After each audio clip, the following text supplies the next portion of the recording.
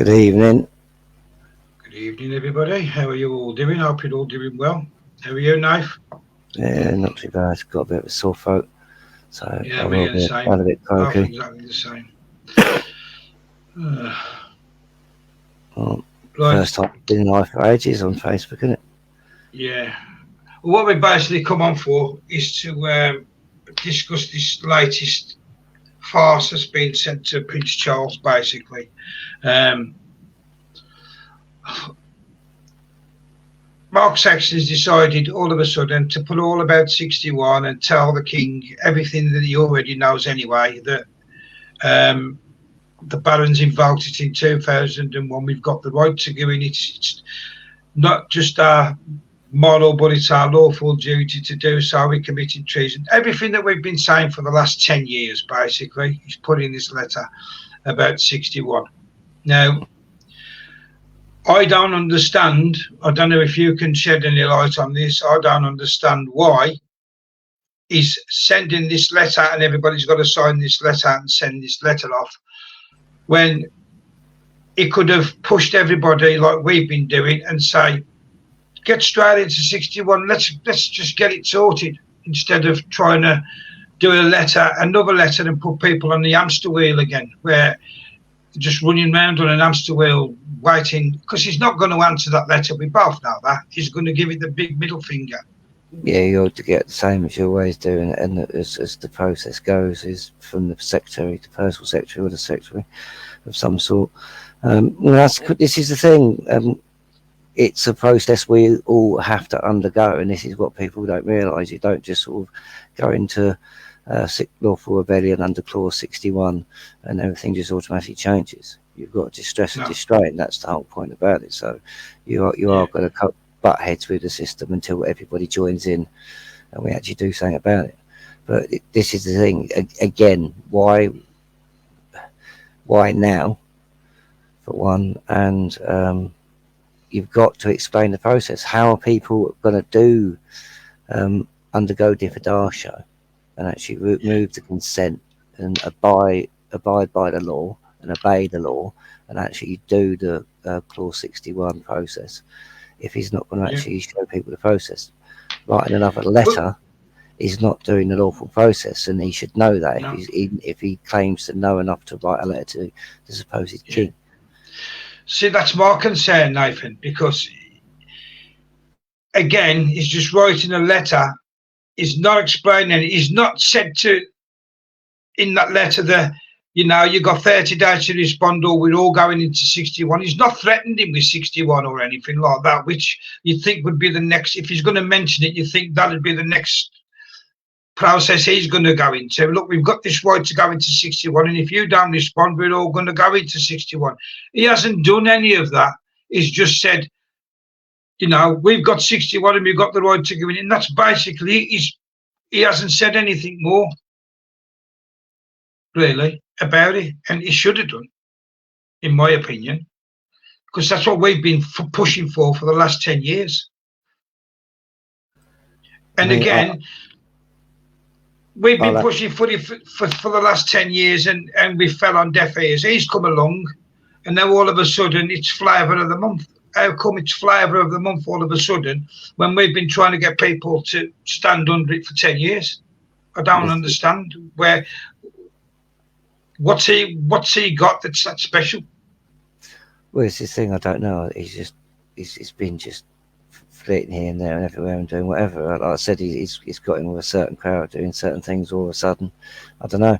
I don't really pay too much attention to him or keep too many tabs on him. I know other people do, but me personally, I haven't. But I haven't paid much attention to him at all either. I have to plead ignorance. I have to plead ignorance. I haven't actually found the time to read the whole letter, so I've sort of obviously perused it. I haven't read it in depth. I've just had a quick glance through it, and I know he's mentioned 61 a couple of times and saying we've got the right to go into it, but not.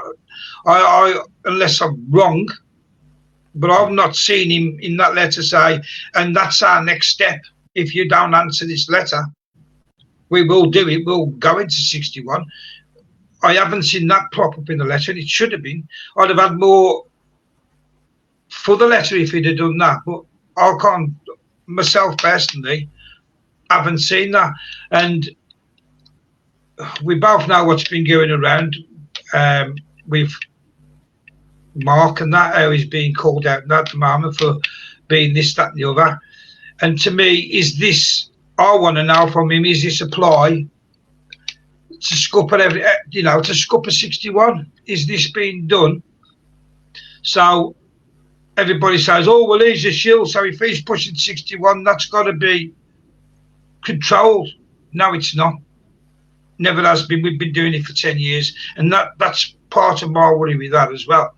Even though we both know that we've been doing it for far, far longer, and we've never strayed from that being the solution for the last 10 years. Never once. Well, no, before Brexit, anyway, wasn't it? Sort of Yeah. when things started coming again, getting organised about it.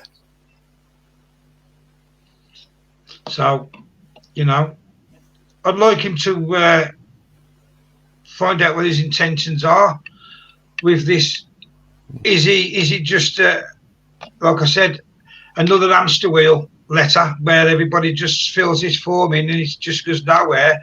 Or is he going to back it up with, well, if this don't get answered and Charlie Boy ignores it, are we going to then push for everybody? Is everybody going to get on board and push 61?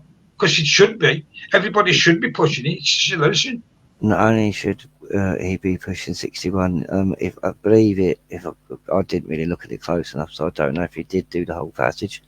But I believe he's actually put 61 passage in the letter, so it tells you exactly what you need to do. So yeah, he should be he should actually already be, if not undergoing it, undergone the process of diffidatio as it commands you to do by royal command, I might add. Yeah. And he used to be a member of the Royal Constabulary.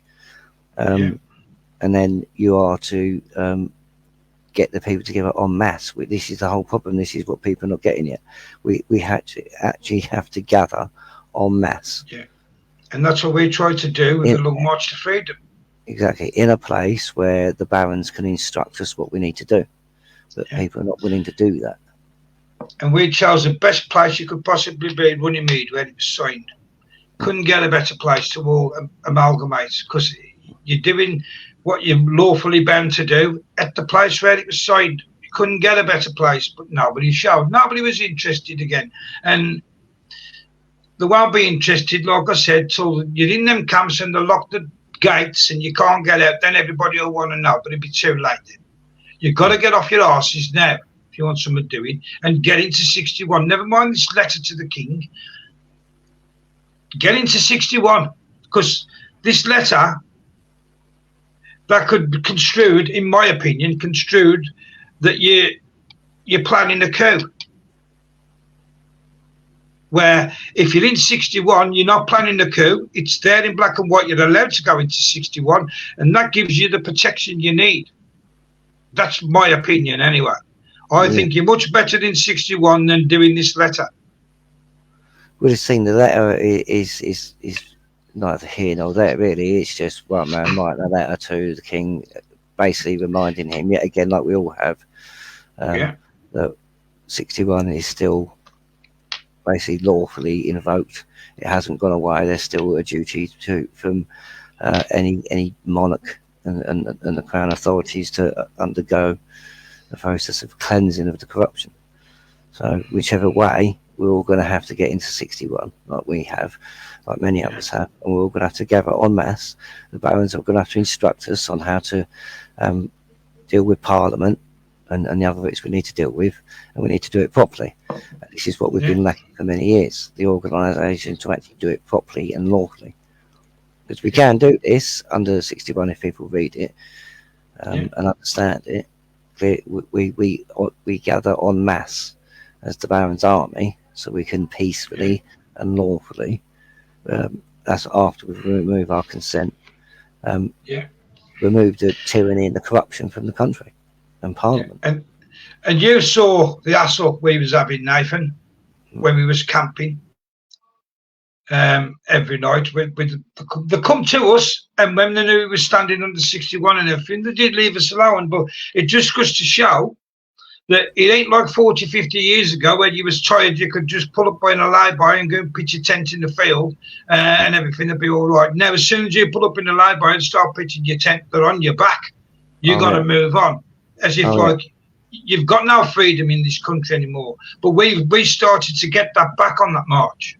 Well, this is the thing. Once it's explained to them properly, and most people, once it's explained to most people properly, and we explained the route we was doing and what we was doing, I said we did have, and because in the manner we behaved as well, obviously we left no trace. You wouldn't even know we was there.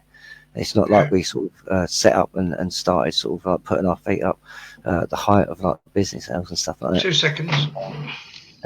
We was actually got quite a good reception in quite a few places, but even at Runnymede we had a good reception, even though there was a bit of so I'd say difference of opinion towards the end when the land was taken back.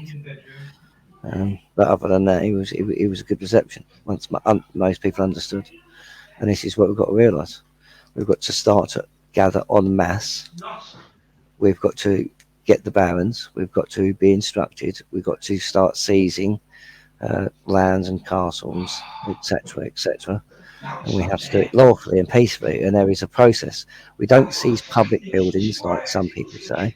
It doesn't say that in 61. It doesn't say anywhere in 61 you can take public buildings. It says you take crown buildings. So this is the thing, we obey 61. It's written in plain English.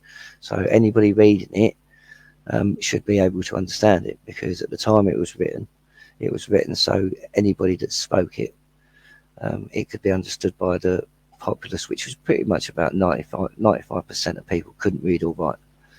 So it was written so when it was spoken, people could understand it, and it's quite clear what we do, and it's quite clear how we do it. I don't understand how people can get mixed up about it, but we've got to start uniting, and we've got to start. Ladies and gentlemen, this is your 61 form. It's easy to fill in. I've laminated mine so it don't get wet in the rain. But you fill it in, you send it to the baron, and you send it recorded delivery. And you recorded delivery, you staple it to the back or glue it to the back, and then you put it better in laminated, because if you drop it in the rain, it ain't going to get wet. And that's as simple as it is. You fill it in here. You've got your 3 witnesses. It tells you there what you're doing, and you send it off. It's as simple as anything. I don't understand why people won't do this, but they're willing to fill yet another form in and put the name on it to send to Charlie. I don't understand why you can't do this one, what's going to save your children and protect you, but you can do the other one. I don't get it. Well, this is the thing. It's the same with the Fabian arrest. There's 5 MPs that were. The police actually backed our charges, stating evidence of crimes proven to the CPS. But again, most of that, all it would take was a letter, and most people won't even send that letter, but they'll send others. I don't get it. The same as with Clause 61. If everybody underwent Clause 61 and we gathered en masse and started acting en masse, then it would work. People seem to think that it basically works for you on a personal level. Yes, on a personal level, it gives you the right to distress and distrain Parliament. It doesn't give you carte blanche. It doesn't mean that you're definitely not going to get hassled, because you are going to get kickbacks because you are distressing and distraining. Yeah. But in the end of the day, the facts are facts. We have to all undergo diffidatio by royal command. We have to compel each other. We have to gather en masse. And then the barons have to instruct us in, if we have to, if it goes that far, seizing castle and lands from the crown. Yeah. Seizing the assets of the MPs, which you will be able to do. And removing all the corruption and the bought and paid for MPs. Yeah. Now, people say, yeah, but the barons are part of it.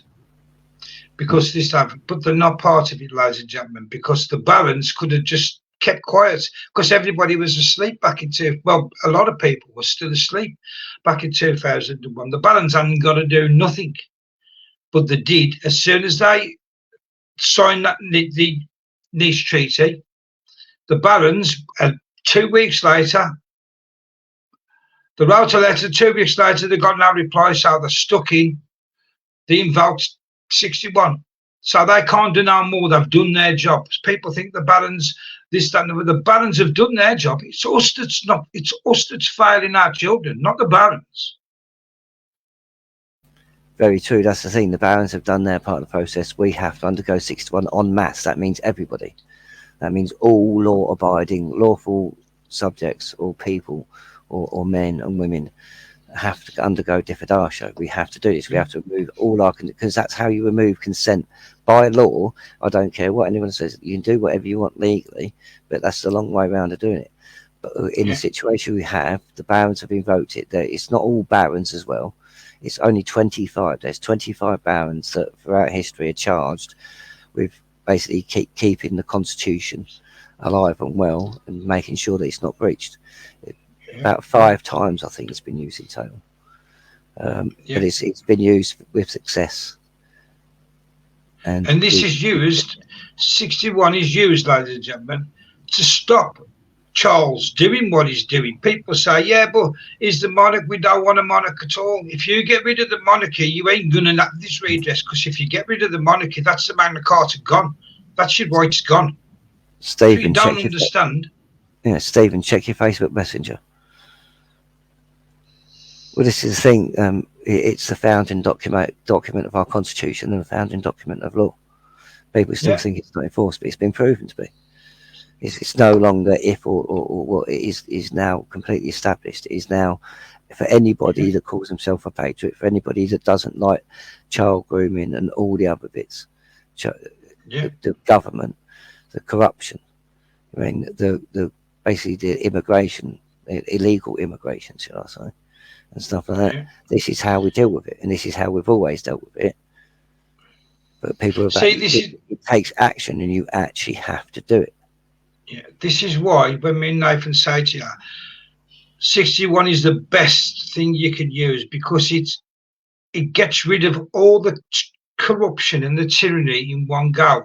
If you're worried about climate change, 5G, child trafficking, 15-minute cities, being locked down, all this business, it gets sorted in one go with 61, because rather than going to attack them on climate change and then you get that sorted and you have to go again and attack them on child trafficking and then come back and attack them on something else, with 61 it does the whole lot. It just removes the tyranny and the corruption from everywhere in one go. This is what people ain't getting. This thing, you completely remove consent from the crown and all crown authorities, what they're doing. So their treason, their tyranny, their corruption, their sedition, their malfeasance, which we actually have an open case for as well. Like I said, we have a letter for that, and people never used it. This is what you don't realise, ladies and gentlemen. Like Nathan said, we've already got a case for sedition, high treason, malfeasance, subverting of the Constitution. We've got all these charges in that pack, what we took in with the Khan arrest. Now, we had Khan, who's a solicitor, and we had Keir Starmer, who was a barrister. Don't you think them looked over all of them charges? The police looked over them as well, and the police said, yes, these are very old charges, but all these charges, all these laws are still in place, but it's going to take some looking into. They looked into it. We've got the crime number. Nathan's got it. So it's actually, if you actually download our pack, I believe it's still in there. It's actually in the letter you can send to the police station. We've got to do a new letter because we've got to update it, but the crime reference number's on there. Yeah, but basically, why do you want to go chasing other stuff and wasting time and beating around the bush when we've already got an active case? I don't understand. We've got an active case. Why are people not willing to get behind an already active case? Well, this is the thing. Doesn't make sense to me. Exactly. Part one PDF. That's got the instructions on how you undergo diffidasio. So it's the instructions of how you do lawful rebellion. 3 stages. There's only 3 stages, no more, no less. 3 stages. And you've also got the letter that's got the crime reference number. So if you need to check it out, you can check it out. It is an actual case. There is no statute of limitations on treason. So it's still an active case. It just needs people's backing. Yeah. And it's free to download. 30 days. It's free to download. You print it off yourself. Yeah. And the 30 days between, that's just for you yourself to give you breathing space. Like when you did the first part, like I've just showed you, you've got 30 days then, if you want, breathing space before you have to send the second part. And then you send your second part, which is... Sorry? Stephen needs to check Messenger again, sorry. Then you've got your affidavit of truth and then your proof of claim. But if you're confident enough that you definitely want to do it, you can do all three together. You haven't got to wait the 30 days. You should do. This is the thing. You get the 30 days. It's because it's like it's something we still see today, and it's an analogy I use often. When you buy something from a shop or somebody, you have a 30-day money back guarantee. That's because you have the statutory right, or basically the right to have 30 days to change your mind. So you can buy something and within 30 days decide, no, I'm not abiding by this contract. I'm not buying this, and undo it. But with 61, Nath, what we're saying is, so you can do it. You can do it 2 seconds. You can do it the same way. So you can do your 61, and in 30 days, if you decide you don't want to do it, it doesn't mean just because you don't see the world change overnight. But if you don't want to do it, you can actually resend it. So you can rescind it. So take it back. So you have the right to do so. But you can't be persecuted for it. So undergoing 61 is your lawful duty. Yeah. So it won't affect your benefits. It won't affect your job. And if it does, then you have a right to sue, and you'll get a lot of money. Yeah. Yeah, Stephen, check your messenger again. Yeah. The link's in your messenger, Mr. Lang. But yeah, so basically, we've got to stop. We've got the solution, because he's obviously seen now himself that solution is there. Yeah. So it's a rock solid solution. Every time we've used it, it's worked. We haven't used it for 400 years now. But people say it don't work. No, you haven't. Because like Nathan says, to undergo 61, you can't do it in dribs and drabs. You've got to have the masses have got to unite. It's got to be done en masse. So if you've got, well, there's 1,000 of us did it, and we went and did this action, that action might not have worked, but we've done an action with it, with 10 people, and it worked. But it's the thing. It's how you do it. It's how, if you've got to, when you're going to do something, you've got to make sure you cross all the T's and dot all the I's on everything you do. You get one word wrong, it can go against you. That's why when we did it, we checked, double checked, triple checked, and even quadruple checked the paperwork to make sure it was 100% correct before we did it, because we knew what we was going up against. Well, this is the thing, and people got to realise as well, anything you do before the barons take charge is kind of neither here nor there. It's your duty to distress and distrain, yes. But we've got to gather en masse and get the barons. That's when it officially starts. That's when we officially start to do things properly. Yeah. But people have got to be willing to do it. So when you go to London, and a lot of people say this, being in it for the long haul, be prepared to go somewhere with a tent and enough gear so you can stay put for a little while. And you can organise, and we can get the barons down. We can organise what we do, and then we can actually start doing things peacefully and lawfully. And we can do things properly, like removing people from Parliament. Or I'm not saying go in Parliament and throw them out, but we can actually clear out Parliament, because we can do it lawfully. We just got to start doing it. The thing is with people, like with us, Nathan, when we did it, we knew basically we weren't going to get the numbers when we did it, but we did it to bring awareness to 61 and to show people that if you do it, you can be done. They can't stop you. And you know yourself, when we went on Runnymede, they never touched us. No, like I said, it was actually really, really good until like after a few weeks.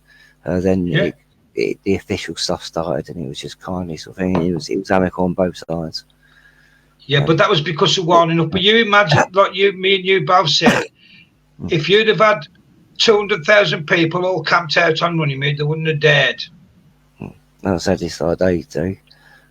basically just gave us a letter, sort of saying, I'm not going to say too much, but they just gave us a letter. Yeah. But the only reason that we came away, I had to go to Belarus, as you know. You had to do stuff, and the only reason we came away really was because there was no interest in it. If people would have started turning up on a daily basis, I don't know, 300 or 400 people a day, it would have been worth staying. But it wasn't worth staying anyway with just 6, 7 people. But even people just turning up and just supporting for the day, eventually that's just not going to be good enough. Like I said, everyone's going to have to start sort of digging in. But this is the thing: you start. We took a couple of weeks to walk from Kent to the hills of Surrey, and then up to Runnymede, and then we spent a few weeks, just over a few weeks, I think, maybe more. I don't know. It went on for quite a while at Runnymede. So I mean, we did a good stint and thing, and it did apparently start quite a few bits because a lot of people said no one was doing anything until we did, and it did start a lot of stuff like a domino effect. So that's good. But at the end of the day, we have got to dig in, and this is what we've got to do. Yeah. And this is like what you see now with like the it was on the tip of my tongue then, Scampton, and places like that where people are digging in. They're actually sort of taking shifts if they have to. So it's always manned 24/7. That's what people have to do. That's what people work. Yeah, that's what people need to think about doing. We've got to start making a place where the barons can have control of law-abiding, lawful patriots that are willing to do their lawful duty and end the tyranny and the treason. See, people will say, I'm sovereign, I want something doing, I'm going to send this letter to Charles, but then you'll carry on voting. So there's no point sending that letter to Charles, because on the one hand you're complaining to Charles, and the next minute you're going and voting in the system you want to be out of. So that's no good. This is the problem, because it's the whole bundle. You can't keep consenting to you can't remove all consent from the Crown, but then you can do certain bits, but what you don't do is you don't keep giving your blanket consent to Parliament. This is the whole point. If you undergo 61, you don't vote, you don't take part in their system no more. That's the whole point. You remove yourself, you remove your consent from it, and you say this is not happening no more, this is unlawful. You don't take part in it and try and change it to make it lawful. You have to always stand outside of it and say, no, this is unlawful, you lot are unlawful, put a ring around it and say, right, this needs something. And that's what you're doing by going, like you say, when you go into different show, that's exactly what you do.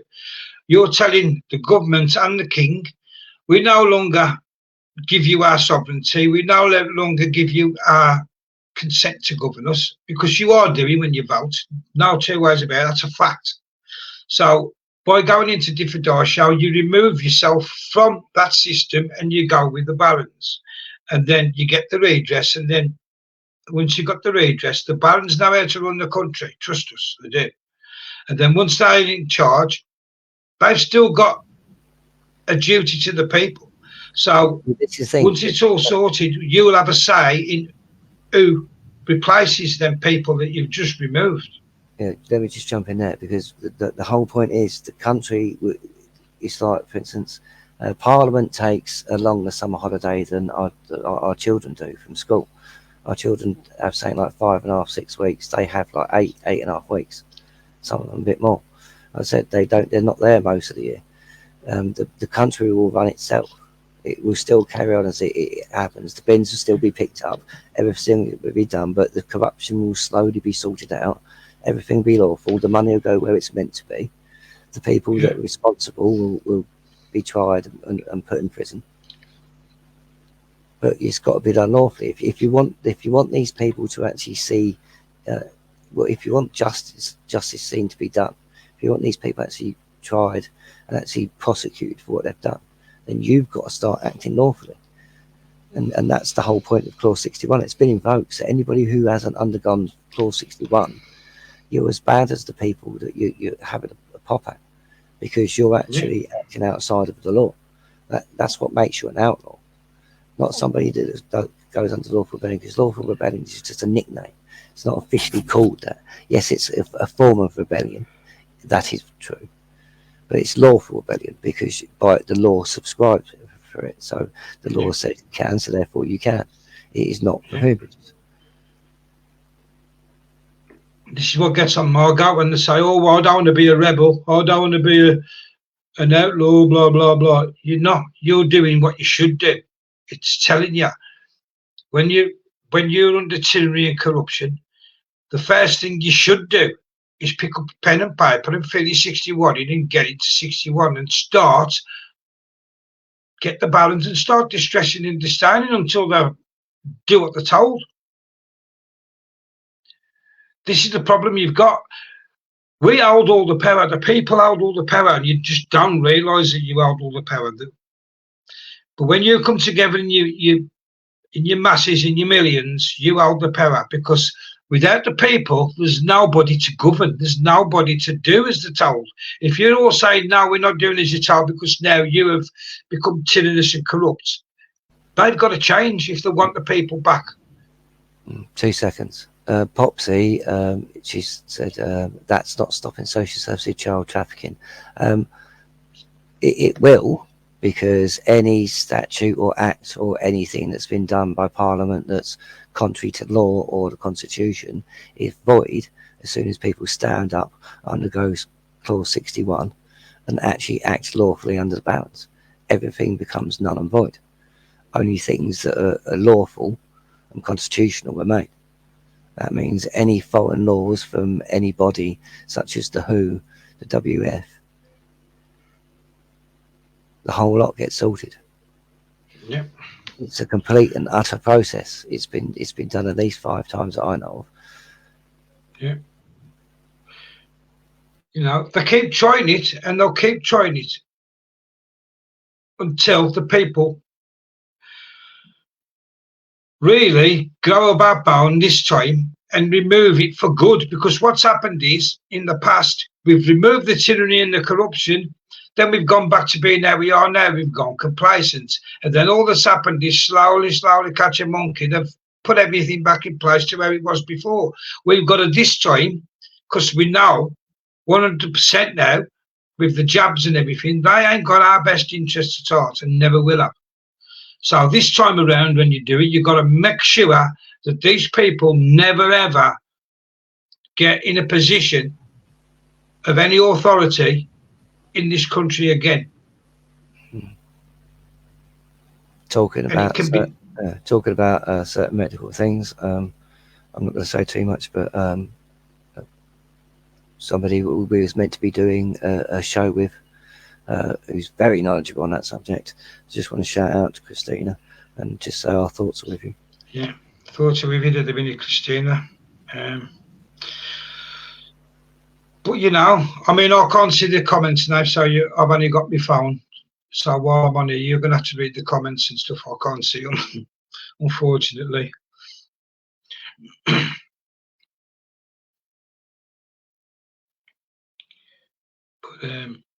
But yeah, Mr. Lang, if you look in your messenger inbox, can you send it to him on WhatsApp, Knife? Maybe.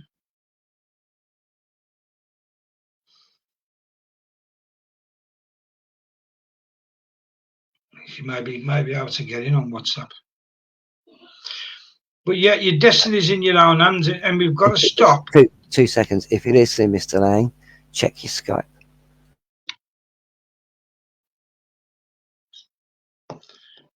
But you know, to me, anybody now who's not mentioning 61 as a plausible solution, you know, it's not. I don't know where they're coming from, because, and you know, again, that there's people out there who've got hundreds of thousands of followers, your Farages, people like that. Who's a politician, and he should know as well. Andrew Bridgen's another one that should know about 61, because they have to know the Constitution inside out to be an MP. So these people, well, they should know. Some of them I don't think some of them say we haven't got a constitution, but that is basically once we do lawfully remove anybody that shouldn't be there, i.e. any misfits and anybody that's that will be part of it. this is the thing, but what we need to make sure is that any MP from here on out understands our constitution, understands you can't sell us or give us away or have us controlled by anyone but ourselves. Yeah. You know, it's travesty what's going on, and people are, you know, as bad as it is, and we don't want to say it, but we're all responsible, because you're responsible for your own actions, and you, by your inaction of not wanting to get up and do anything, it's no good, like I've said, it's no good waiting until you're all carted off into camps, and then you're all inside the camp and you can't get out and say, well, we wanted the 61 now, it's too late. Oh, bear with me, I'm going to put the link to the part 1 PDF in the comments. Right, crack on, Gary. Okay. Yeah. Well, you know, it's down to every individual. Every individual is responsible for your own rights. You've got to uphold your own rights. And the other thing that drives me mad with people like Mark and that, and I had this conversation with him 2 years ago, is using human rights, the Human Rights Act. And I don't know how many more times we've got to tell you that those are created by the UN. They're not your God-given born rights, them are your unalienable rights, them are what you should be using. But people go along and have been duped into going along with the Human Rights Act, and them are just there for the guidance that open to interpretation. They can just make it clear that, yeah, your human rights are your given rights by the UN. Your unalienable rights are your natural, God-given, whatever you want to call it. They're just fundamentally, they are unalienable, so they're just unbreachable. Yeah. So but people still keep going with human rights, like we've both said now. If they're up to interpretation, they're therefore, what's the word you always use? I can't think of the word you always use now. Like a guideline that can, if they don't think it's plausible, they ain't going to uphold it. It's down to them, basically. It literally says in the preamble of the document, so the first bit of the document, which is the preamble, if you read that, it literally says that all the rights are only to be taken into consideration. It literally states it. Yeah, and they can interpret them however they want. And that's what you've got to understand. Whereas when you're using your natural born rights, you're all equal. You can't say, well, he's in the dire strait, he's in this hotel because of this. Well, we've got, you know, we've got a veteran here sleeping in doorways. He's got as much rights as him. Under the Human Rights Act, they can say, oh, well, he's coming from a war-torn country, blah, blah, blah. Under the unalienable rights, no. If they're putting him up, they've got to put the other one up. Hello, Darren. Everybody say hello to Lola. It's my missus. Hello, babe. Hello, Lola. Hope you're well. Right. We have a Mr. Lang waiting to come on. This should be interesting. Yeah. Yeah, be bloody interesting, all right. How you doing? You go. Hello, boys. How are you? Been a while. Good evening, Mr. Lang. Yes, how are you, gentlemen? You all good? I'm full of flu, but other than that, I'm struggling through. Yeah. Is this an open mic night, is it? Can we have questions? Can we pose questions? Do anything you want. We can talk about anything. Well, you I like. wouldn't say that, whether Gary, we open the panel up just yet, we might do. For now, it's just us three, but we may open the panel up to anybody, but we'll see. Yeah. Anyway, what I would like to discuss with you gentlemen is this, all right?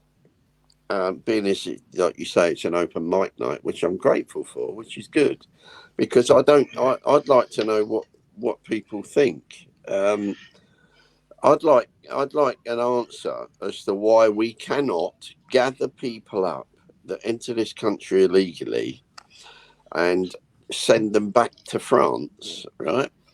Now, I know or from what I know, right, the reason why that can't happen, and that is because we are not allowed to put our ships in French waters because it's considered an act of war, right? So they use the European Court of Human Rights Act so that we have to fish them out, take them back here, look after them, and the taxpayer in this country has to pay millions every year to look after them while they claim political asylum. Now, the first thing is this. If you want to claim political asylum, why on earth would you throw your ID into the water before you get here? There's a simple reason for that. And that could be because they have a criminal record back in their own country. Now, everybody's moaning about how long it takes to go through the system and to, to get these people to find out whether they've got a legitimate claim to political asylum. Well, there's one of the reasons. The other reason is, of course, is because in their country, they don't have a system like ours where it's easy to get information on people. So it takes forever. So they're in this country for something like 7 years before their claim is even put through. So tell me why, if you have a reason or an answer to this, why don't we just gather them up, put them on a ship, take them, you get them out to sea, make sure they're safe, take them out their little dinghy boat, yeah, and take them back to France where they came from? Why don't we do that? Well, if you look at the Nice Treaty, which is why the Barons actually invoked 2001, the Article 61, that's all in the Nice Treaty. All that sort of stuff is why we can't send them back. It's actually a hand for the treaties. It's the Barcelona Declaration, the Marrakesh Agreement, the Nice Treaty, the Lisbon Treaty. Yeah. But like we said, if you go into 61 and we get the Barons involved, all them treaties become null and void. Then we will be able to just fuck them off back. Yeah, because they're constitutionally repugnant by their very nature, so they're just void automatically. So we by law don't have to abide by them. We're only legally bound by the international and the European law. Yeah. Right. So if we come out of the UHC. In other words, the European Court of Human Rights, can we not then turn around and say, okay, we're going to stick you on boats and take you back to France where you came from? Well, the argument would be they didn't come from France, did they? So. No. Let's get something straight. The argument is there's no argument. There is no argument. We are an island, right? There is no borders between us and other countries. We're an island. So therefore, you have got to cross water to come to us, which means, right, that we can defend those borders. We can do that. There's nothing to say that we can't gather up those people and take them back where they came from. They came from France. End of. Right, there's no other way. You can't get to Africa to England without hopping on a few other countries on the way. Well, right? you would be taken to the first safe country. Well, listen. Back through the 11 they got through to get you. Naif, when they land on the in parts of this country, right, like Devon, Cornwall, wherever they land their little small boats, where are they coming from? They're coming across the English Channel. So where are they coming from? They're coming from France, right? There's nowhere else. Never mind about where they originally come from. That ain't our problem, right? Our problem is not being able to defend our borders because this government haven't got the fucking bollocks, right, to be able to turn around and say, well, we're going to gather them up and we're going to put them on a Land Cruiser and take them back to France where they came from.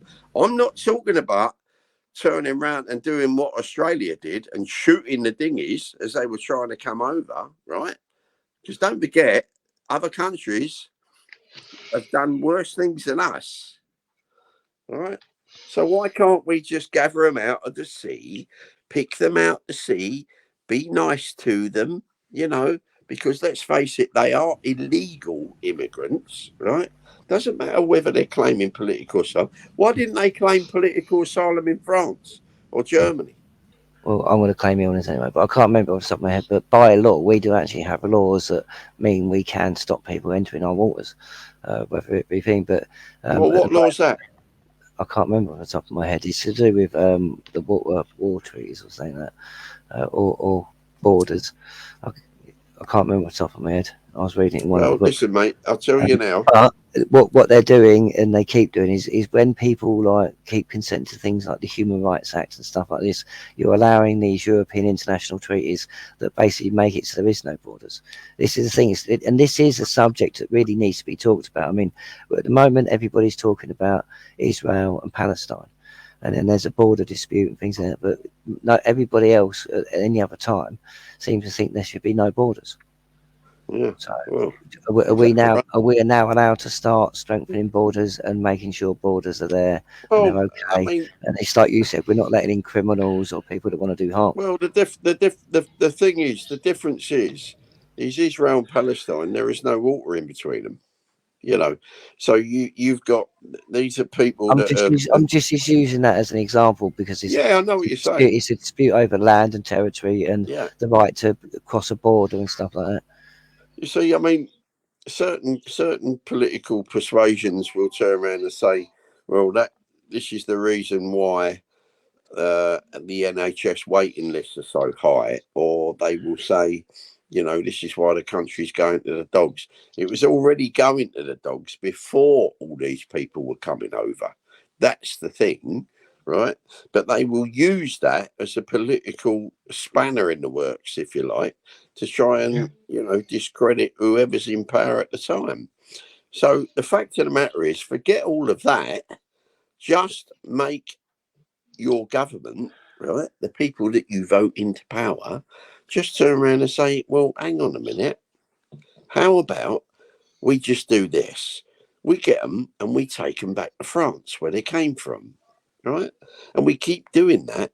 So in the end, they run out of money, don't they? Because they're supposedly paying $5,000 a time to get in a dinghy and come over here to these so-called people traffickers, right? Yeah. Which I think is a complete load of rubbish, to be honest with you, right?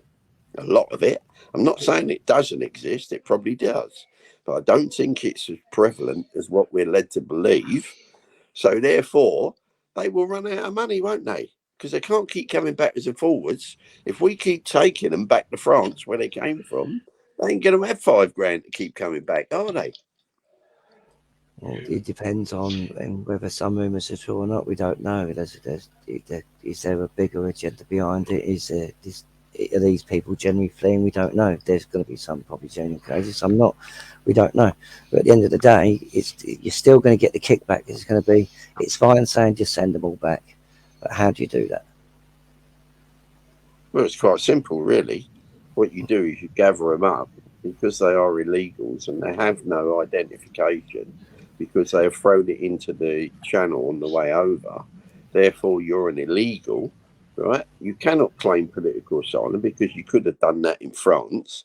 So what you do is you just put them back on landing crafts and you take them back to France. It's quite simple. But the trouble is, you see, this government have no balls and they have no neck, because the French have already told this government if we put our ships in their waters without their permission, it's an act of war, right? Well, so be it, in my opinion. The thing, and it has been documented many times that French ships have crossed our border to relay, but basically people are picked up in boats. Well, is that not my opinion? I've argued this for a long time. I mean, if they're going to start kicking up about us, theirs is an act of war too, under the very same rules. Well, how about we take away all their fishing rights then? If they're not going to do what we want them to do, let's keep them out of our waters and keep them out of our fishing rights. Take away their fishing rights. Yeah. There are many ways that it could be done, but they won't do it because this government have no balls and they are colluding with the French to allow these people to come in this country. It is the only conclusion that you can come to, right? So therefore, why on earth, right, do you think as well, on the next general election, and people turn around and say, well, you know, the Tory party have been a bunch of shit for a long time, Boris Johnson and one thing and another. So what we're going to do, because all the kids out there, they're all stupid anyway, most of them, so they're all going to vote Labour. All the immigrants that are coming into this country are going to vote Labour. So your next government are going to be run by Keir Starmer, right? So Who should be in prison. Do you honestly think that's going to be any different when they get in power? And don't forget, Keir Starmer should already be in prison for what we did. Well, but it's the thing, the charge is still open on Keir Starmer, and again it comes down to people are actually going to have to take part. It's no good just well wishing and thinking. Well, you're right. People actually have to start doing so. That's take part. Well, let's have a look at something then. You talk about actively take part, right? And you're quite right. That is the only way anything ever happens in this country. Look at what's going on now, uptown and all over the place. Pro-Palestinian marches, right? Bringing the country to a standstill, causing all sorts of havoc and shit, and going and jumping all over our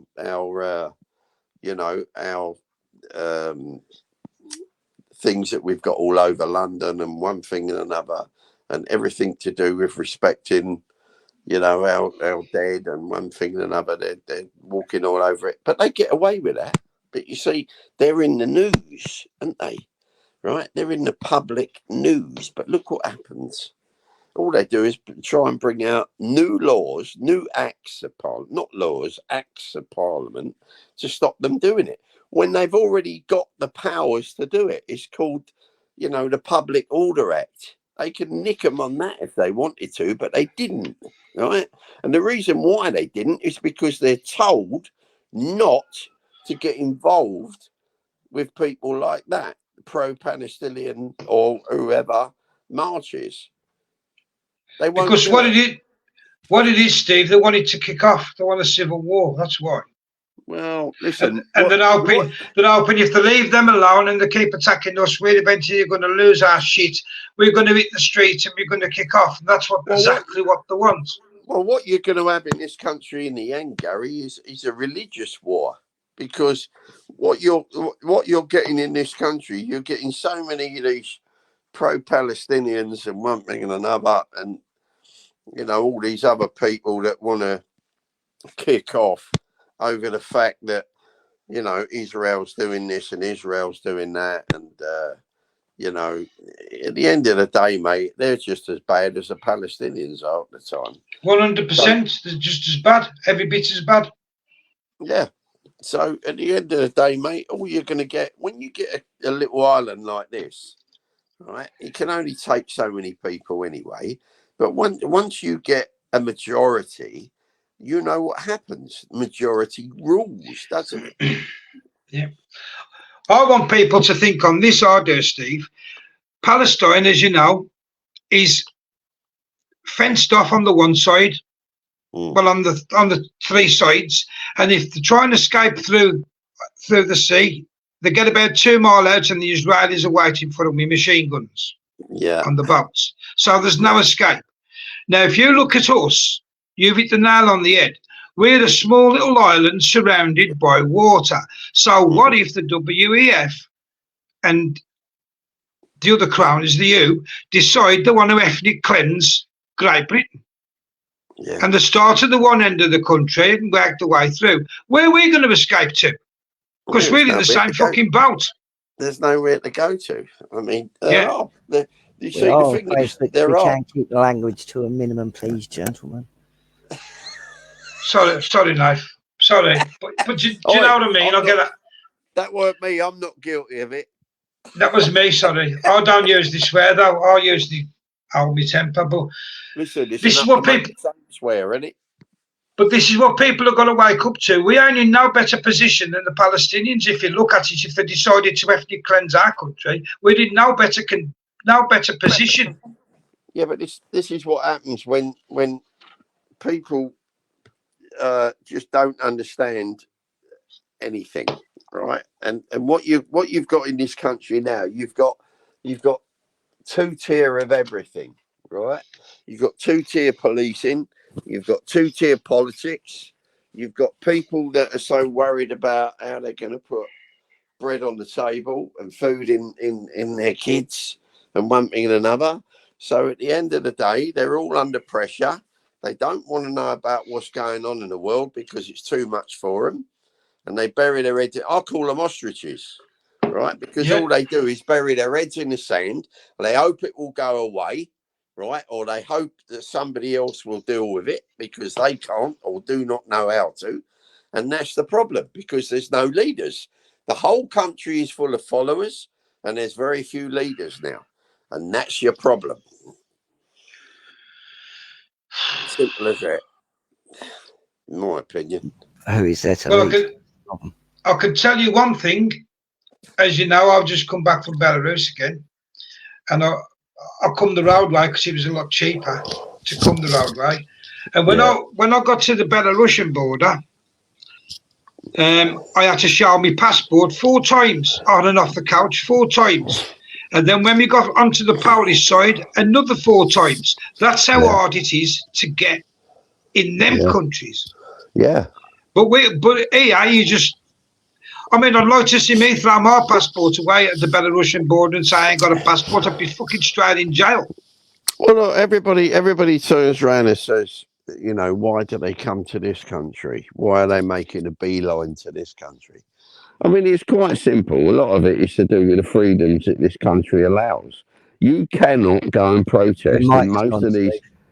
Sorry? Your mic's gone, Moody. Is it? Hang on a minute. Let me unplug. That's better. Yeah, that's better. Is that better? Right. Yep, that's better. You can't protest like they do in this country in their own countries. It would not be allowed. So this is the reason why they come to this country, really. It's not all about what they can get and whether they get a council house and a load of money up the dole and one thing and another. That ain't the real reason. The reason is that the freedoms that this country gives them, right? That's why they make a beeline here, because then they've got. They're not just making a beeline for us. To be fair, they're going throughout the whole of the European Union.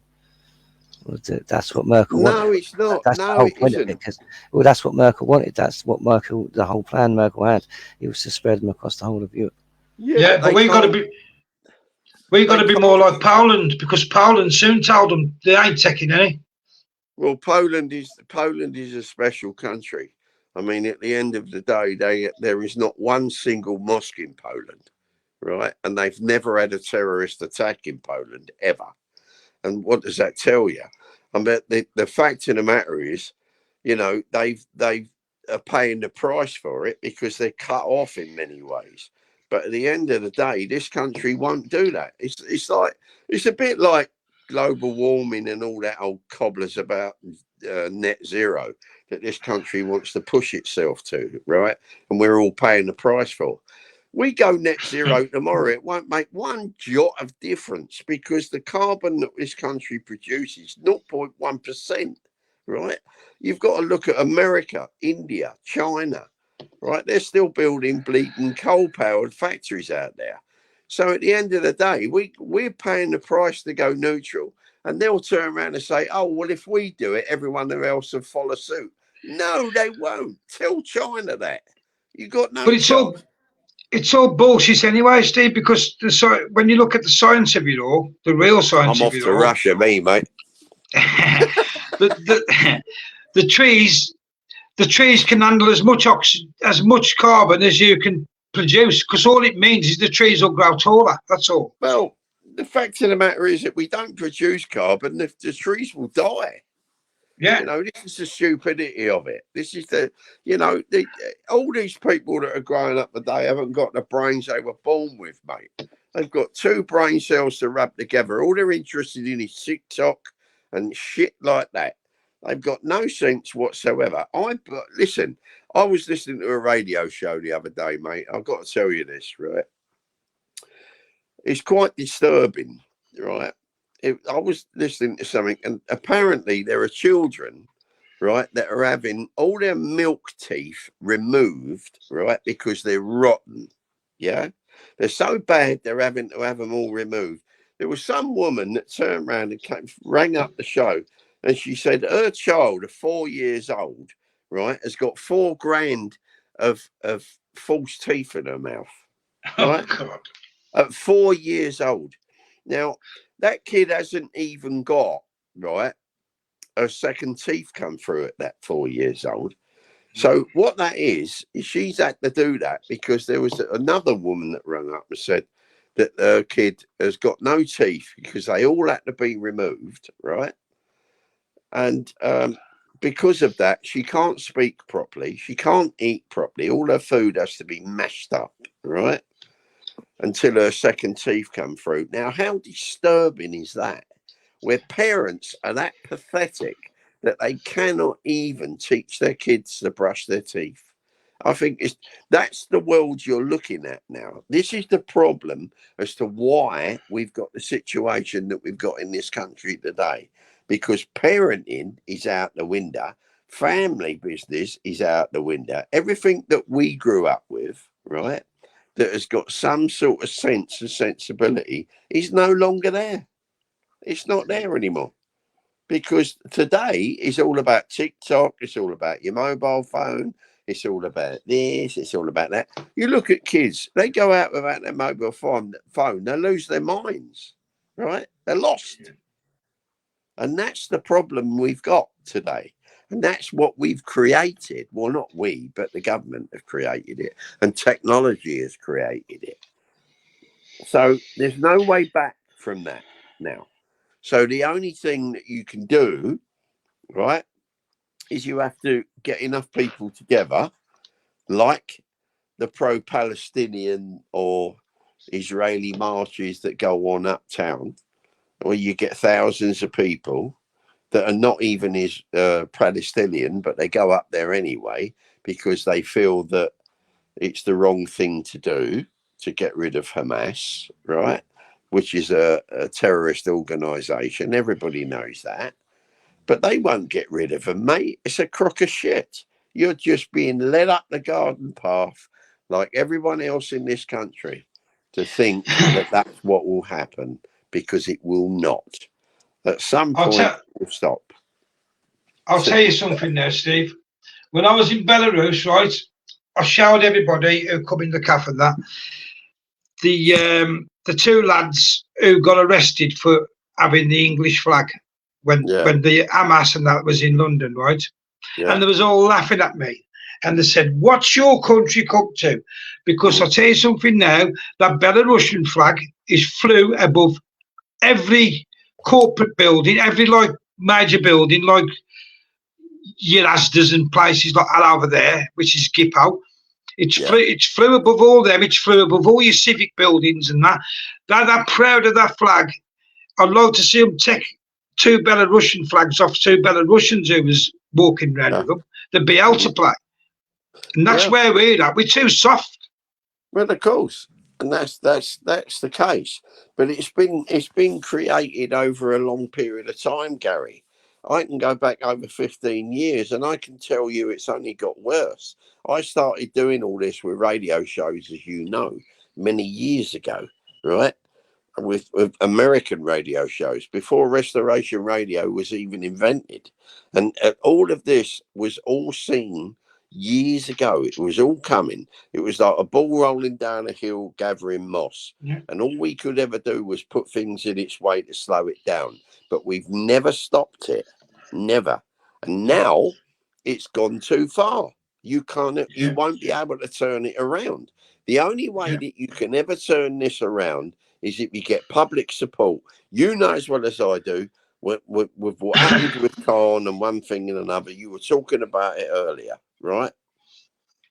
It was the greatest thing that ever happened, really, to be honest, because it was the one time that we had them over a barrel, because it was on every news media in the world, right?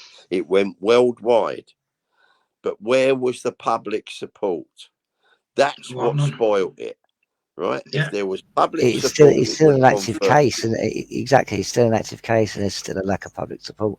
Even though you've got all these people following people that will put people on notice or send a letter, there's an active case that can actually get MPs Yes, prosecuted, of course and it is. every group can actually add their evidence and widen this case because it's a case of treason, sedition, malfeasance. Yeah. I mean, I just don't Well, believe it. I mean, look at all these ULEZ cameras that he's decided to put up, Nath, right? There's a load of people out there cutting them down every single day, and good luck to them, right? At least they're doing something, right? It's illegal, as they say. It's unlawful. It's criminal damage, right? Well, so be it. Sometimes you have to break the law to change the law. You know? It's also unlawful to put them up in the first place. Well, yes, it is, but So then that would have to be the mens rea may come into play there. Yeah, but that would have to be argued in court, wouldn't it? Right? The fact of the matter is it was passed lawful. Otherwise, that man would not have been able to put them up in the first place. Right? Oh, but that's the So thing. at the end of the day, right? It wasn't lawful, and the judge even ruled on the fact of it was unlawful to get the fines because there was insufficient notage. Mm. So I mean, the fact of the matter is, right, there were people scrapping their cars because they thought that they wouldn't be ULEZ compliant. Right? I know for a fact that most cars that were scrapped were ULEZ compliant, right? I had an old a Ford Focus 2 litre, right? It's 15 years old, probably more than that. It is ULEZ compliant, and the reason why I found that out is because I wrote to Ford and got them to send me a compliant certificate, and anyone can do that, right? You've just got to make make the effort to do it. It's as simple as that, and find out your car is not. And they were scrapping their car and getting $2,000 for it. But this is the thing. How long have we all been trying to get people to realise of like Agenda 2030? There's other bits that actually build up to this, but it's Agenda 2030 where they want all privately owned cars off the road. Yeah, it's actually black and white. They've said it. They intend to have. Well, they've done that. Make sure that they've none of us own a car. Well, they've done that. That was successful because a lot of people have scrapped their vehicles when they didn't even need to. You know, I know people that have got a bigger engine, right, in most vehicles, which is ULEZ compliant, but some of them that have got a smaller engine is not. Right? Now, why is that? Because the people that are deciding what is ULEZ compliant and what isn't have no idea about what is and what isn't in the first place. So what you have to do is you have to get in touch with your motor manufacturer, right? Send them an email and they will send you a certificate of compliance, which is what I did with Ford. Ford are great for it. If you've got a Ford and you're worried about it being ULEZ compliant, send them an email and they will send you free of charge, right, a ULEZ compliant certificate. And there's another thing. Let me say this, right? Everybody has to have an MOT, right? Okay, you have to MOT your car, and when they MOT your car, what they do is they test your CO, right, out of your exhaust system. If it's too high, it fails, right? So if it passes an MOT, then how comes it don't pass ULEZ, right? So you've got to understand something. It's a big, massive con. If you've got an MOT, a valid MOT, therefore you are legally obliged and allowed to drive anywhere on the road, right? This is where people are forgetting. You get an MOT and it passes, therefore you can drive everywhere, can't you? So where's the contradiction between ULEZ and the MOT? No one's even thought about that. No one's questioning it. Well, maybe they should, eh? There is some people, but not enough people really thinking how it is. I mean, at the end of the day, people still don't understand that you consented to a contract, so you have to work within that contract. You can't just ignore it. And like you say, nobody actually addresses anything, do they?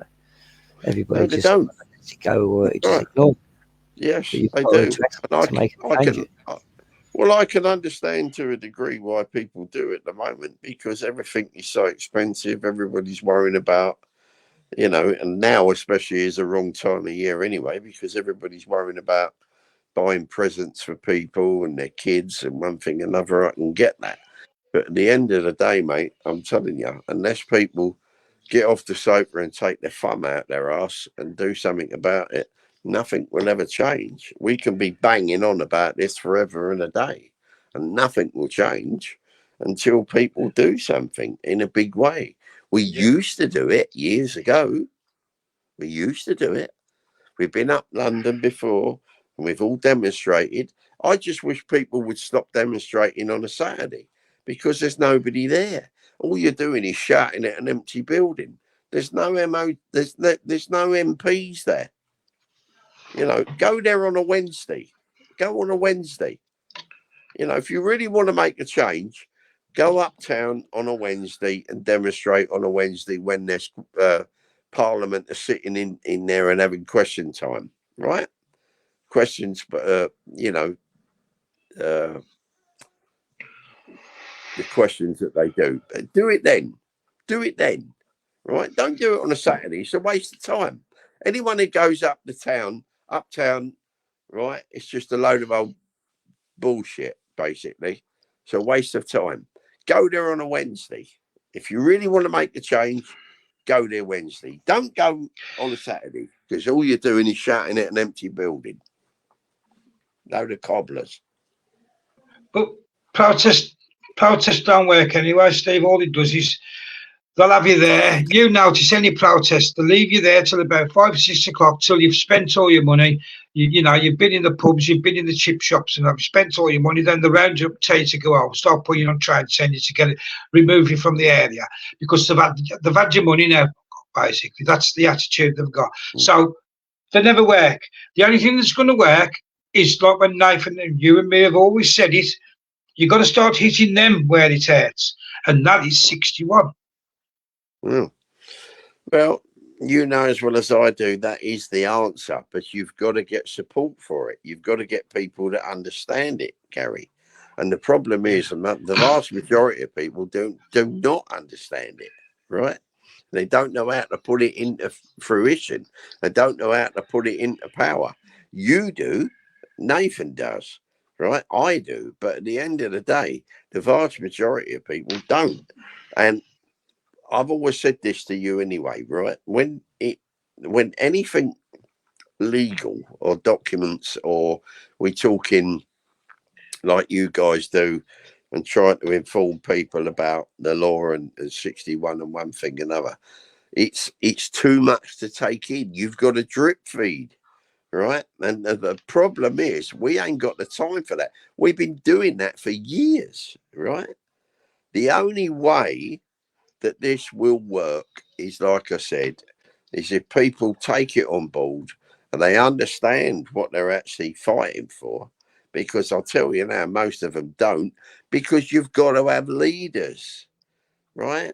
We had leaders when you went into that building with Khan and arrested him. That was leaders. You were a leader at that point. When you went in there and read those charges out, you were a leader, right? That's what you did. He was. And that is the difference. Yes. You've got to have leaders, because what we've got at the moment are followers. The country is full of followers. We've got no leaders. We need leaders. And until we get that and find that and sort that side of it out, right, nothing will change. And it's the way I see it, and I ain't going to change my opinion on it. We need leaders. Simple as that. Now, you could turn around and say, well, we're still leaders because we're still doing this, that, and the other. But we're not getting anything together because you've got to get public support, right? It's as simple as that. And until we get that, nothing will change. The problem we've got, there are people stepping up and pretending to be leaders, and people are following them. But we've had that for many years, haven't we? Yeah, you can go back the to problem Graham is, Moore and you can have that shit. Yeah. So you wake up to them people, and they start seeing. I mean, look how long we've been pushing 61 now, Steve. You're saying you've got to drip feed them. We've been doing this for 10 years, and everybody's just always poo-pooed 61 because they listen to these other people. Yes. Who are so-called leaders who go on and pushing other stuff like we've got now with Mark Sexton, and they're pushing their shit. Yeah. But they're basically poo-poo 61. Now, all of a sudden, he's writing in that letter that we've got the right to go into 61 and this, that, and the other. What's his motive for that? That's what I want to know. Is it because he's starting to...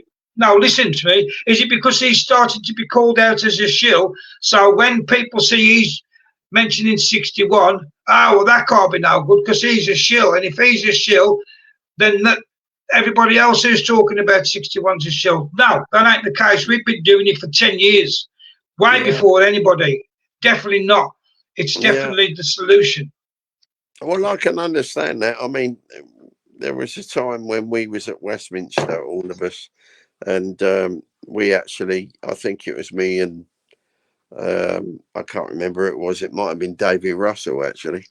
We actually pulled an MP at Westminster and we asked them about 61, and most of them didn't even know what it was, right? Yeah. And there was only one MP that actually turned around and said that he would look into it later, right? You know, this is the thing. I think you'll find anyway that most MPs now haven't got a clue about it because they've never even been asked about it. I mean, even if you watch BBC One Question Time, no one ever brings it up because they're not allowed to. You know, it's a selective audience. They're in there to pose questions that they've been told to ask. You know, it's all propaganda. You know, it's a machine that has been going since the Second World War. You know, it's no different today than what it was then. You know, it's just technologically been brought up to scratch. But apart from that, it ain't any different. You know, these questions are not posed by the general public. They are asked to pose those questions to the panel. You know, the panel might not know what the questions are going to be, but the public are all pre-told to ask those specific questions. And there is no doubt about that. But at the end of the day, mate, you know, I don't know what the answer is now. Well, you can tell it's all scripted because as soon as he asks the question, the MP who's on the panel starts answering it straight away. Now, if that was a question random, he'd have to think about it, wouldn't he? He knows that question's coming already. Yeah, I think in all honesty, the vast majority of them know some of it, but I don't think they actually know what the questions are going to be. But there's no doubt in my mind whatsoever, the audience are pre-told what questions to ask. And you know, that's the main thing with it. It's propaganda. You know, it's a propaganda tool. Yeah. You know, but like you say, you know, what do we do? Do we give up?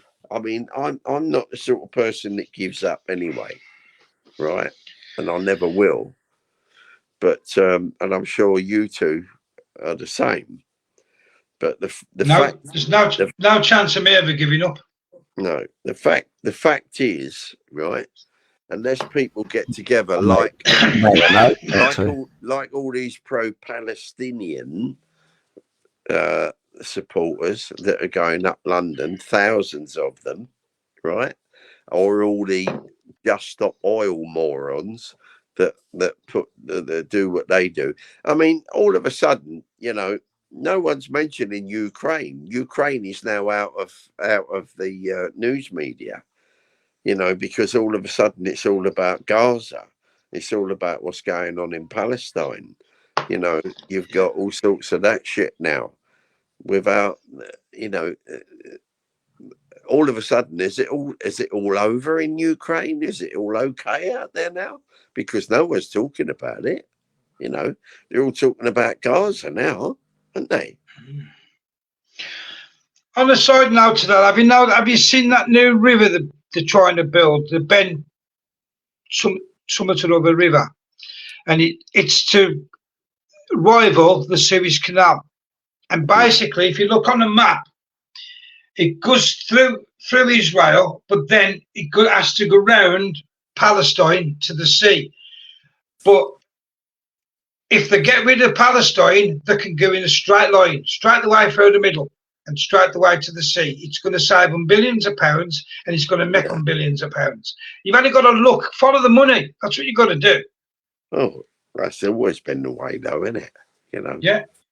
It's exactly that. You know, there's always money behind it. It's not just religion. You know, at the end of the day, all these people they're up in London, they're all going on about Israel and how bad it is, and how Israel is a terrorist organisation, the same as Hamas and all that business. I suppose the only difference is Israel don't cut your head off and do things like that. I suppose they've just got different ways of killing people, really. I suppose that's really what it all comes down to, doesn't it? But, you know, it just makes you laugh, though, because if you look as well, people ain't looking and researching properly, because if you look and research properly, off the coast of Gaza, it's rich in oil, and the Israelis have just signed a deal with BP. Yeah. Just like I keep saying, follow the money. It ain't they ain't bothered about Palestinians and the land. They're worried about what they can.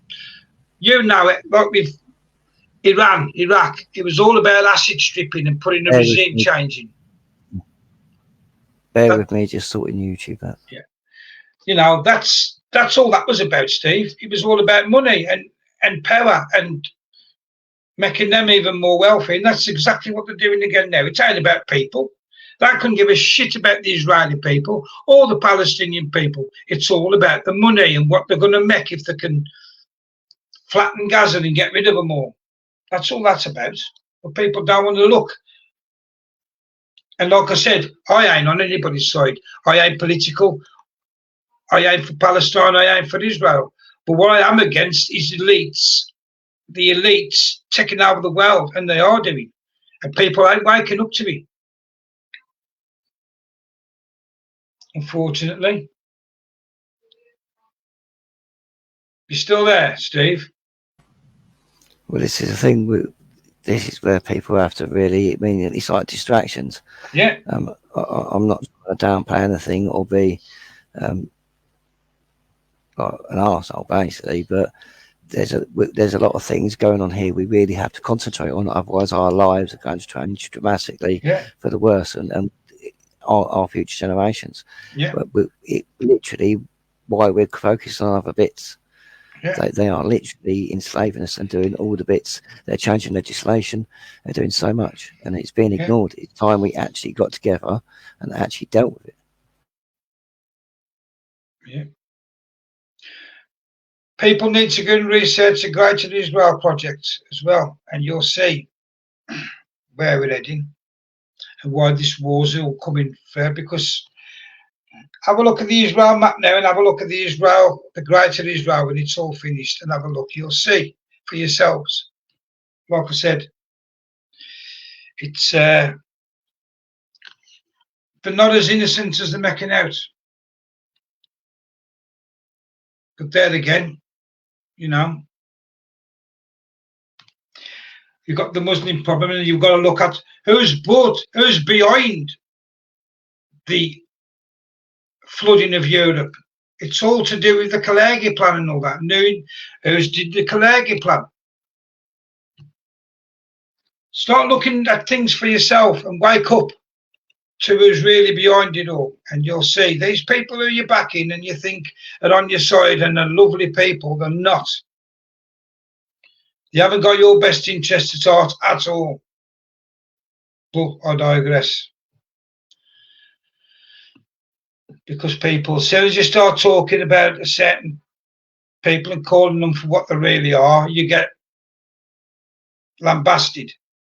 And yet, if you look at what I'm saying and go and research it all, you'll find out I'm actually telling you the truth. Well, I'm not. I don't know what's happened with Stephen. He's muted his mic, but might open up the panel in a bit.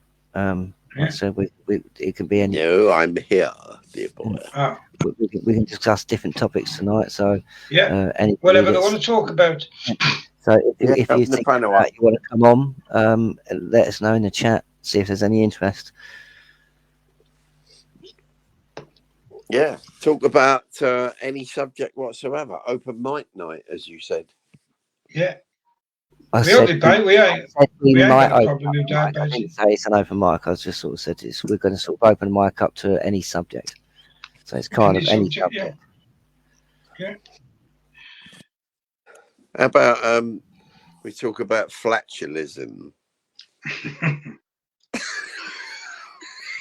Remember, we are on Facebook, and this is meant to be a semi-serious. Yeah, it's all right. It's good. You know, I don't think there's anything illegal about talking about that, really. Anyway, how's Big Jim? Is he still wearing his chaps?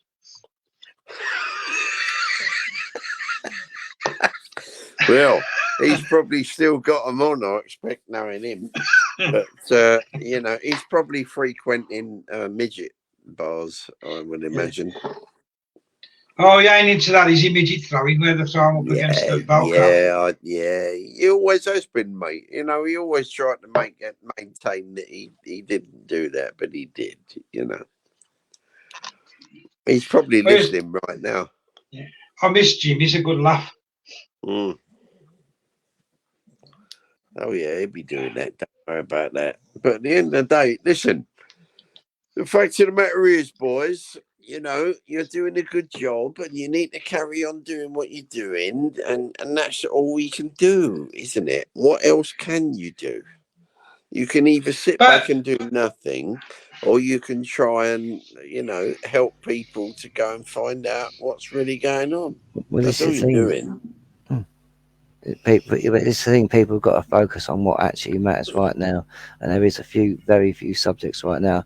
The rest of it, like I said, there is a solution that will have a domino effect that will sort out enough every group out there that's got a complaint.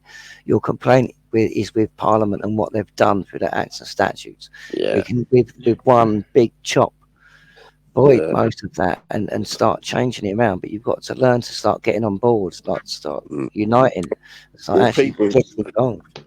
People want answers, mate. That's what they want. They want solutions and they want answers, because at the end of the day, right, I ain't being funny, but they haven't got the time to go and do it for themselves anymore. This is where the leader part comes in, right? Because they want people to guide them in the right way. And the problem is, unless you can produce, I don't know, results, I suppose, is the answer, or evidence, if you like, you can put it that way. Whereas what we're talking about, right, actually works, right? That's what we did with the Corn case. We proved 61 worked. Yes, I know that, Gary. Right, and that's a fact. We did, right? But you see, the problem is most people are quite, how can I put this in the right way without someone getting the ump? But most of them are quite shallow. They want serious answers very quickly, and they want situations to change quickly, right? Because people ain't got the time anymore. This is the problem. Yeah, but like Nathan says, until they go into 61, we're not going to know. It's all right saying, well, I'll go into 61 when you prove it works. So if everybody's got that attitude, nobody's ever going to go into 61 other than the few 100,000 that are in it. And then we ain't never going to get that answer because nobody's willing to take the chance. Exactly. Yeah, exactly. But that's the problem, right? They're so You've got to have that leap of, you've got to have that leap of faith and say, right, I'm going to actually give this a go. What have I got to lose? And you've got nothing to lose. You've got everything to gain and nothing to lose. But they're so you see, the thing is now is they're so distracted, Gary, right? With all of this shit that goes on now, you know, with social media and the news media and one thing and another, they are distracted. and that's the problem. That won't change. I don't think you can beat that now because it's so massive now. It's impossible. All right. So the only way you can do that is try and combat it and try and give a different alternative to it. So that can take time, But at the end of the day, I still believe there are. What you got to understand is everybody is fragmented now.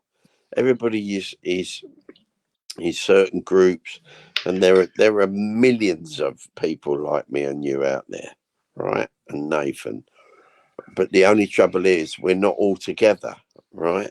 We're not all one group, because the problem with the English society, right, and English people, is we don't get together. We're not like all what goes on up town now. We don't get together anymore. We used to, right? But we don't do it anymore, and that's the problem. So we've got. Well, that's why it's got. That's why it's got to change, though, ain't it? Yeah, but the only way to change that is if you get a leader, right?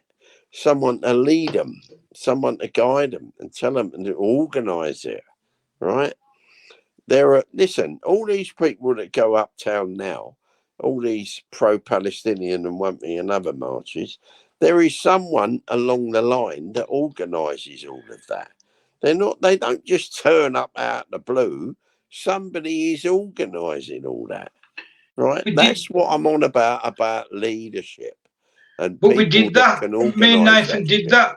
We did that long march to freedom, and then we camped at just to see to see if it could be done, which it can. We proved that the concept work.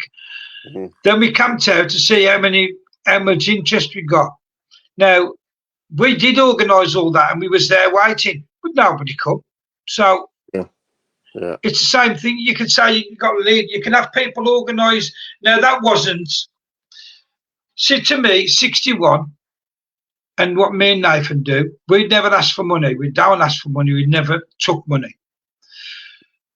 The solution should only take your time and your effort, and obviously what it costs you to get there and back.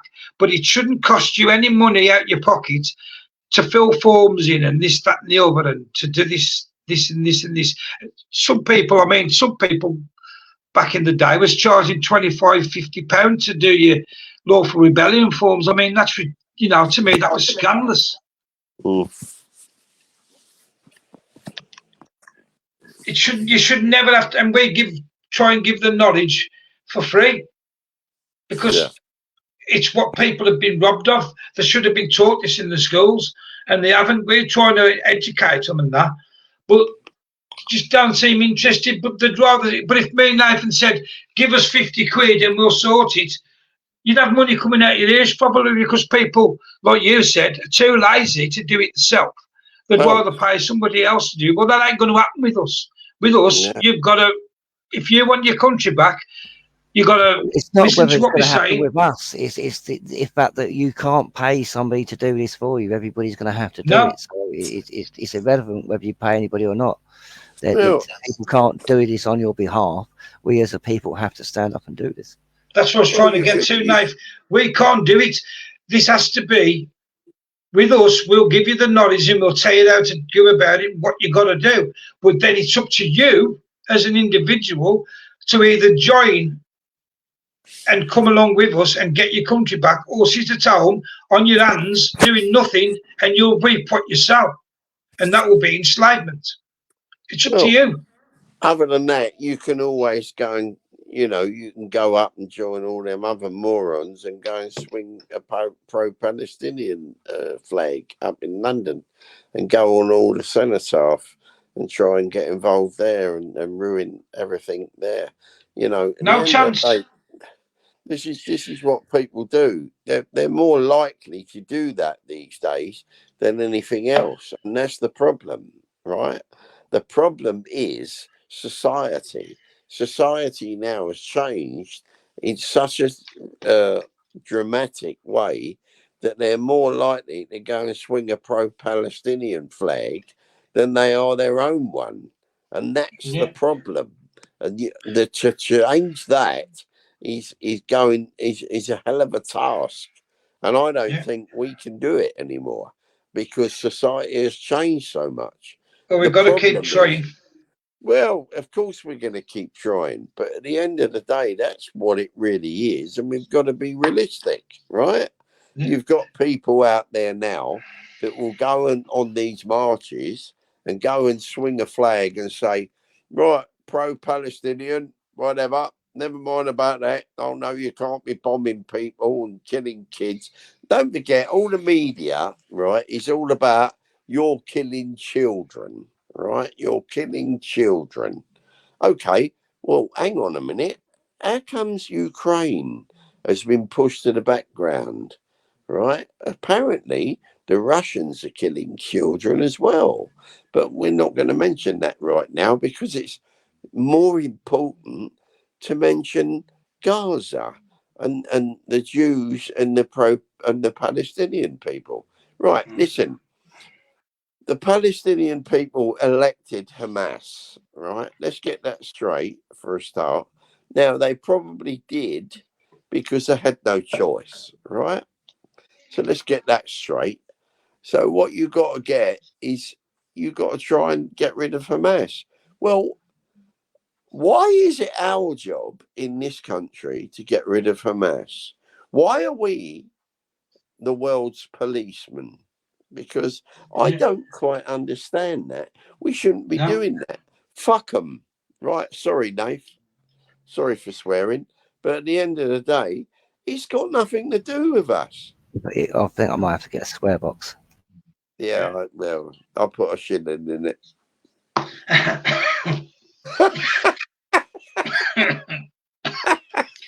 No, but at the end of the day, come on.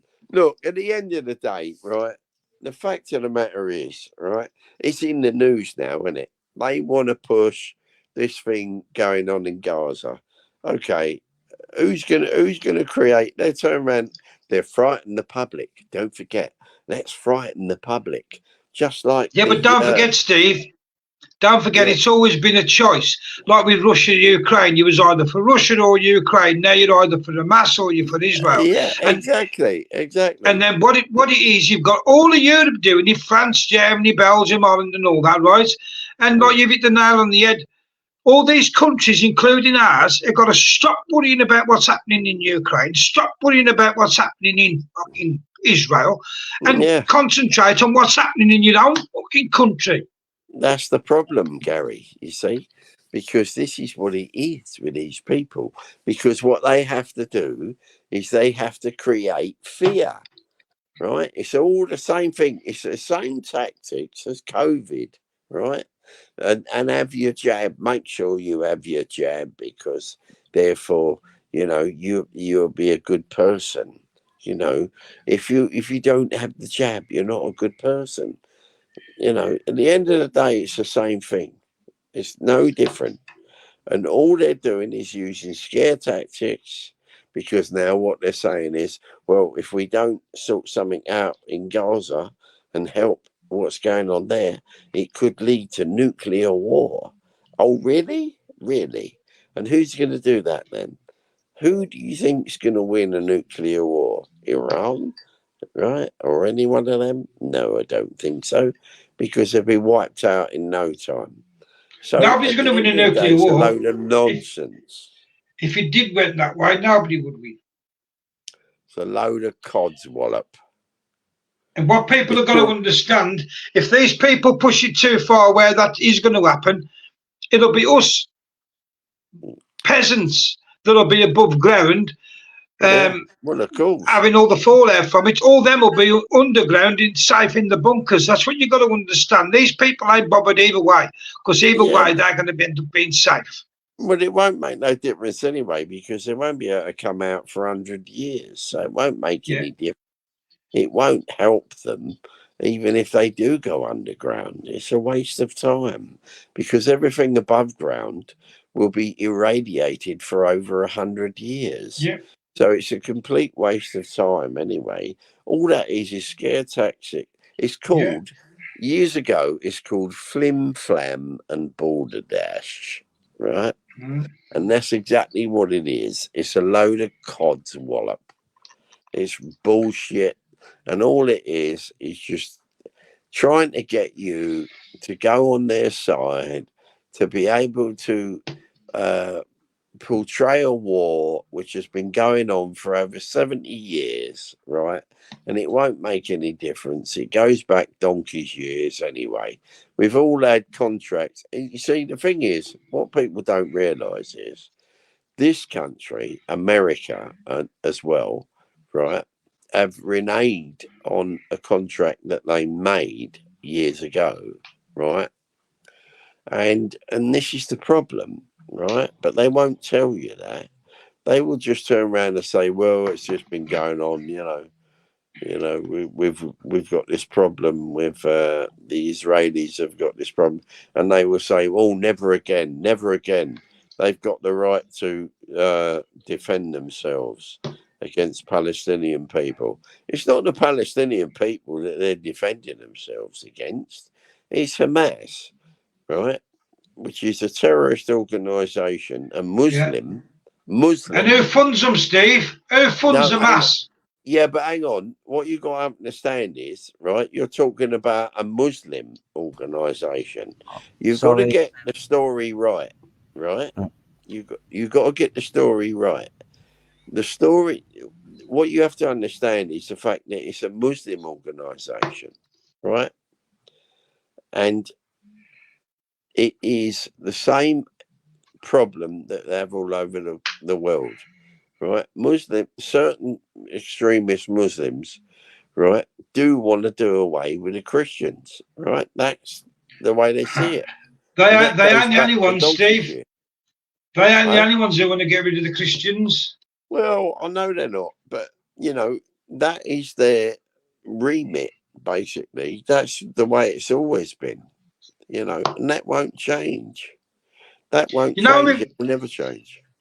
Do you know when we fight these bankers' wars for the rich elites, the Zionist rich elites, right? Who gets killed in these wars? European Christians. Not just European Christians, but it's the same all over the world. Do you know what I'm saying now, Nate? You've got some despotic ruler that puts the people in the way because of a gripe he has or some infringement he feels on his pride, usually. But, yeah. Right, sorry, I'm back. We're now live on YouTube and Facebook. Yeah. Well, let's call a spade, and if you're going to call it all out, let's call it all out. Both sides, because they're both as fucking bad. Yeah. But please do try and keep language to a minimum. Sorry. I don't know what's the matter. With me tonight. I must have. I must say, boys, you're not Gary. You know what it is, Gary? You think you're on the best freedom radio station ever. You're on Wrestling. Yeah, that's what it is. That's what it is. Because that's the only freedom radio station ever. You two. Well, we've got another one coming soon. Yeah, that's a point. That is a point, actually. That's going to get interesting. Yeah, but you know what I'm saying? It's you got to do more research and looking into what's going on with these people. That's all. You can't talk about it, because the minute you start talking about it, you this, you that, you the other, you get banned. And all you're doing is telling the truth. All you're doing is telling the truth. Yeah, what do they chant when they've been accused of chanting up in London from the river to the sea, right? Yeah. So they could turn around and say, well, everybody knows with Arthur Cop on knows what they mean by that, right? Yeah. What they want to do is wipe out the Jewish religion, right? They want to get rid of them, right? Because that's always been the case. At the end of the day, right, the Jews ain't going to stand for that anyway, because they were slaughtered in the Second World War. And, apparently, I'm not going to say for sure because I don't know. I weren't around at the time, so I can't judge it. I can only go by what historians say, and that is that, the Nazis killed 6 million Jews, right? But they didn't. Well, we don't know that. I weren't around. But you do, because at Auschwitz now it says 1.2 million people died in Auschwitz, right? Up to 900,000 could have been Jews. That's 1.2 million, 9.6, but it still keeps saying 6. Well, they always do, but there weren't even 6 million Jews in the area anyway. So I've always well, there you go. disputed that. But the fact of the matter is, right, they slaughtered a lot of Jews, right? They gas chambered a load of Jews. Okay, there's no disputing that. They did. And hang on, but then the Bolsheviks also starved to death 32 million 32 million Christians in Ukraine. Exactly the same. No, I know. But they don't mention it. I'll go with the truth and the facts now, Steve. I don't just give it one side. I'll look at both sides. Yeah, but they don't ever mention any of that, Gary. That's the thing. No, they don't. All they ever talk about is 6 million Jews got fucking gas chambered years ago, right? That's the only thing they ever talk about, right? Now, I've always questioned that amount anyway, not to be disrespectful, right? But I question it because there's never been any real evidence to prove that, okay? So what I would turn around and say, okay, I'll keep an open mind, right? Yeah. Because obviously there were a hell of a lot of Jewish people that they did kill, right? And they did get rid of. And it was what they called a final solution and one thing another. And that's what they did. And most of it, everyone talks about Auschwitz and one thing another. Poland was absolutely full of concentration camps. That weren't the only one. There were loads of them. They were dotted all around the whole of Poland, right? But nobody ever talks about all of those. They only talk about the ones that they want to mention. And I never understood that. I couldn't quite grasp why they would do that. But if you look at your history and you actually researched it, God forbid that people do that, right? They will find that there were concentration camps throughout Poland. Yeah. Loads of them.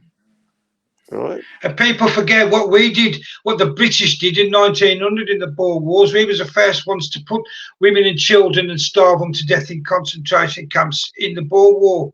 But that's never mentioned either. Well, how far do you want to go back, mate? You know. No, I'm just saying now, but people are making out it's only ever happened once in history. It's not. It's happened many, many times in history. Yeah. Well, this is why people turn around nowadays and say, oh, they want reparations. Oh, I want you to pay me some money because you killed my great-great-great-great-great-great-grandparents years ago in slavery and one thing another. Well, what has that got to do with anything today? Right? Yeah. It's got nothing to do with it. Right? I weren't around. Don't blame me. I weren't there. Yeah. But we're suffering for it today. So how about your dad and my dad? Then my dad was caught on Dunkirk, spent 5 years in a concentration camp, come back 4.5 stone, 5 stone, wringing wet. They had to drip feed him back to health. He was working in the mines and everything. Where's his reparations? Yeah, exactly. Exactly. You won't get that because for simple reason. And what is the reason? I'll tell you what it is. Because you've got pathetic people that will be able to find pathetic solicitors, right, and barristers that are willing to fight that case. If that wasn't the case and you couldn't get a barrister or a solicitor to do it, that wouldn't happen, right? So all of these people, they are nothing more than parasites, right? That's all they are. Because they're fighting for a cause that is only helping them because they're going to make money out of it. So they're leeches, right? And they say they're fighting for the legal rights of people. I mean, let's get something straight here, right? That might be the case legally, but morally, there isn't a case. There is no case morally. No.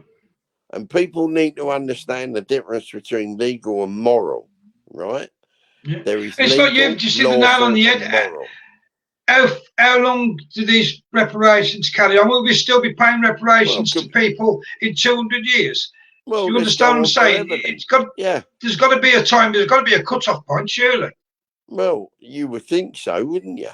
But at the end of the day, this is all about parasitic lawyers, right? Yeah. That have got nothing better to do than to fight the case of people and turn around and say, oh, but you see, what you got to understand is the only reason why they can do that is when you've got weak government. If you've got a strong government, can you imagine that this ever happening, right, with these lawyers, if Maggie Thatcher was still in power? It wouldn't happen. They wouldn't even go for it. They wouldn't even bother trying. What you got to understand is when government is weak, right, and they won't stand up and they won't fight, which is what I said to you about the easy answer to all these small boats coming across, as they call them, right? Gather them up. They're illegally entering this country. Gather them up, take them back to France, put them back on the beaches of France where they come from. It might not be their original country, of course not, but it doesn't matter. We're an island. That means the only way you can get to us is through the English Channel. So all you do is pick them up and you put them back in France where they came from. Now, if you got a strong government, that's what they would do, right? Yeah. What I would do. But you see, this lot won't do it because they will turn around and find every excuse possible, right? And not only that, they're scared of the French. They're scared of upsetting the French because the French say if you put our ships in their waters without their permission, it's an act of war. Well, so be it. So be it. So be it. Won't be the first time we've gone to war with the French, is it? Huh? Won't be the first time, would it? No. Well, not just that. There's got to be a cut-off point at some stage, because like you've just hit the nail on the head, with a small island, you can't keep having an influx of millions and millions of people every year. Because I know, but they turn around. You know what their excuse is? That's The not left right will turn. as well. The On left. infrastructure, isn't it? Sorry. Yeah, but the left will. Sorry, no. The left will turn around and say, "Well, Germany take more than we do. Italy take more than we do. Right? Doesn't matter. Forget about what they take. Right? It's got not just nothing to that. do with it. Look at the landmass of Italy. Look at the landmass of all these other countries. The bigger I know they're landmasses. bigger countries. I know. Well, yeah, exactly. Look at that mass. But that's another thing as well. It's the infrastructure, the attack on the infrastructure, isn't it? It's already under pressure. People actually pay in lieu. So you don't pay for like you pay NHS every year. It's paid about 10 years. I think it's 10 years in advance, isn't it? Same as like your pension. It's not a benefit. I mean, you pay into the government money, so when you get to a certain age, you can be comfortable.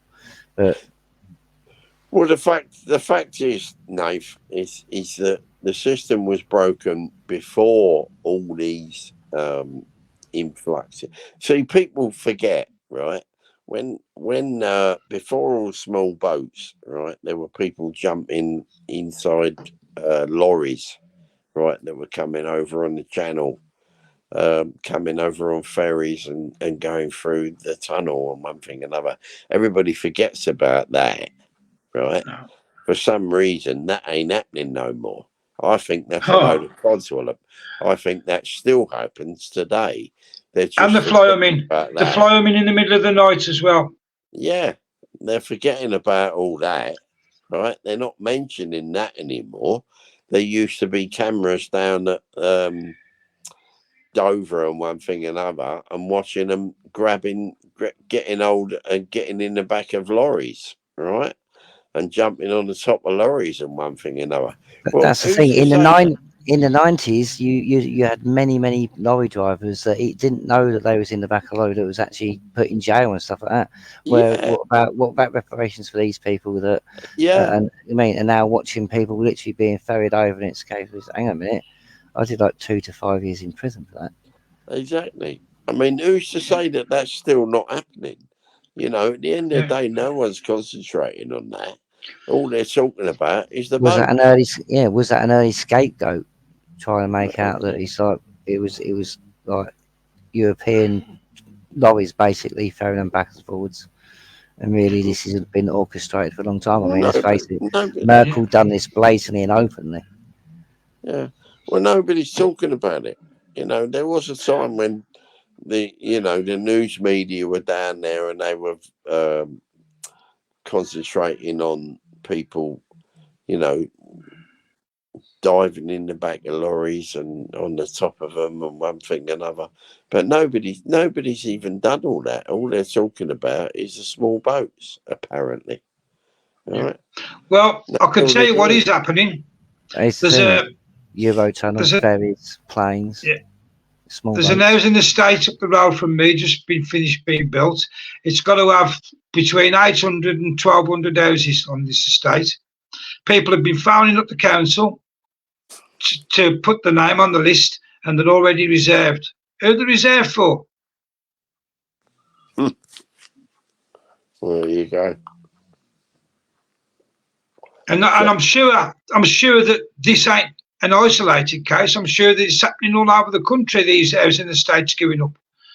But that you try and get on the list for one of them houses, they'll tell you they've already been reserved.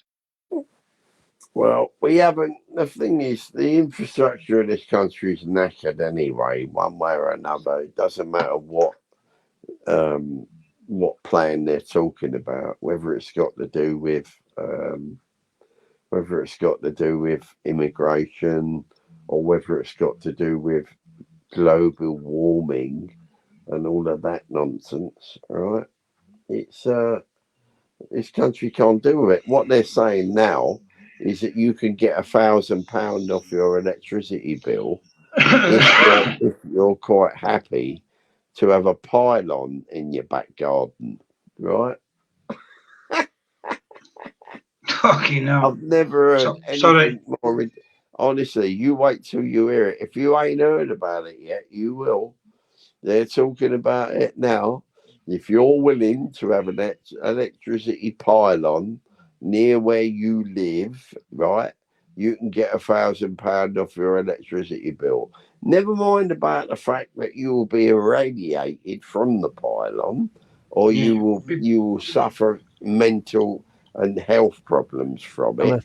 And before we are jumped on, yes, there has been cases that has been confirmed in council Right. masks So, health yeah, issues. It's labelled as a carcinogenic. yeah, but how many people will jump in and say, "Oh, well, I'll have one of them then. Stick one in my garden. I'll get £1,000 off me electricity bill." Yeah, but you won't be there to claim it. By the end of the year, you won't be alive to claim it. Well, exactly. But this is the stupidity of people, right? So they will turn around. There'll be people out there that will agree to it, right? Because they're going to get £1,000 off their electricity bill. I think it's disgusting. What it is to me, right? When I heard that today about people, because the infrastructure's got to be upgraded, right? Because of the amount of power that is going to be taken from the system because of electric vehicles and one thing and another, right? But how disgusting for any government to turn around and say, we will give you £1,000 to basically kill yourself, right?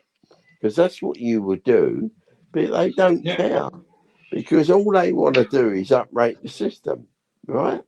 To be able to sell you something later that will kill you anyway.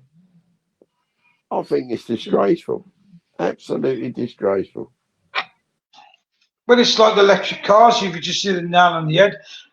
The thinking, the concept of it sounds great, but then when you look at the reality, like you look at any given day, the M25, the M6 by where I live, it's chock-a-block with cars. You know, 4, 5, 6 mile, 10 mile tailbacks.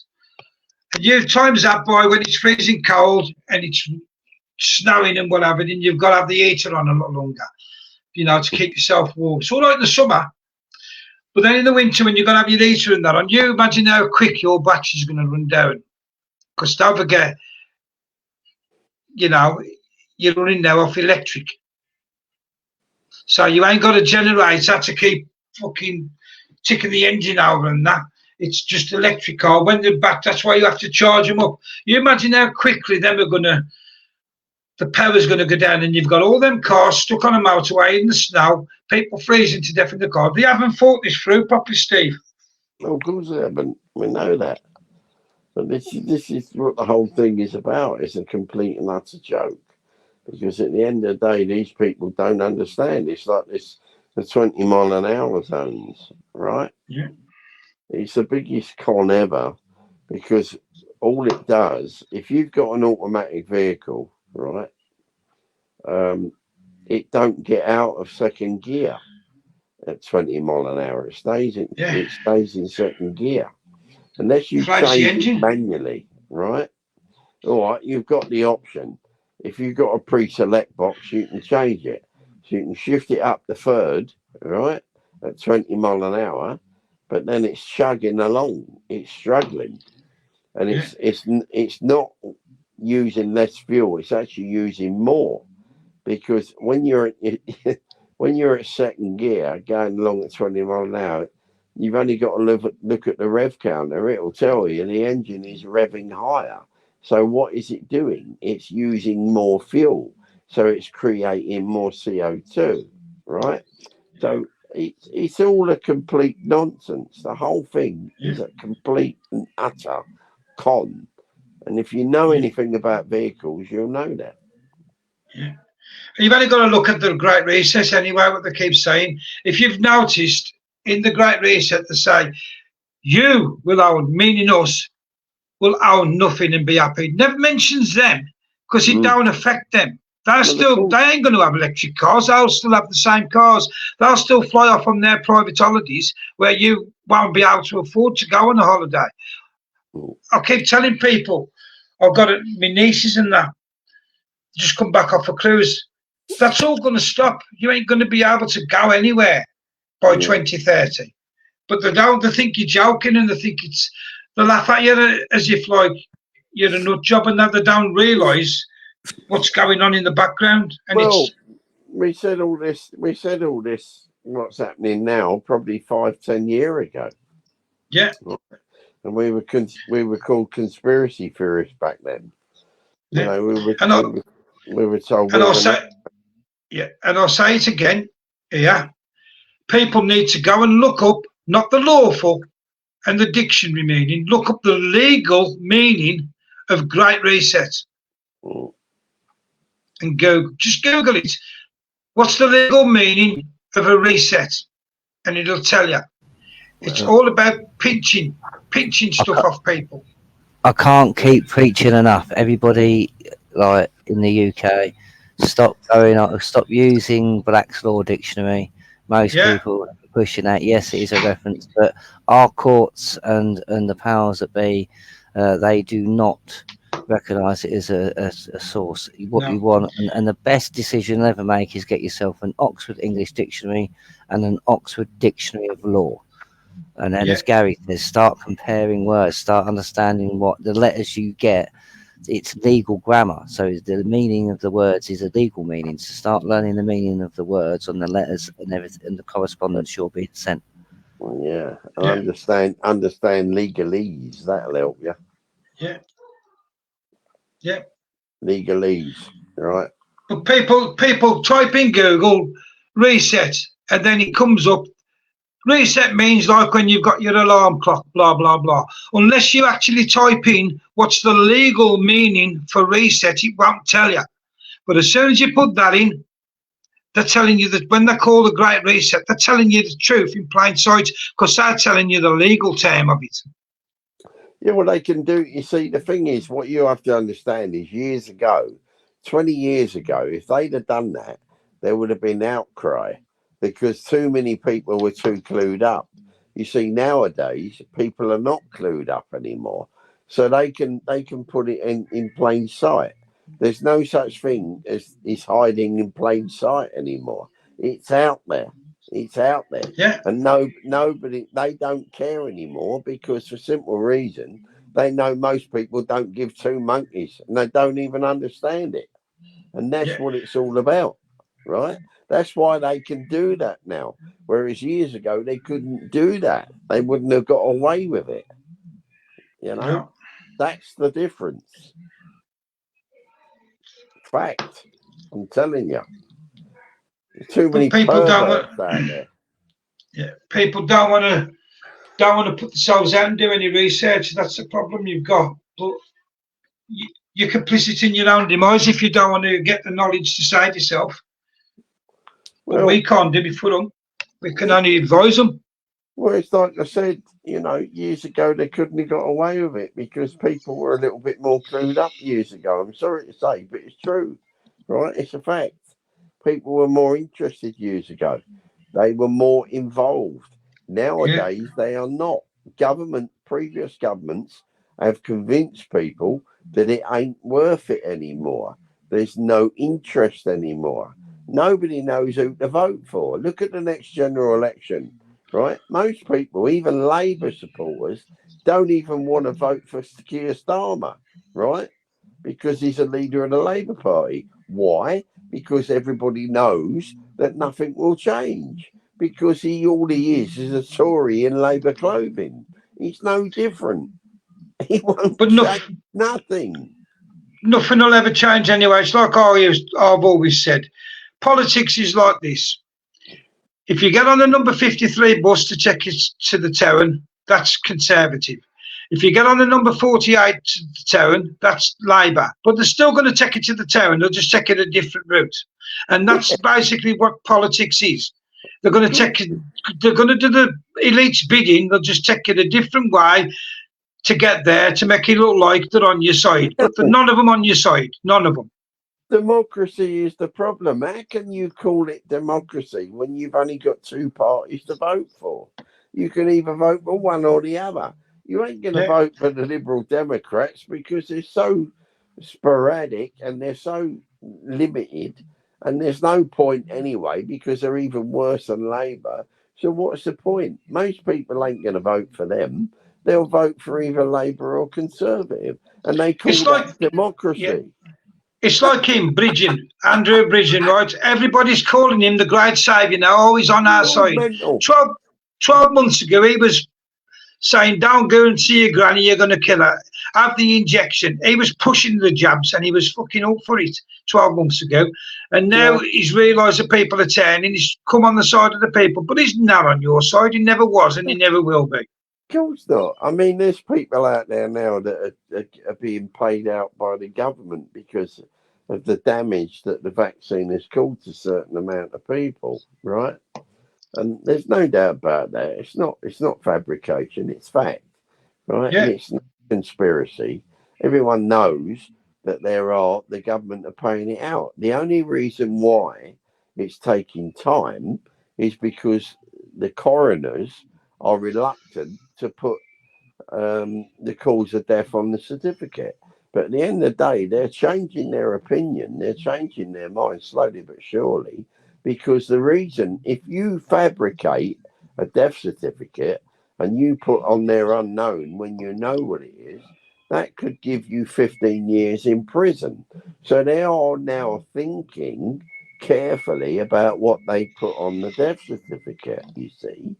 So they can't hide it anymore, right? This is why there are a certain amount of people out there that are being paid out by the government, but they're only being paid by the government. Let's not forget that they gave the vaccine companies a get out of jail free card, right? But let's also remember, Steve, that if you fell out of a 10-story building or you got killed in a head-on car crash, you still died of COVID. Well, yeah, exactly. They will always use that. But you see, it's all down to the coroners. People don't understand that the coroners are government employees, right? They're paid by the government, the same as doctors, nurses, and everybody else. They are government employees, right? So they're all under pressure to do what they are told to do. So you've got to understand that they won't break that rule, but some of them are. Some of them now, right, are the coroners I'm on about, are signing death certificates where death was caused by an adverse reaction to a vaccine, all right? Yeah. And Because rightly so, if that's the case. yeah, but because they cannot prove otherwise, so they're having to do that. So, but there's only a certain amount of them doing. It will take decades, right? The same as it did with thalidomide, right? Remember the drug thalidomide? Well, not a drug. Yeah. It was a vitamin drink, a vitamin jab that they gave to pregnant women, which caused thalidomide in children, right? Yeah. The drug was called thalidomide. Okay, that's how they got the name, and they gave that name to those children that were born with deformities. They were called thalidomide, right? The drug was called thalidomide, okay? But this is what people don't understand. Some of them do, but very few do. And all the new kids that are growing up today have no clue. And all they're doing is running into a brick wall that will come out in years to come. And then maybe they'll turn around and say, well, maybe we should have looked at that. If we'd have looked at history, we'd have learnt that, we'd have understood. We wouldn't have made those same mistakes again. That's the problem. History is most important in anything. Yeah. But they don't And see that.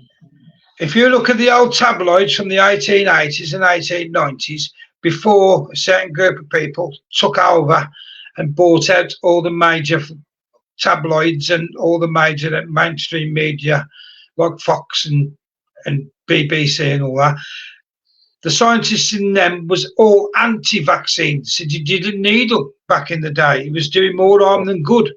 That's right. Yeah. Yeah. Exactly right. Exactly right. You see, the problem is you have to understand it's quite simple, right? The drug companies in this country are $1 trillion companies, right? Pfizer is $1 trillion company, and you only get treatment no matter what it is. You know, I had treatment, don't get me wrong. All I've ever had is treatment. I haven't had a cure. They haven't cured me of stage 4 lung cancer. All they've done is give me treatment, which has worked, thank God, right? I responded well to it and caught it quick enough, probably, which is why I'm still here, right? I thank God that they gave me that treatment. But at the end of the day, that's what it is. It's treatment. It ain't a cure.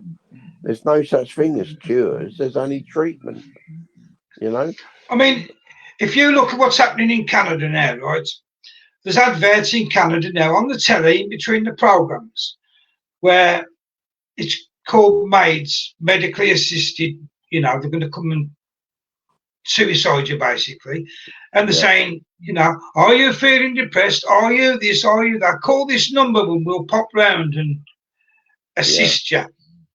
Yeah. I mean, can you imagine that 40 years ago, say in this country, putting an advert like that on? The government wouldn't be no more. Yeah. Well, you know, I can understand it for a certain amount of people. Might be a good idea, you know what I mean? But no, but you know what I'm saying, though, don't you? I mean, yeah, you know, it's like we'll come and genocide you for free if you want, if you're feeling depressed or whatever, or you can't afford to pay your rent and this, that, and the other. We'll come and give you this injection. Yeah, that society's changed, Gary. You know, things have changed so much, right? People, what it is basically, it's a TikTok society. You know, they're more interested in now. Unfortunately, you see, the thing is, I said this years ago, right, on a radio show when I was doing one for CPR Media Network years ago, right? An American station. And I said it at the time. Then it's got to be 10 years ago I said this. You know, I said at the end of the day, people, you know, things are changing. We can see it changing, you know. An American can do that as well. I mean, America know there are certain states in America which understand this, right? And there are some which will switch off to it. The same as what we do here. It's no different for them, right? It used to be different, but it ain't. America now is very much like this country, more so than ever before. More so than ever before, right? But back in the day, though, Steve, and here, you had an honest media who would say, hang on, the government's doing dodgy stuff here, and they'd tell you the truth. Now, because they've all been bought and paid for and pushed the narrative of the WEF and the WHO, they're never going to tell you the truth anymore. They're only going to tell you what the WEF and the WHO want you to know. Of course not. The narrative they want pushing. Yeah. It will never change, mate. You know, they call this a free country. Well, free for who? You know, it's not free for us, not the ordinary people. It never is. You know, you've got other countries out there which are different now. You know, Belarus is going through that with Russia, Ukraine. It's not in the news anymore because we're all worrying about Gaza now, right? Because apparently that can cause nuclear war. Oh God, we've all got to worry about that now, right? But at the end of the day, it's a lot of claptrap. If the Israelis wanted to wipe out Palestine, they could do it overnight if they wanted to, right? But they don't. They just allow this crap to go on forevermore. They don't want to do that. They wanted to wipe Palestine out. They could do it tomorrow if they wanted. That's the thing, though. Go on YouTube, have a look at their dome system, their protective system, and literally, and they are literally the best in the world at security. So wise, you couldn't cross in certain bits or even walk in certain bits. So they'd know a mouse couldn't walk past. So I don't get. It's very strange.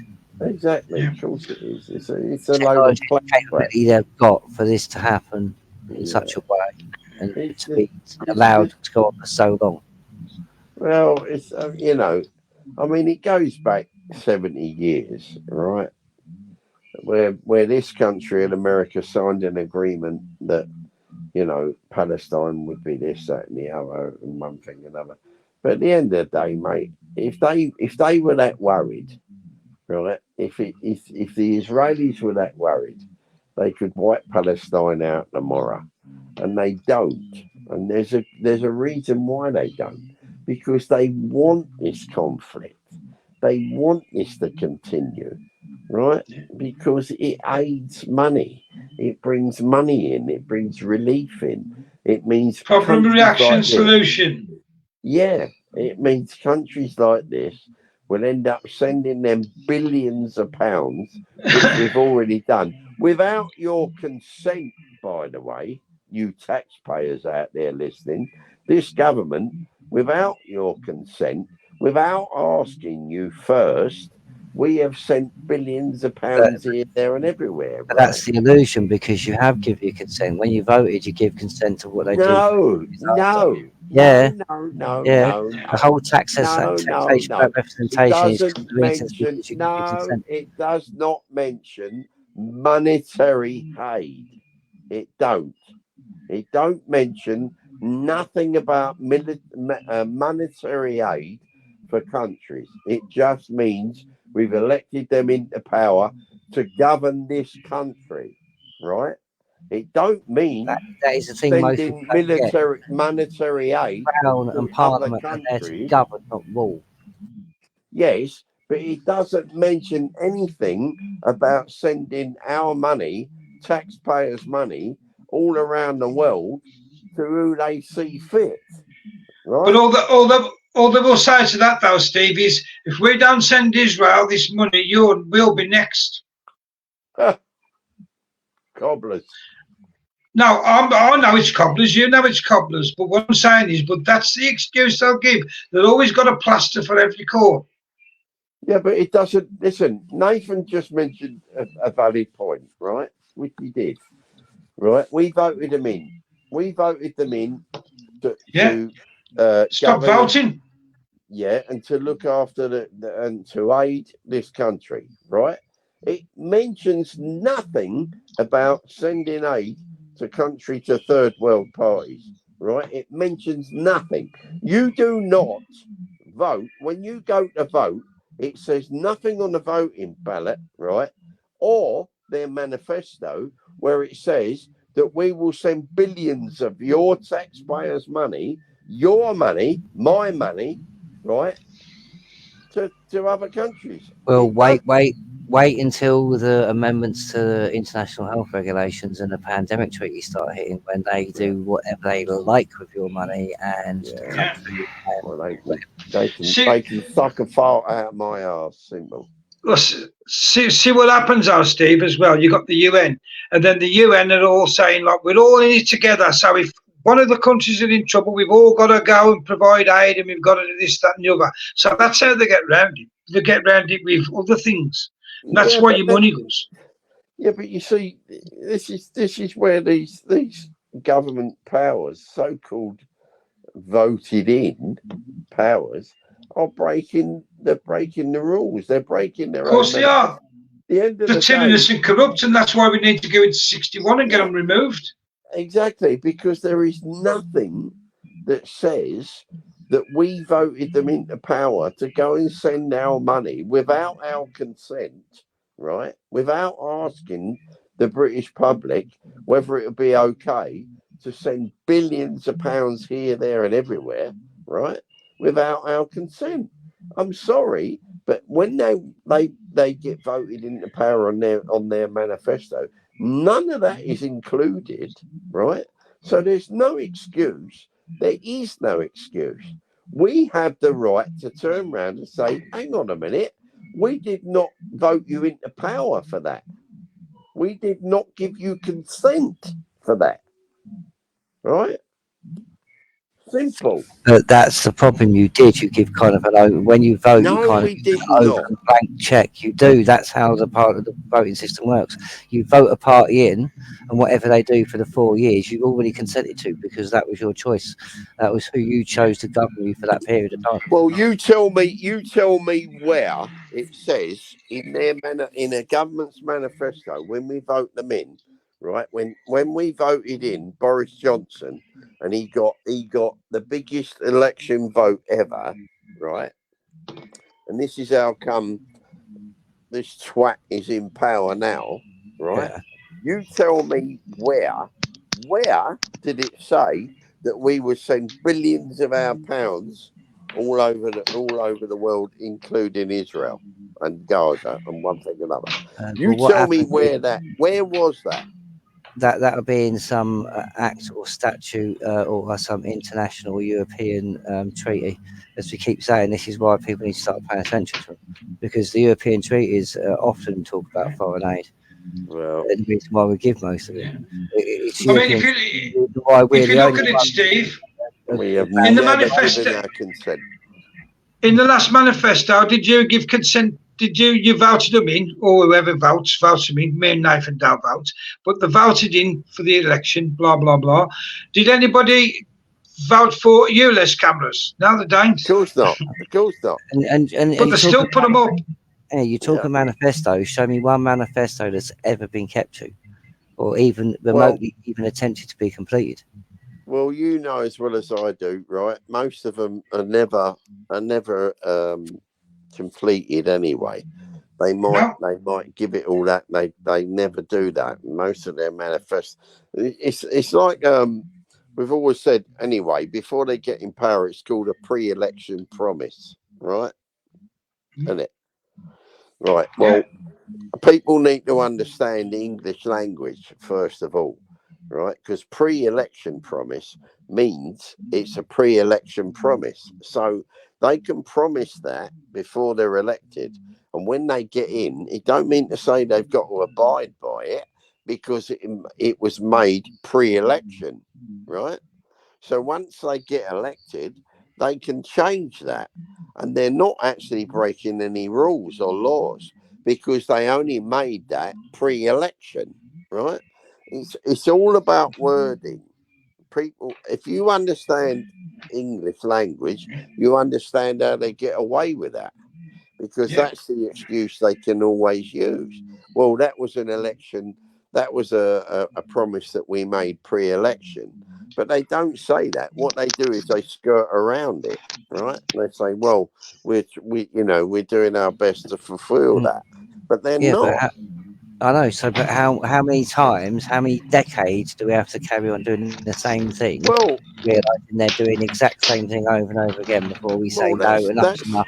We're not well, voting no more. We want you all out, and we want our independence. well, that comes down to two things, in my opinion. It comes down to two things, mainly because of bad education, and also people that don't really understand what's going on in politics, because they haven't got the time to deal with it, because they're only trying to put bread on the table for their kids and working their arse off, trying to survive every day. So the problem you've got is they've produced this situation that we're in now, where people are reliant on now government handouts and one thing and another, because things are so bad, because they have made a complete cock up of everything, and they've ruined everything. They shut the country down for 2 years, which has ruined everything anyway, right? And that was the whole plan. It was the whole idea, because now you're also, everybody is so suffering now to try and keep going. And that's the problem.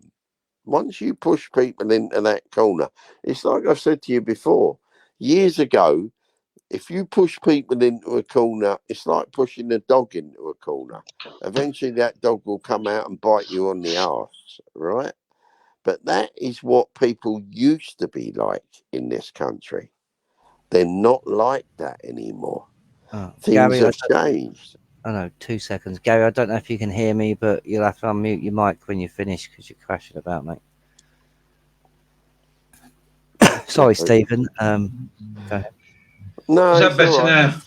It's just that, society has changed, right? It's changed because it's the way the government have made it that way.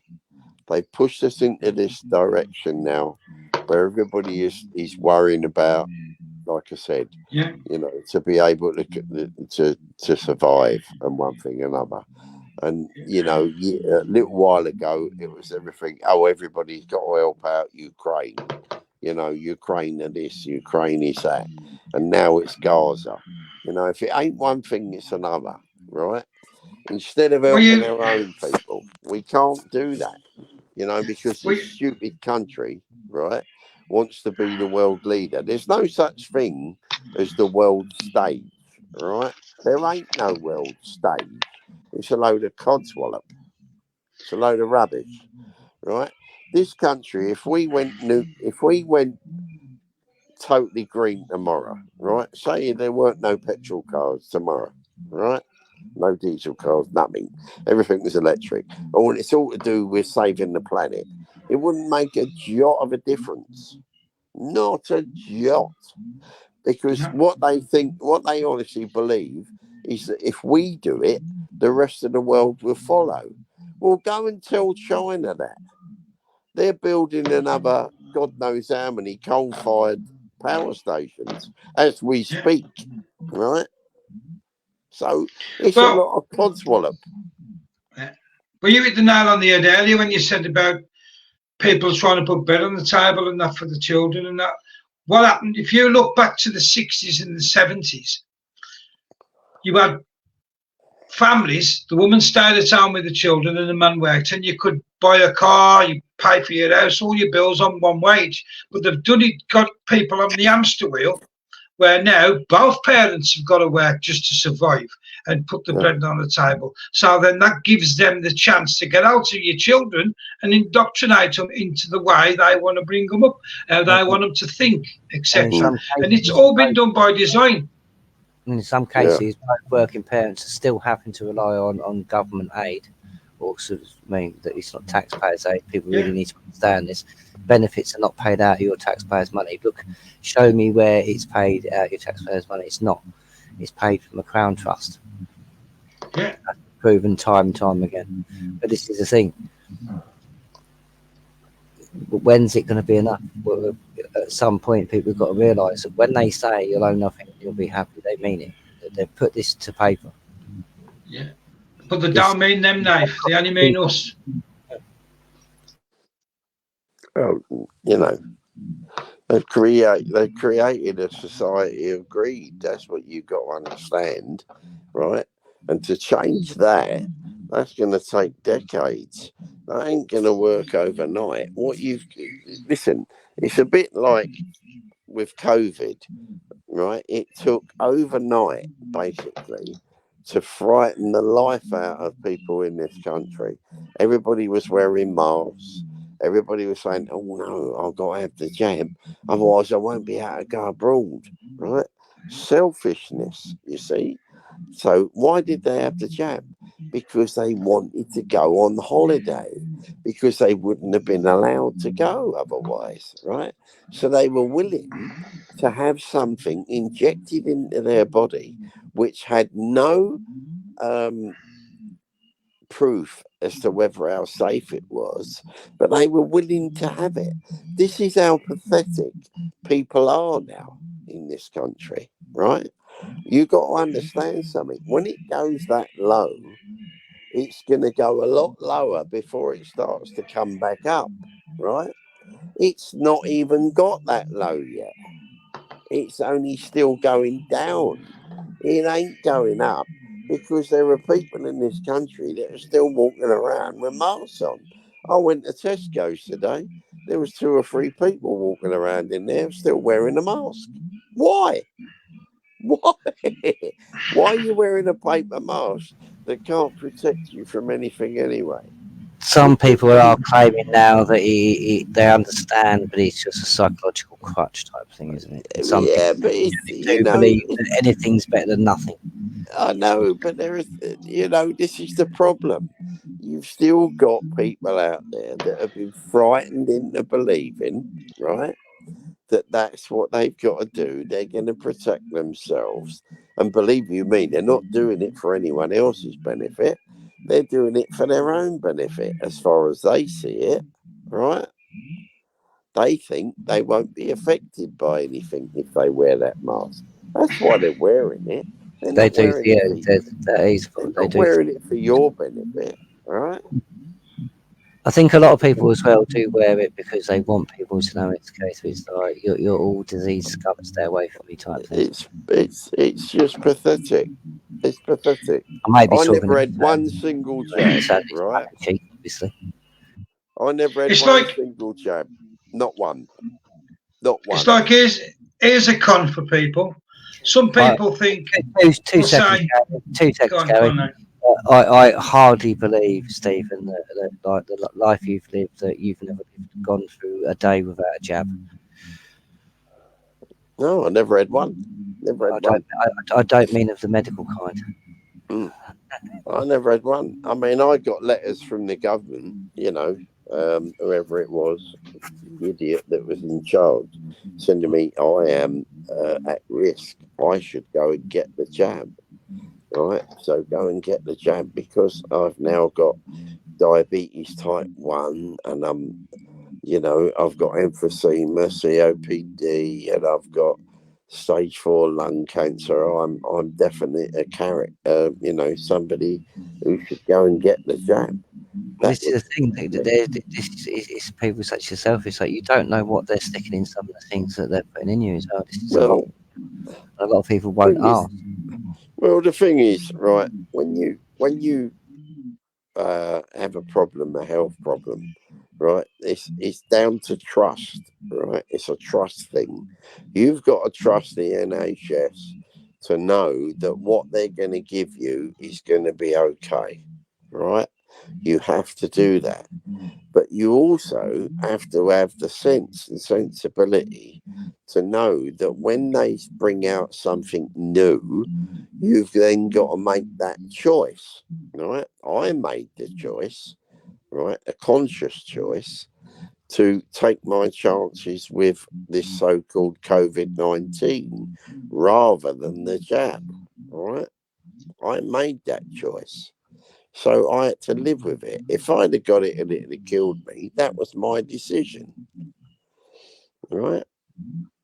So that's why I didn't have the jab, because I wasn't willing to risk something being injected into my veins that wasn't tested thoroughly, which it wasn't. It's only this July, I think, that it finished clinical trials, right? That's clinical trials. It doesn't mean to say it's got any long-term testing. It ain't. Because when they first brought it out, there's no such thing. So you got to trust them. Why do you think the government gave the manufacturers of the drug like Pfizer and AstraZeneca a get out of jail free card? Immunity. Yes, they gave them But it's immunity just thing. It because was actually on the government website that it was an actual. It was a test. You mean that but told they you gave them test that. subjects? It's a trial. It's a medical trial, and nobody Yeah, paid but any attention to it. but they gave them that because the government forced the manufacturers of it to bring it out early, right? That's Did why they force they it, gave or them it. did the governments really force it? Because the government Yes, seemed they to be did. in the pockets of most of the big corporations like Yeah, pharma but they and did. stuff like They had to give it to them. They had to give it to them because the manufacturers of it said, "Well, hang on a minute, it's not been long term tested, so and we don't know what it will do with everybody. It might not have any effect with a lot of people, Well, that's but a being lot of very people, generous on the side of big pharma, yeah, I'd say, to have but that in mind. everybody see everybody is Because different, you, Dave. yeah, but you've got interviews with the people that are like the head of pharmaceutical companies like Pfizer and that sort of stuff, and they don't give a crap. They say they are not jabbed. I mean, they really don't give a toss. So it's not a case of they're nice people, or it's the government forced them. At the end of the day, that it's most of big pharma's money and most of other industries' money that actually decide what our governments do. To be honest, Well, they decide the you media, know, they decide everything. at the end of the day, all you need, like I said, it took a matter of months, right, to put fear into the public, and it will take donkey's years to get rid of it. You know, the fact of the matter is, right, they gave that immunity because they learned from it. The drug manufacturers learned years ago from a thing called thalidomide, and they weren't going to get caught on that again. They got caught on it years ago because people took the drug company in America, right, which were Pfizer, by the way, that made the drug thalidomide, and it took, I think, it was 5 years before anybody got any money out of that company, Yeah, and that well, is why they turned around. That is why they turned around and gave them that immunity. this is why a lot of I couldn't believe a lot of people. It's like Pfizer's had to pay out more money in damages and lost cases than anybody. They've set records in the amount they've had to pay out, and these Well, people it in was, charge put yeah, it in your body. It's yeah, like, but this is the thing with big pharma. It's like, some people who follow me and know. It's like I was following like obviously later on in the case, but when I come out to know it, but for quite a few years I was following the Teflon case. It's about a water source that was in America, sort of thing. They made a film about it eventually. So I was following that all the way through, and it's ridiculous. The things that are in our water, the things that are being made, things that are done, and it's the companies that literally. This is why I keep saying about the legal system. The legal system was basically set up to protect these corporations. I'm not saying these corporations see now, but to protect corporations from being sued and having their practices either uncovered or stopped. Yeah. Whole thing's But don't designed forget this. Well, ridiculous. that's because most of the taxpayers' money is tied up within them. That's the reason why they're protected. You know, it was. I think it was not Pfizer. I think it was AstraZeneca. I think the first one, they banned it in the end. Anyway, they stopped giving it to people because they actually proved that it was causing a lot of health issues. So they actually banned it. Nobody was getting a jab made by AstraZeneca, right? Back in the day, it got stopped. And the only one that was being given was the one made by Pfizer. And the only reason for that was because they couldn't prove that the one that was made by them was causing all the health issues. But that And Pfizer would have been given remains loads to of be immunity seen to in test it. time. But Pfizer, out of all of the AstraZeneca, I think Pfizer was given more immunity and more go ahead to do things. Well, I mean, look, at the end of the day, it remains to be seen. Time will tell. You know, when they bring these drugs out, the only way you know that they're safe is with long-term testing, right? That could not happen. Usually, you look at least 50 years to see what happens to the gene pool, what happens to me. Yeah, it can take donkey's years. I mean, it takes 6 months just to train somebody in one of these labs, and these shouldn't even be really like the group 3 and 4s. But it takes at least 6 months to train them just to clean the glassware. That's like test tubes and stuff like that. 6 months to train just to clean, just to wash up. Yeah. And they want to run these drugs and do these tests as quick as they are. It's And it's human insane. testing. You know, what you have to understand is government don't understand anything about medical, right? They don't know jack shit. So they're only advised. They have nothing but advisors. Can you imagine Boris Johnson seriously making decisions about things like that? He has no clue. The man is a buffoon, right? He doesn't know anything. How that man ever became prime minister of this country, I'll never know, right? Only purely based on the fact that they couldn't stand the fault of Labour getting in, right? It was the reason why he got what he got. But it weren't because he knew more than anybody else. It's because people just haven't got a clue. And they just thought, well, it's better the devil you know. You know? That is it. Often it's like whoever seems to be. Oh, he seems nice, or she seems yeah. nice. It's like, and that's why he got in. It was pathetic. It's the devil, you know. And It's we should have to ridiculous. settle for this. This is the thing. We should have to settle for this. Of course we shouldn't. Yeah, no, too right we shouldn't. But at the end of the day, that's what happened, right? The guy knew nothing. At the end of the day, he fucked everything up anyway, right? We had a serious problem before he even got in power, right?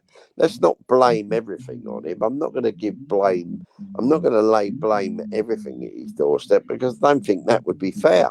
I honestly believe our situation was bad long before that all happened.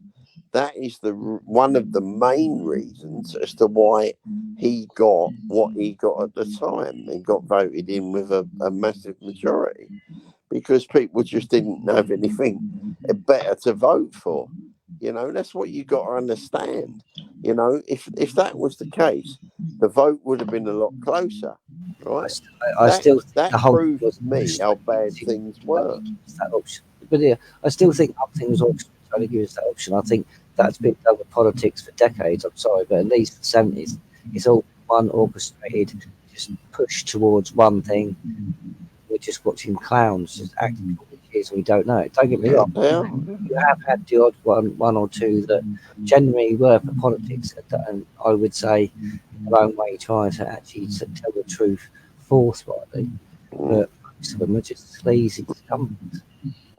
No. Is there any questions, Nath, in the comments?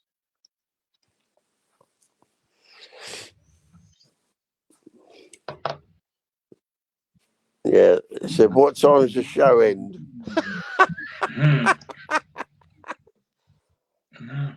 No, because we said we'd look at the comments. If there's any questions, we'll answer them. Yeah. I'm not seeing any, but there should be a button on your thing, other or the three dots or something, and then you should be able to see the chat. But Rick should be coming on in a bit. I think he's just getting home. I think there's a couple of people said they might be joining the panel if we open Right. up. Well, listen, guys, I'm gonna hit the sack. So thank you very much for letting me on. I'm gonna let you go. Carry on with the show. You're doing a good job, and hopefully I'll speak to you again. Thanks for inviting me on. We need, that's the point, Steve. I need to get you on Skype. We need to start sorting that out. Yeah, no worries. Right. I don't have Skype anymore. They've cut me off it, so I can't come on your show. You're going to have to sort something else out. Oh, Gary. You're still saying out, you heathen. All right, guys. Especially... Carry on, right? Have a good show. Keep up the fight. I'll speak to you again soon. All right. Thanks for inviting me on. Thanks for coming on as usual. Always a pleasure. Ta-ra, boys. Take it easy. Take it easy, mate. All right. Yeah. So, would anyone else like to jump on? Come on.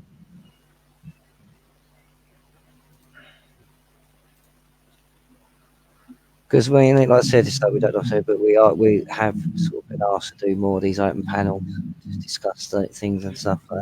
Doesn't always have to be serious, but we are going to be doing more about Clause 61, the process, and certain bits like that. We are listening to people. It's just getting our workload out of the way so we have time to concentrate and do these. Like Stephen there, we will have the radio station right at some point. Getting everything to come to. Well, it's one of them, but at the end of the day, people just need to do the research and open their eyes to see who's really in control. You know? Well, this is the thing. This is what we were saying earlier about the distractions, isn't it? It's done on purpose. Because why would they want you to concentrate on what's directly going to affect you and your life? When they can get you to concentrate on someone else's life. I mean, and it's like I said, I don't mean to be derogatory, but that's what they do. It's the tactics they use. Is look at these poor people while they're stealing from you. We've got to start getting serious about it and start deciding we need to do something, despite the petty squabbles. And we all want the same thing. I just wish people would look seriously, into the 61, because they're just listening to, people just saying to them, oh, overlooked and it don't exist. It does exist. We've proved it exists. We've proved it works. Many people, it's been on TV news and things like that, what Forbes and that, like he said about it. Those people said about it because, like I said, we've been doing it more years than most, many more years than most. As I said, it's been proven by us, it's been proven by other people. I mean, it was by the Barron's Dorothy, everything's there. It's just people having to do it. But this is where the problem comes, because it's people actually having to be motivated to do it, because you become the Baron's army as much as people won't like it, but that's what happens.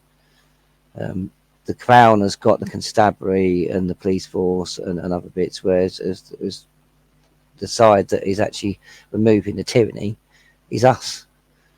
This is where you have a lawful duty. This is why it's like, for instance, Section 3 of the Criminal Law Act of 1963, when you make a citizen's arrest under that, it states quite clearly that all members of the armed forces and members of the Royal Constabulary are excluded because they take a lesser oath of office.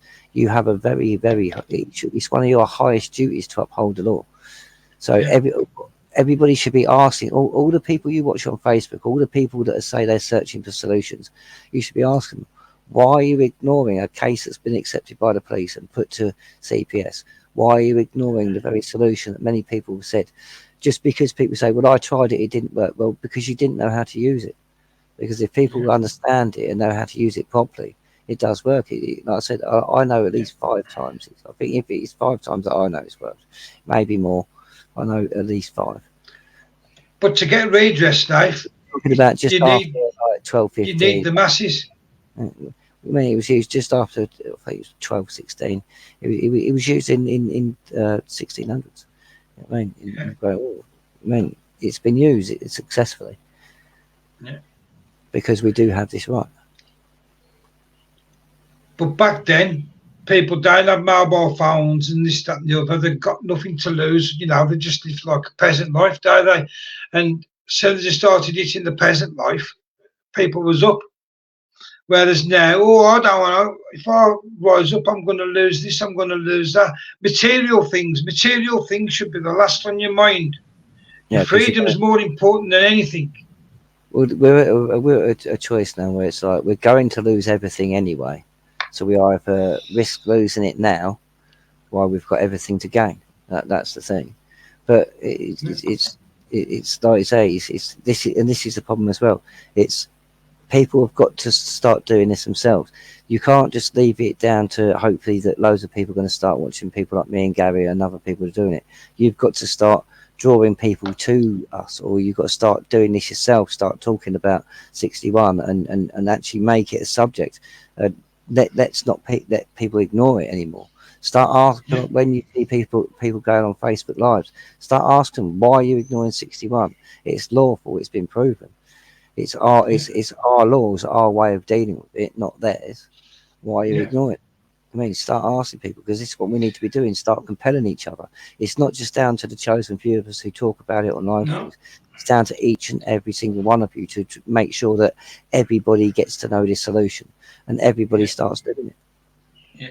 What people have got to realise is the government is always going to say it don't work. There's only 4 clauses left, this, that, and the other. They're going to say all these things because they don't want you to use it, because they know if you use it, then they're finished. So, of course, they're going to deny it all and say it's not in existence in this anymore, and put it out that it doesn't, and get the shills and, you know, the MPs to come out and say, oh, it don't exist anymore. Of course they are, because their livelihoods are at stake. So they're going to tell you that. But the ones like us who've done the research and other people know 100% it will work. But we just need the numbers. Well, this is the thing. This is where people have really got to start to understand it. It is a numbers game, yes. We don't need the whole world, no, but we need the numbers game. But you need to actually start doing this. You have to actually take part in it. And I know most people say, well, I can't do this. It doesn't matter if you're disabled or anything. If we make a camp so everybody can gather, everybody can take instruction from the barracks. It doesn't matter if you don't, as long as you can be around in your tent area, you can help. There is many different jobs, many different things that everybody can help with. Trust me, we see this on the march and when we camped out. There is jobs that everyone can do and everybody can do them. I mean, it's like we proved it. Like there was people like yourself. You had 2 hernias when you done the march. We had people who were disabled who was helping out in camp and stuff like that. So there is jobs that everybody can do and everyone can join in, because the whole point is making a community of people. It's not just an army, and it is, but it is an army. But it's like I said, it's like, look at the people that went down to protect the statues and that lot. It's like the ones that went down there and meant well and done it lawfully and peacefully and showed their respects. If we had them and the organisation and they was ready to be in one place, so we can actually start getting instructions and knowing what we're meant to be doing, and actually start getting to know each other and getting organised, we'd be off to a running start. But it's people just like putting down the egos and saying, well, believe it or not, it actually is going to take every single one of us. And this is where I think we'll start seeing the genuines from the fakes, because if you really truly do want a solution to things like the child trafficking, like that was mentioned earlier and stuff like that, then you need to start upholding the Constitution, because it's what stops most of the legislation that allows these people to do it all. Yeah. To start and you ain't gonna build a camaraderie. You, to a point, you will online, but you ain't gonna build true camaraderie and see the whites of people's eyes, as they say, till you are camping out together and you see, you know, yes, this guy's got me back, this girl's got me back, we've got their back. You ain't going to see that till, because let's face it, Dave, you can pretend to be anybody online. You could be an airline pilot, you can hide a fancy dress, take pictures, say you're an airline pilot, you're this, you're that, you're be anything online. We've had people turn up to things and they're not who they say they are and stuff like that. Other people have had the same thing. It always happens. This is why it needs to be done properly. This is why when you do your 61, it's something to be proud of. You've obeyed the law. I mean, especially if you've been in the constabulary or in it or in the forces, you're obeying a royal command. You're commander in chief. You know what I mean? It's like, this is something to be proud of because you're obeying the law. You're making history because you're actually, like a handful of times before, ending treason and tyranny and malfeasance in our whole system and in our lives. It's something that everyone should be doing and being proud of. But for some reason, everybody wants gimmicks. This is not going to be solved with gimmicks. It took them hundreds of years to build it. It took them decades to actually get all the pieces moved into the right position. You're not going to do a gimmick and get this done overnight. There's people going to have to mobilise. I mean, what we can't say now, like, there's one going around now with the trust. And like I said to you earlier, it's all right having the trust in that. If you're going to say, I ain't going to put it in the bank, I'm going to keep it myself in the house, cashless, that's okay, till they go cashless. Then what you're going to do with that trust? And if you do put it in the bank, what happens if the banks crash? Again, if the banks crash, your trust goes with the bank. It's gone. It's that simple. That's how I see it anyway. This is the thing. It might be like, it might not be like that. This is the problem. It's like many people. It's like when we've done an interview, and I'm hoping to get him on again soon. I need to contact him. But it's like when we've done the interview with Godfrey Bloom, and he was talking about as well. Most people are understanding the fact of the world economy, fiat currency, and everything. It's all fake. It's all an illusion. That's why people are talking about things like gold in species. So it's like precious metals in species, so like physical metal, because it's the only thing that it won't make you rich, but it will keep up with the trend. Look at your bank accounts, Dave. One time there was Sacrament. You couldn't, no matter who was after what you got in your bank, and that your bank used to tell them to go and F off. We're not disclosing any information. It's confidentiality. Now you've got even people like Social who can monitor your bank account. So if they're going to do that with bank accounts, do you think they're not going to pry into trusts and find a way around it? Of course they are. It's like people. Yes, trusts are meant to be secret. They're meant to be in the private, not the. But so is your bank account.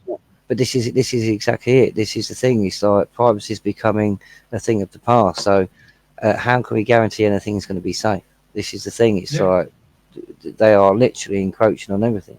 And 61 is the only way where we can put them back in the public and us back in the private. You've got to put them back in the box, in their box. Because what's happened is they've switched it. Like you've just said,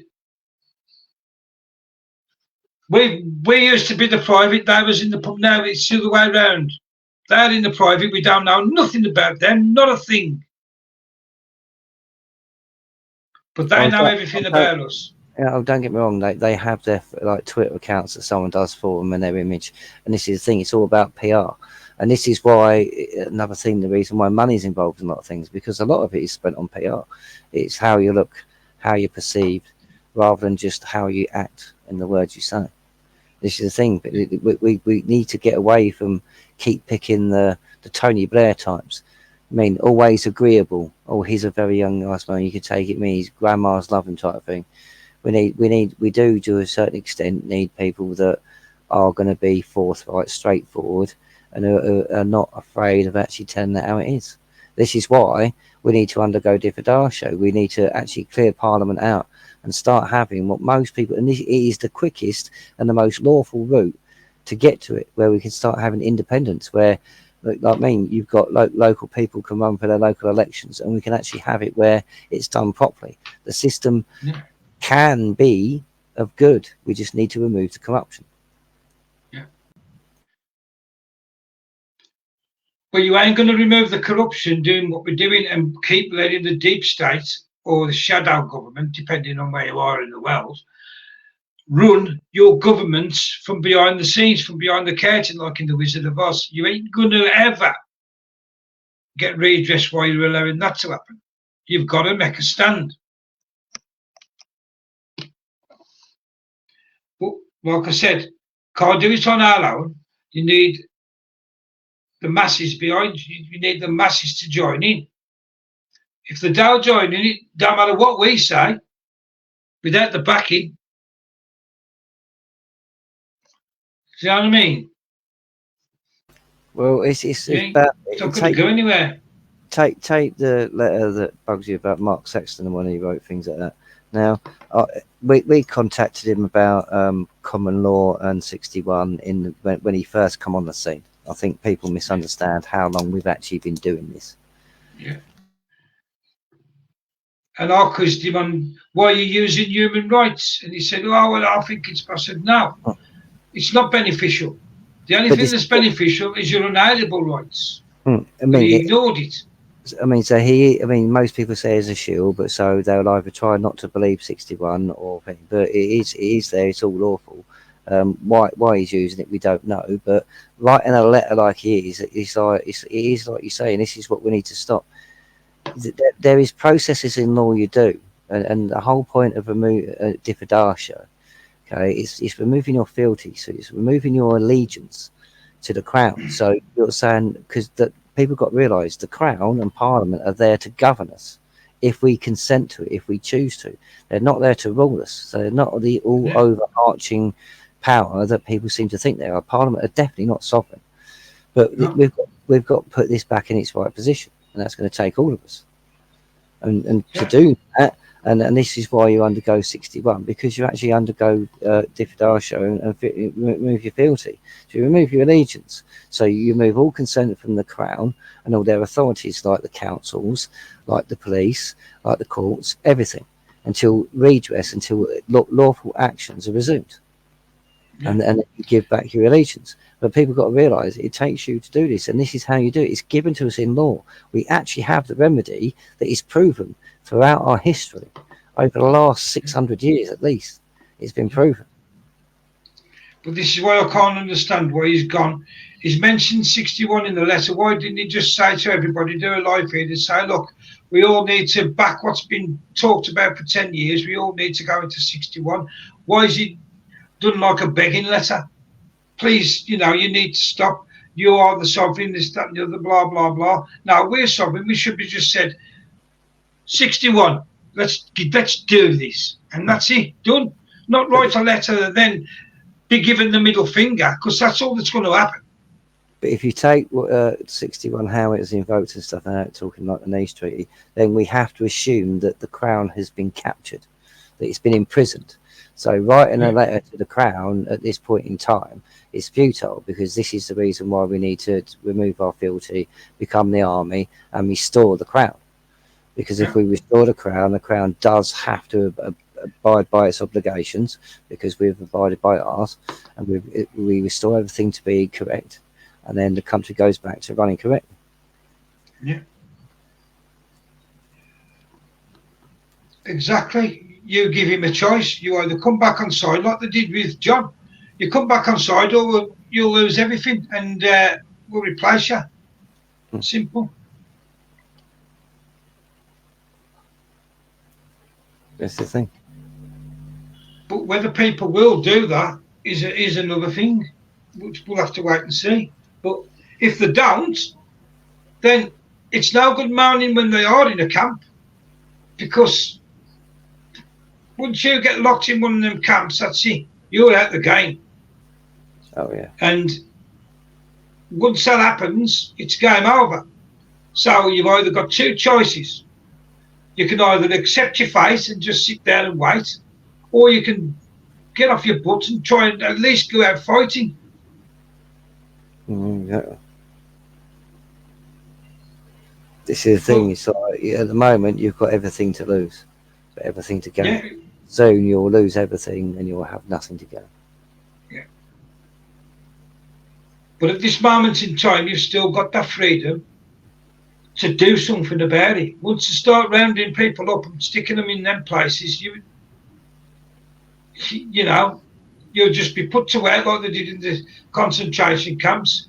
You'll just be probably given enough food just to keep you alive, and they'll work you to death, basically, like they did in the old days. They're just going back to the land of the pharaohs. That's what they want to do. They want to be the pharaohs, and they want us to be the slaves. That's how I see it. Yeah. I think so. But we can change it. This is the thing, we can. That's the thing. But this is why it frustrates me, and it does many other people, because we actually have a process of law that's rather quick, that actually deals with them properly. I mean, people have I mean, look at what the Crown has done recently, and if you know what they've done recently, I mean, and I'm in no way suggesting this, so before anyone jumps on me or YouTube or anyone or Facebook try and ban me, I'm just talking about history. But there's certain actions that are done by the Crown, for instance, like lost Charles I, and other kings, Charles I's head, and other people sort of and stuff like that. Some treason is classed as a very serious thing, because treason upon one man is a treason upon the whole nation. So this treason affects everybody. So therefore, everybody has to stand up and say no. This is not a case of like, I mean, most people keep saying the same thing. Well, when the barons did stand up, they invoked it. They've been waiting 20 years for us to stand up. So we've now got to do it. So there's no point keep saying, well, when the barons do it, or will they? When we stand up and we're all in one big place and we're all there, and we say to the barons, now you have to do your job, they will do it. But they're not going to keep dangling themselves out there like a fish to be laughed at for 5 people to turn up. It's when we make a concerted effort and we actually mean it, the barons will take charge. But it's the way we have to do it. We have to gather en masse. That is the way it's done. We gather en masse. They then take charge. It's not a case of they run around the country and they grab us all and force us to do anything. No. We have to knowingly, willingly, and consciously want to actually remove the treason and the tyranny from the realm.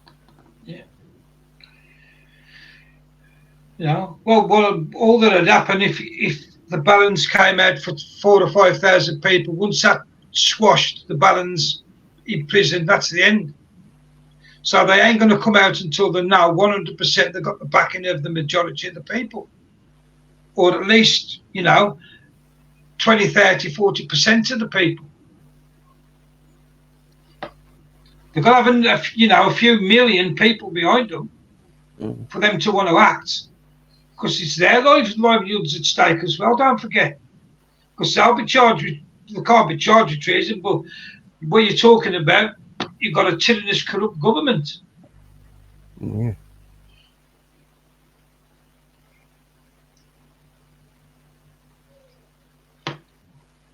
But it's down to the people. We can't do no more. We've done our bit. We're in 61. We've proved I've showed them again tonight, mine. You got yours. We are in 61. Well, we're waiting. But this is the whole point. It's not a case of we've done our bit. This is where people got to stop. You don't just do your declaration and everything. Go, well, I've done my bit. It hasn't worked. No, what I'm saying is, I'm not. Let me finish, because I'm talking about, because this is what I get. Most people kind of finish and go, well, I did my bit. It didn't change anything. Or it's a case of, well, I did it. It didn't stop my car insurance doing whatever. It doesn't work like that. I said people have got to stop sort of thinking like that and get the real understanding of what you have to do in your role in this, because it's vital. It is the very process we have to do this, and MPs can actually see prison time if you just do it. And like Gary keeps saying, everybody's okay to write letters when this and that. There's actually less information on the things you have to do to actually bring about the lawful process than on most of the legal stuff you're doing. This is what I don't get. And the case we have that's open, again, I keep saying treason and some of the charges, there's no statute of limitations on them. So it's still an open case. There is so many groups out there that deal with UNES and deal with other bits that could add their information to this case, and we could make this so big, we could make this the biggest prosecution in history. Yeah. But people don't forget what Nathan's trying to tell you, ladies and gentlemen. When we put this case in for sedition, malfeasance, treason, you name it, everything that they've done, we ain't just talking about this Parliament. We're talking about every single MP that's walked through them gates into the Parliament since Ted Heath. So it includes Blair, it includes Brown, all of them. Yep, because the first lot of charges that we submitted was about most of the MPs, about 5 Pacific, but it actually relates to all the MPs that was in Parliament at the time. And we also got a second lot of evidence submitted to court record, and it was because it was okayed by a circuit judge, so he admitted that to court record. So yes, this has been proven it can happen, but there's only a handful of us doing this. We need the people. They keep saying the same thing. It's not in the public's interest. If you've got 300,000 people voting for these people, and you've only got like 25 of us wanting them prosecuted, they're not going to do it. And this is the thing, you've got to start making it in the public's interest. Yeah. And before people come and say, well, what's the case about? Tell us what it's about. We can't, because that would scupper any case that went to court, because now we are putting it out into the public domain, the actual facts of the case. We can't do it. And this is the thing, the only people we can speak to are the people that are coming forward with evidence, and even them people are not allowed to talk about the evidence that they've put in, because the case cannot be damaged in any single way. No. So it has to be done with uttermost confidentiality. It has to be done in compliance with everything we need to do. It needs to be done properly so we can actually get these people. We have a serious chance. And this does include Keir Starmer, Khan, Kate Green, Andrew Arup, Ted Heath, many other government officials. You know, everybody, like I said, everybody. If you get the list up of every MP from 1972 to present day, they're all complicit, because they all knew what the treason was with Ted Heath, and they've kept their mouth shut. So every single one of them is complicit. And that's without diving into the civil servants and stuff like that. Yeah. That's just the thing. People thought Nuremberg was bad. I would say this could be on like a case size, a lot bigger, because it goes a lot bigger and a lot deeper than people think. They just think, everybody thinks they're fighting for for their own causes and but in all, you're fighting the same enemy. Just most groups and most people don't seem to have realised that yet. You're all fighting the same enemy. So if you all start, don't forget, these people, when they're put in front of a thing to get a lighter sentence and stuff like this, they're going to squeal. So they're then going to come out that, I was working for Klaus Schwab, I was working for the Rothschilds, I was working, for Bill Gates, etc., etc. So that's when them were fingered for it. When, like Nathan says, once the dominoes start to fall, they'll throw each other under the bus. But you've got to get that domino effect started, and you ain't going to do it sitting on your asses at home.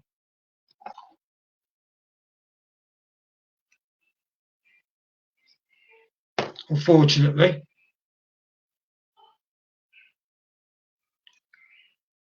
But the good thing about 61, it's lawful and it's peaceful. There's no violence involved. So they can't say, oh, you're planning the coup, you're going to, to murder this, that, and the other. No, you're not. You're not planning to murder anybody. You're planning to bring people to justice for the crimes against humanity in a court of law. Lawful and peaceful.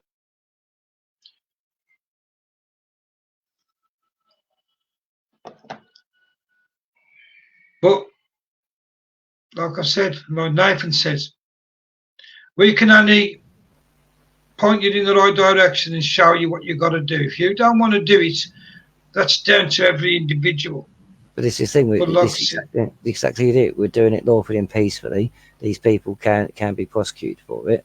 And this is the reason why we're doing it open, because we can do it openly, because we mean no ill will, malice, or vexation. We don't mean to defraud anybody. We want this done by the book. And this is the thing.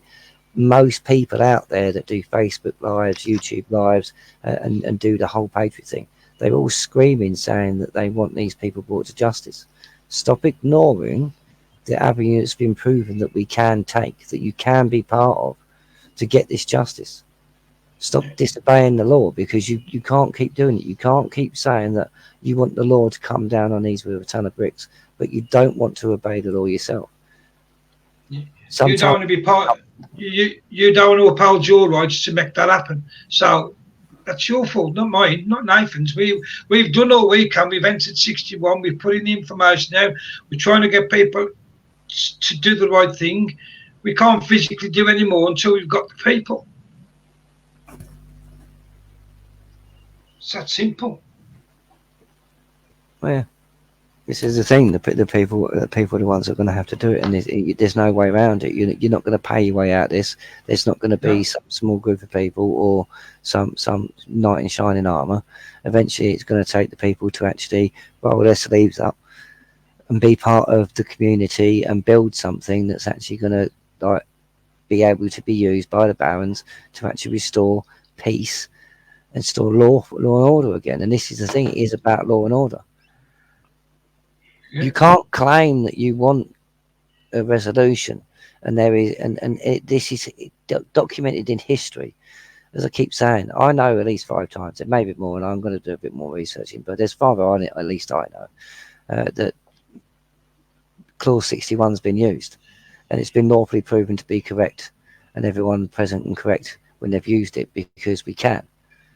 And people were just we know 100%. We know 100% one, because we do it. Yeah, and this is the thing. But you've got to start asking each other. And I don't just mean, but I mean people on the lives being said. We've got to start talking to each other about this. You don't have to be an expert in common law or the Constitution to understand 61. You just have to read Clause 61. It tells you everything you need to know. You will be an expert in it as soon as you've read it a couple of times. I'm telling you. Yeah. The rest of it you can learn as you go on, because you will need that later on after this is all said and done. But for now, you just need to learn Clause 61 and what you need to do underneath that, and maybe get a bit more understanding. Focus on what we need to do now and how we need to do it, and we can void all these European and all these international treaties and community laws that violate our Constitution, our common laws. Our laws. You've got to remember, the legal system's theirs. It's what corporations own. It's their way of doing things. It's their version of law. That's why it's the colour of law. It's why they got rid of juries. We want juries back. We want courts to be means tested. We want to keep the lid on it. And this means people getting involved. If you're willing to go to a march, imagine all you people. Imagine you turn up to London. Imagine one day if you'd all agree to go and quietly and respectfully just sit down in the public gallery of as many courts across the land as possible and just quietly take notes. Don't act disrespectful. Don't shout. Don't call out a turn. Just sit there very quietly and just take notes on what's happening, so you know in your own head what you think's wrong, what you think's right, and let them courts know that they're being watched. Yeah. Oh, it gives them the jitters. I mean, we keep saying we've done it on occasions. We've already done that where we've got people to go into juries. I don't mind sort of trying to sort of flag that up again. I'm sure I've got the poster somewhere and the other bits, but it can be done, and it does put them on the back foot, because they know that the public are watching. They know that they get their little tricks, and when they're denying people stuff, it's being watched.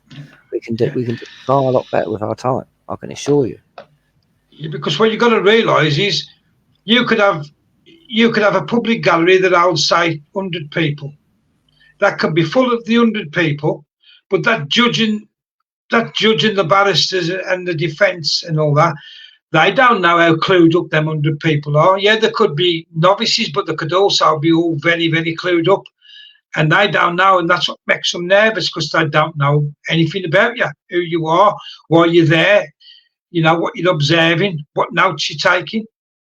They don't know.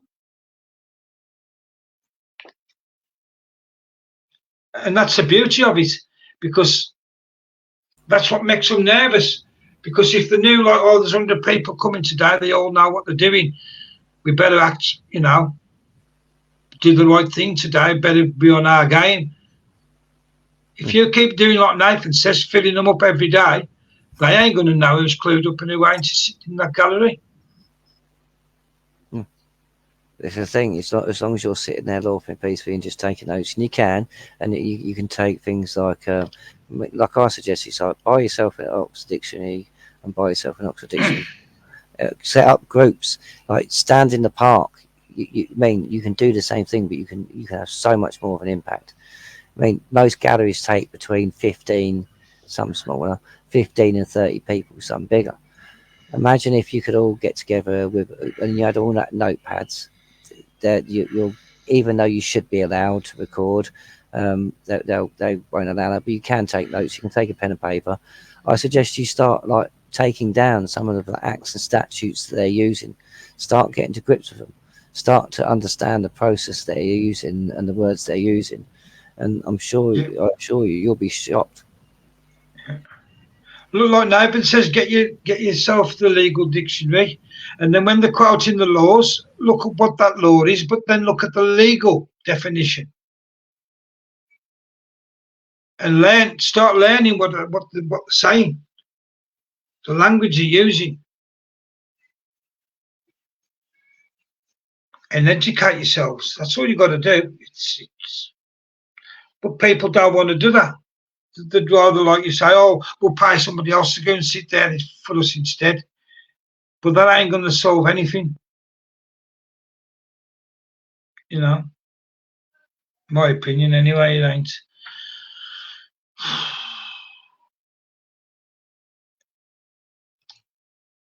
Did you say Rick's coming on, Knife? Well, it's meant to be coming on. If not, we might as well. And it needs to jump on. Yeah. If not, we might as well wrap it up. Unless anybody else wants to jump on, I'd say we can do an open panel. Yeah. I'd say we are going to do a proper open panel in the next couple of days, but this one was a bit impromptu. I just thought that we'd sort of just throw it out there for getting up practicing again. But we will be doing more, both Facebook and YouTube. A lot of other bits. We've got the radio station coming. We are doing it all. It's just there's a lot of work in the background going on that people are not seeing at the moment.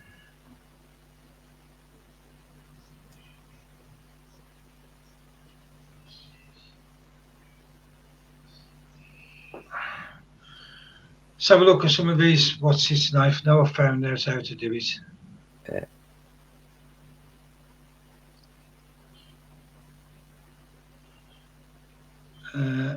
Roy's put Gary Knife, and there's many groups now with that common theme. People, I wish you would get together. Look, we'll work with anybody as long as they're gonna do the right thing.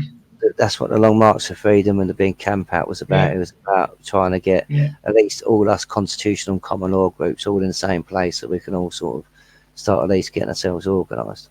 Because, like I said, it's the people that everybody's going to play their role in this. Everybody does. You build a balanced army, so whether it be from the cook to a general, but at the end of the day, whatever skills you have. So if you've been in the army, then you have skills that you can transfer to help with this.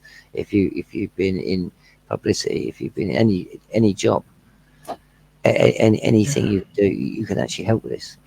A lot of things are transferred in, and that's how this is built. Yeah, and Deb 10 Treadworth put, can you get one baron to stand up or the 25 openly for people to stand behind? They won't stand up first, Deb. We've got to show them that we've got the army for them. They ain't going to just come and put their necks on the line like we did, example, and then 25 people turn up. They're not going to come. Good. They're not going to come and sit in the field and wait for people to turn up, because the same thing of that. Too smaller numbers, you'll just get turfed off the land. It won't work. This is why we've got en masse find a piece of land that's suitable and en masse gather and start to get organised, because we have to get organised first. Keep putting the onus on everybody else. We have to start taking accountability and responsibility mainly, and we have to start doing this. We have to act correctly. We have to do this lawfully. We have to do this peacefully. We have to do this by the book. If we do so, then we will make history, because yet again, a tyrannous government and crown will be brought to heel. Yeah.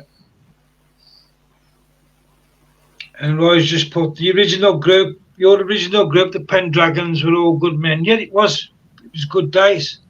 It was a shame that the Dragons. Well, okay, Gary just tipped out, but no, you're right, Roy. There's the thing. It was we had that kind of unity, that camaraderie. It's just certain things happened, things got frayed. People sort of it just sort of turned the wrong way. There was a disagreement. What we started the whole movement for is not what the people that not all of them, but there was people that were asked to be the spokespeople, the head, the face of the movement. They did not start the movement. I can assure you, when you talk about people like Daddy Dragon, he did not start the Dragons. We started it in the chat, in various groups that was listening to certain radio stations, certain people, and we asked them people to head up the movement because they were known and they had the means to actually get the message out there better. And this is the thing, it was a group of good people. There is still good dragon groups out there. There's still dragons who say they're dragons. This is where we need people to start putting things aside and coming together. Yes, myself and Gary did leave and do CMW, but as Mr. Lang comes on, that he'll say the same thing. We've always classed. It's like Stephen Lang's still the original. He's still the leader of the dragons, whether people want to like that or not. It's Stephen Lang that controls the dragons. He heads it up. He's the man that you need to contact to start getting organised. But as Mr. Lang will tell you, we've always classed ourselves as like sister movements. So if you're a dragon, you're CMW. If you're CMW, you're a dragon. Which is what it is. We need to start coming together again, and we need to start flying the flags again. Yeah, and that's why, like, we get on, as you've seen tonight, we get on really well with Stephen. There's no animosity. We ain't got any animosity towards Davey either, really. I mean, at the end of the day, it was one of them things. We had a falling out, but we've never gone round slagging Davey off. And as far as I know, Davey's never slagged us off. So it's ain't like he has, but Davey went his own way, and we've left him to it. And like I said, we'll leave it at that. Davey's a man of his own destiny. He's perfectly capable of picking which route he wants to go. And like I said, there's times when all of us sometimes have to sort of wipe our mouths and understand that we have to make amends for certain things. We eventually, like we keep saying, eventually we are going to have to start to learn that, yes, some things may not be put or completely forgotten. But at some point we can put in a pin in things until we can get the job done, and we can bicker afterwards. Yeah. Some things are unforgivable, and some things that just make it so you're untrustworthy and you shouldn't be in position of being able to put anybody else in danger. And that is true too. Yeah. This is why we have to be careful with the people we choose, and there has to be multiple. It can't be one or two. It has to be like it was done. It has to be like a consortium. It has to be like a co-op. It has to be a group of people, preferably with odd numbers and a mixture of people.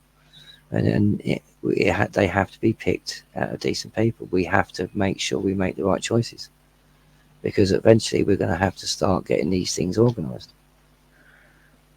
Yeah. But we can do it. It can be done.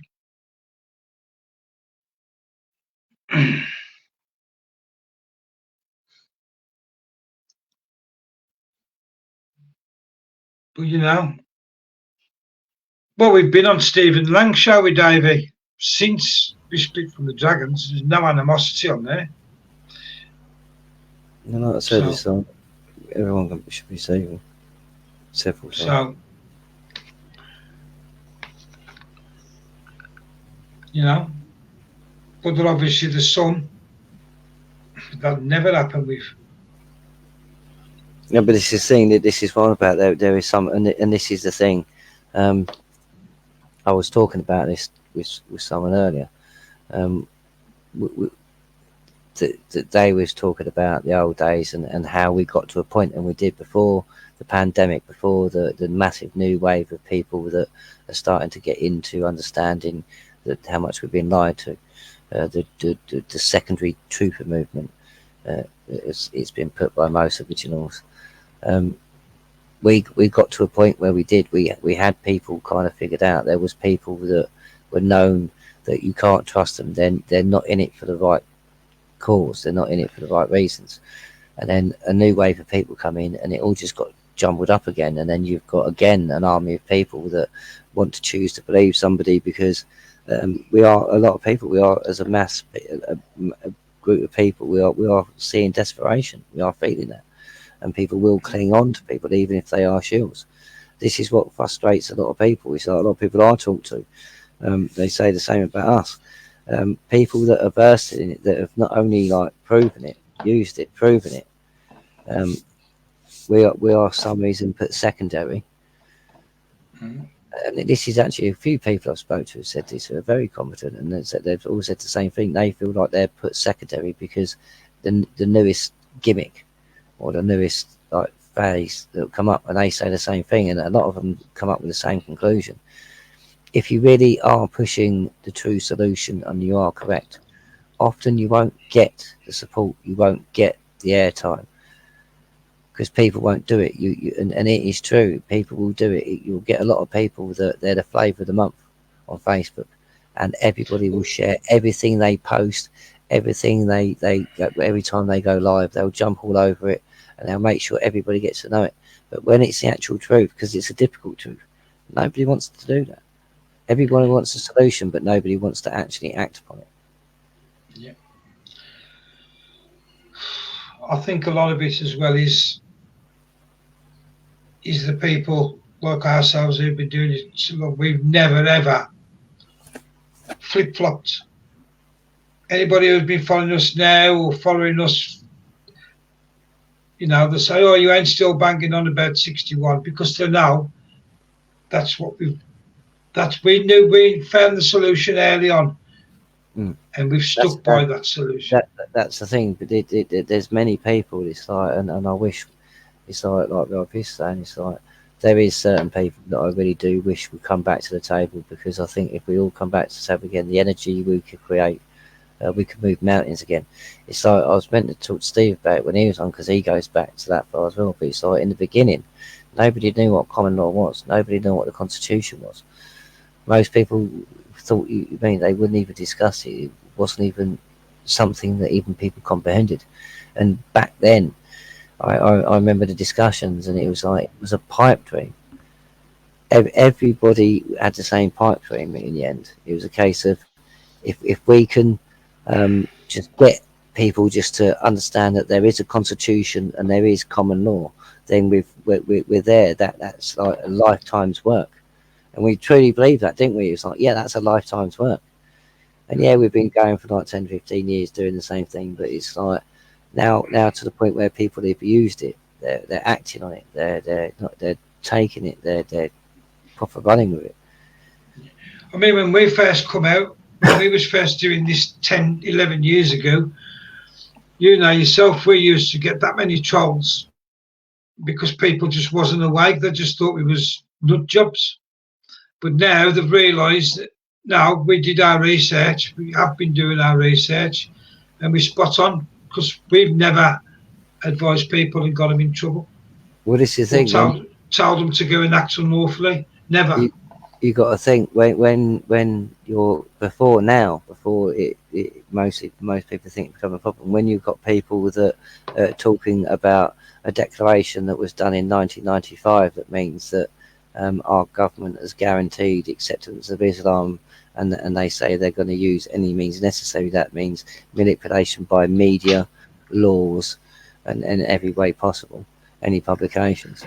Then people tend to look at you like you're crazy, but it's there in black and white.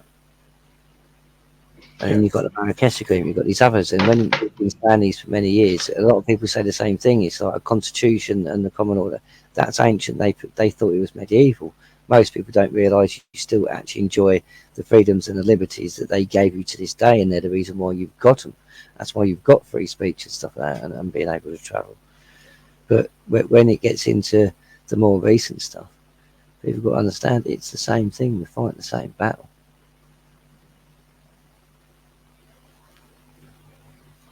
Exactly, and this is why, you know, I get frustrated, you get frustrated sometimes, because Article 61 ain't hard to understand, is it? It's one of the easiest documents you could ever read, if you know what I mean.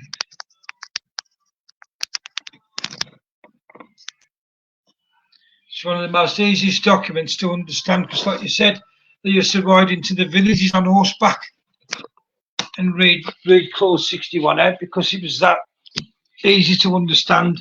Even a peasant who, you know, even a peasant who'd got no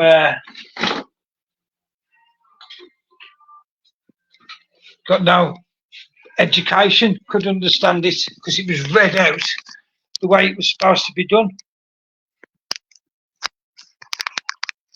Can you hear me now?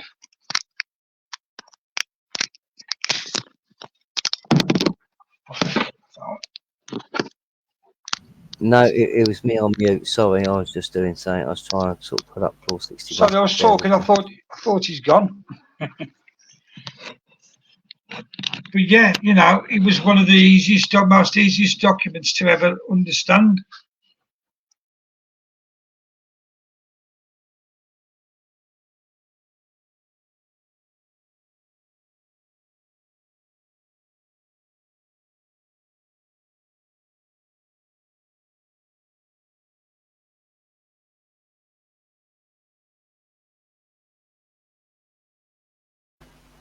There you go. It's been kicked out again. No, it's back. Bear with me. I just want to see if I can find something quick to say that's like tangible for people. It keeps booting me off for some reason. Because this is the thing. It really is that easy, and this is what people don't realise. This remedy was designed back when peasants couldn't read and write, and it took a lot more for people to get to understand. And but people back then knew their duty, and this is the difference. People back then knew what a duty was. They knew what they had to do, and they did it because they knew it was a duty. Today we've got to really start to understand what a duty actually is, and this is why I implore is like our veteran friends and stuff like that.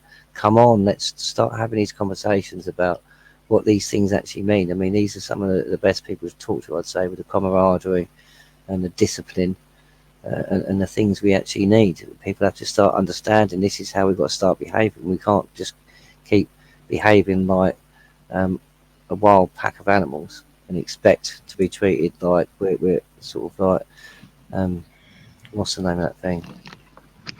The English program that I used to like, Downton Abbey. Yeah, you know what I mean. You can't be. Like, it's ridiculous. We've got to stop. We've got to start doing this properly by law.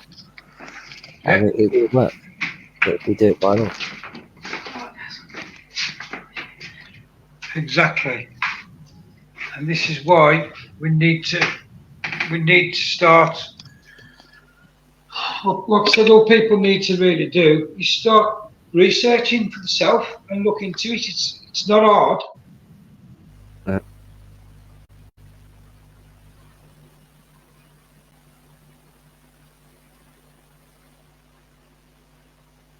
That's no good. Right, bear with me. Are you still with me? Right, bear with me, people. I know it's like we are going to start doing longer shows at this site, but he's going to be a bit more filled. I'm trying to put up 61 quickly so people can actually see.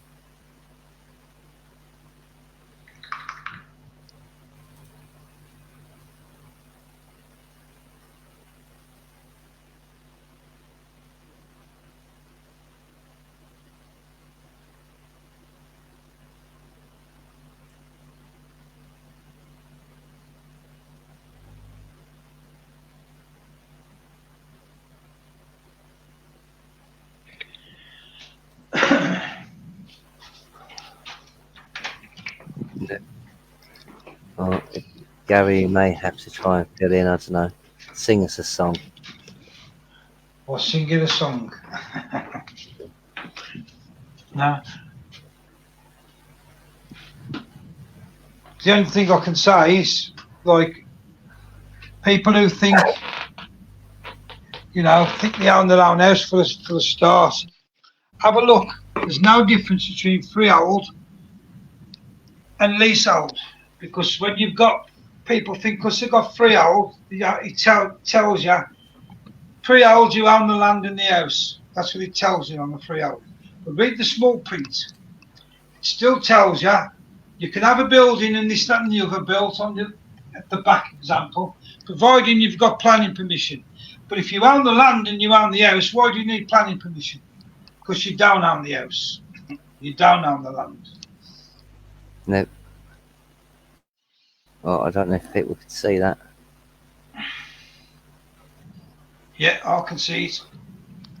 Right, that is clause 61 of Magna Carta. Okay. I don't know if this is a translation, and it's like the original translation of it is very simple because it is very easily written. I'm going to read 61 for you, and then people can start to understand a bit more. Since we have granted all these things for God, for the better ordering of our kingdom, and to allay the discord that has arisen between us and our barons, and since we desire that they shall be enjoyed in their entirety with lasting strength forever, we give and grant to the barons the following security. The barons shall elect 25 of their number to keep and cause to be observed with all their might the peace and liberties granted and confirmed to them by this charter. If we, our Chief Justice, our officials, or any of our servants offend in any respect against any man, or transgress any of the articles of the peace or of this security, because it is a peace treaty, and of the offence is made known to 4 of the said 25 barons, they shall come to us in our absence from the United Kingdom to the Chief Justice to declare it and claim immediate redress. If we, or in our absence aboard the Chief Justice, make no redress within 40 days, reckoning from the day on which the offence was declared to us or to him, the 4 barons shall refer the matter to the rest of the 25 barons, which they did, who may disdain upon and assail us in every way possible with the support of the whole community of the land, that's us, by seizing our castles, lands, possessions, or anything else saving our own personal and those of the Queen and our children, until they have secured such redress as they have determined upon. Having secured the redress, they may then resume their normal obedience to us. Any man who so desires may take an oath to obey the commands of the 25 barons for the achievement of these ends, and to join them in assaying us to the utmost of his power. We give public and free permission to take this oath to any man who so desires, and at no time will we prohibit any man from taking it. Indeed, we compel any of our subjects who are unwilling to take it to swear it at our command. So they're actually telling you they're swearing it to you. This is pretty plain. If one of the 25 barons dies or leaves the country, or it is prevented in any other way from discharging his duties, the rest of them shall choose another baron in his place, at their discretion, who shall be duly sworn in as they were. So the barons can keep choosing decent people. It's not a case of these can die out of things. This is a charge for as long as our constitution holds. In the event of disagreement among the 25 barons on any matter referred to them for decision, the verdict of the majority present shall have the same validity as unanimous verdict of the whole 25, whether these were all present or some of those summoned were unwilling or unable to appear. So that means no matter who turns up, their vote is what the rest have to abide by, because they had a choice. It was their choice not to turn up. The 25 barons shall swear to obey the above articles faithfully, and shall cause them to obey by others to the best of their power. That is to raise us as an army. We will not seek to procure from anyone, either by our own efforts or those of a third party, anything by which any part of these concessions or liberties might be revoked or diminished.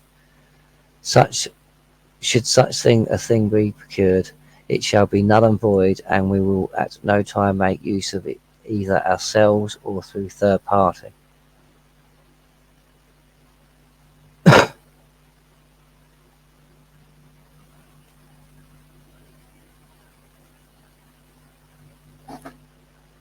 That is clause 61. That is a bit thing. But the other one's a bit. The original is poignant. It's enforced to this day. There's no one can argue with this. This is still our way of doing it. That's basically telling you, like you've said, and what we've always said, you're compelled to go into 61, and they ain't going to stop you. In fact, they're saying it's your duty. Yeah.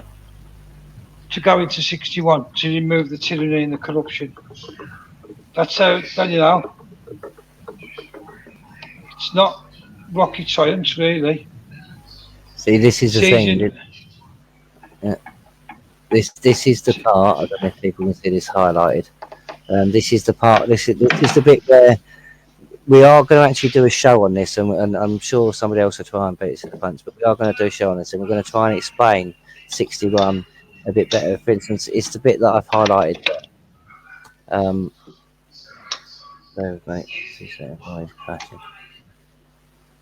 It's the bit I've highlighted there. That some people seem to misunderstand. It says, with the support of the whole community of the land. So that is everybody. So they need the support of everybody in the land. As many people as possible. They need enough of an army to make sure that the king and all the crown authorities are serious when they're dealing with us. They know that we're serious. We are, by law, allowed to help the barons seize castles, lands, possessions, or anything else saving only their person and those of the Queen and our children. So it's the royal family. So yeah, we are not allowed to harm or behead the royal family or anything like that. For this, they can't think, but the politicians and everyone, they are bound to a life in prison. We just got to start understanding this and start using it more. Are you back with us yet? Oh. Yeah, I'm back now. I was just doing a cup of tea. Yeah. Well, I was just saying, what we're going to do is we are going to be doing a live on 61. We're going to be talking a lot more through it. Now we've had a lot of people don't understand. We've had a lot of years of people mucking about Mickey Mouse in it. There is a proper way of doing this. There's a proper way of explaining it. So we are actually going to dedicate a video to talking about 61. We're going to talk through it properly. We're going to explain it. There's a process to do and stuff like that. We'll be doing that in the next, I think it's the next week. I think I tried having it planned for. We'll see, but it's going to happen very soon. And then we're going to start doing, because we are listening to people, we're going to start having more people coming on. We are going to start having more subjects that you've been saying, because we have been listening to the subjects you're saying. So we are going to try and put it in better terms into understanding. And we need people to start pushing it. It's like you don't need to be an expert. You just need to understand that government is being tyrannous. It's only the people that can stop these people. So we have got to start gathering each other. So that means talking to each other. That means actually trying to compel each other, trying to get each other to listen to the truth, listen to the facts, listen to the law and what we have to do to stop this. And it takes everybody. Yeah, because the barons will tell you what to do. That's the whole idea of getting them involved. If you've got a following, great. Then please get the information to your following. Get them on the right page. Get them to start acting lawfully, so we can start be serious about taking these people to book. If you're on your own, all great. Get into groups. Start talking to people. Yeah. Start getting this about there. Start talking about the solution. Start gathering with people. Start spreading the word. Let's start doing this properly. It's been done many times before. I know many people attempt it in many different ways, but there is a correct way of doing it. We have used it successfully. The police have even backed our use of Magna Carta 1215 in the charges. Please understand, there is people, not just us. There is very few though. Trust me, nobody that's charging you money is going to be a genuine constitutionalist that I would say that you want to spend your time with. Most of us that are genuine are doing it because we understand that the law prescribes that we have to do this. Charging money for this is profiteering. It's a crime, and you can't sell to someone which is theirs. So you have the right to lawful rebellion. So we cannot sell you forms to go into lawful rebellion. The Baron's already released forms and that anyway. But we cannot sell you forms to it. We can provide a PDF so you can download and print your own off and then do it. And we do that for free. Everything we do is for free. Anyone charging money asks a very, very, very big questions. Why haven't they done anything yet? Like you've heard tonight, we went into a Quaker building to a Fabian Society meeting and we placed 5 MPs under sentence arrest. We put pressure on the police. And later on, the police actually went as far as backing us, stating that there was evidence of crimes proven to CPS. Again, it was shelved because more people keep voting than people that want to actually put their name to a charge. Like I said, you can't keep consenting to these people doing what they're doing as well as wanting them put in prison for what they're doing. It doesn't work like that. Can you hear me, Knife? Yes. That's all right. Every time I try and speak, it kicks me off for some reason. It keeps saying me quality's poor. Now, at the end of the day, I'm only about 15 foot from the white router, so I don't know where that is. But they always used to mess with our feeds anyway on Facebook. But yeah, I mean, if you remember when you was in the court that day, the judge commended CMW. He said it's a good job we've got people like you guys still upholding it. So there are some good judges out there.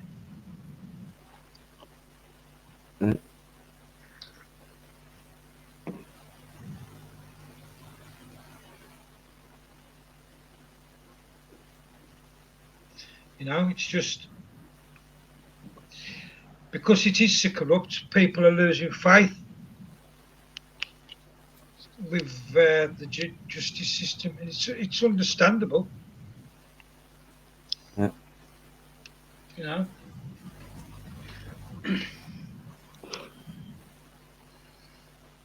Well, this is the thing. This is the thing. It is why we are going to do a dedicated show to 61, a proper one, not like a. Well, like I said, it's not going to be professional by any means because we're not professional. But we've been doing this for a long time. We've been in courts with this.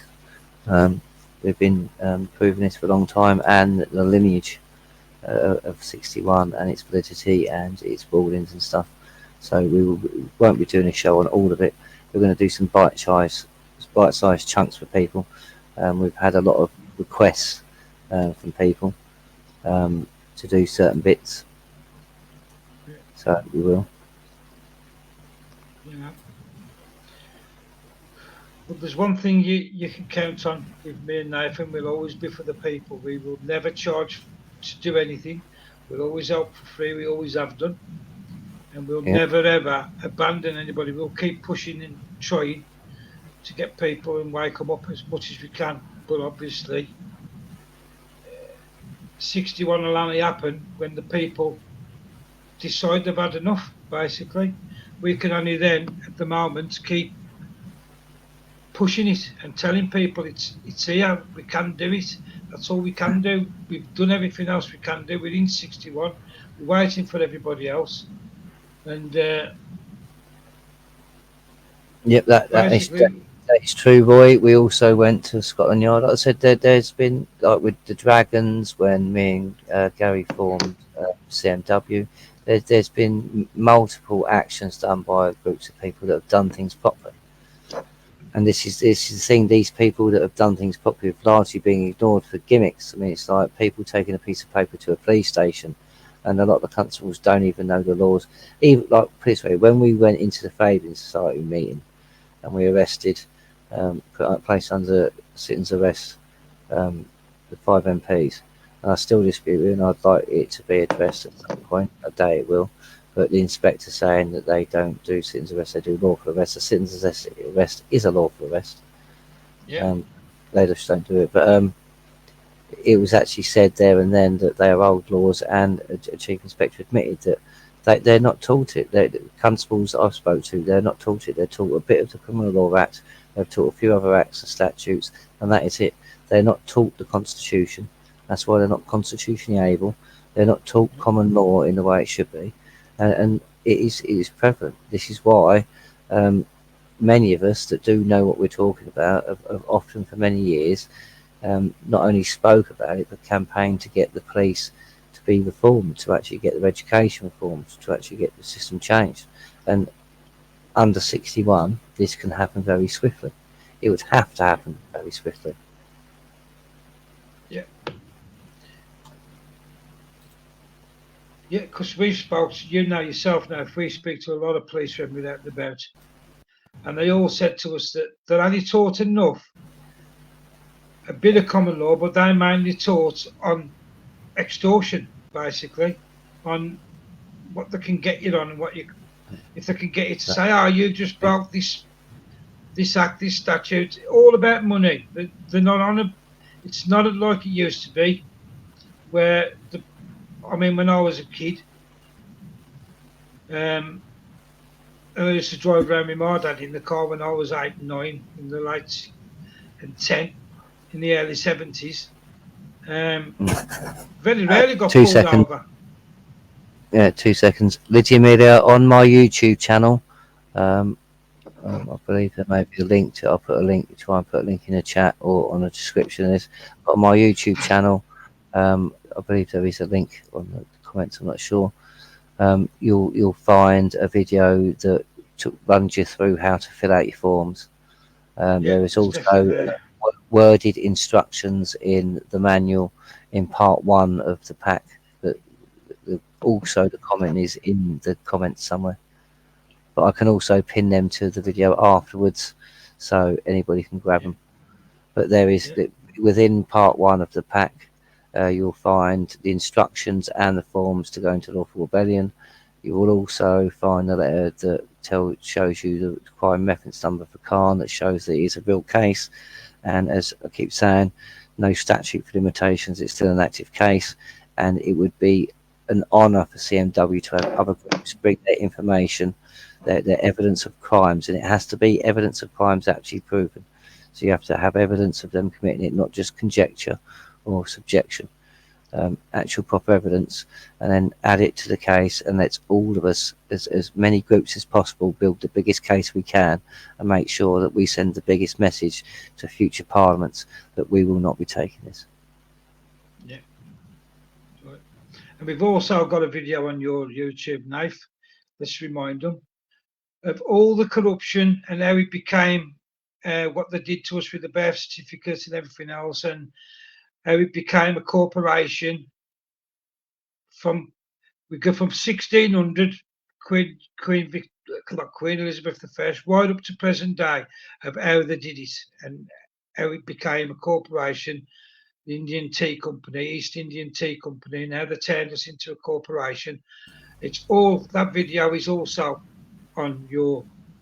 Again, there has been requests for an extension video on that, so yes, we will be filling that out a bit more. We will be going from round about the Venetian, not Phoenician, but the Venetian with a V, Venetian oligarchs, all the way through to the Earl of Leicester, all the way to the forming of the British East India Tea Company, or the East India Tea Company at the time.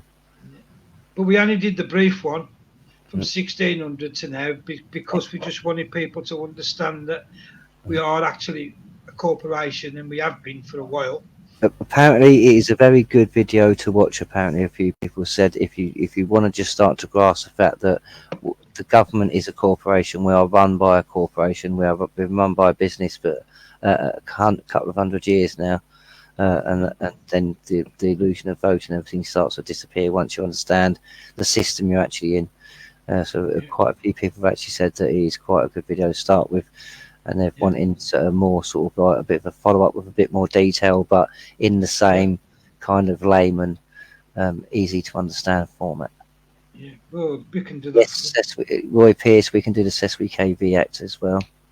Like I said, we've done all these lives before on Facebook. This is what a lot of people are realising. It's like we're doing these again. It's like myself and Gary for many years we was doing Facebook lives about the SWKV Act, about many of these treaties, and we've had channels taken. A lot of our videos just disappeared. So we will do them all again, and we will get them all up and as soon as possible. It's just it takes time.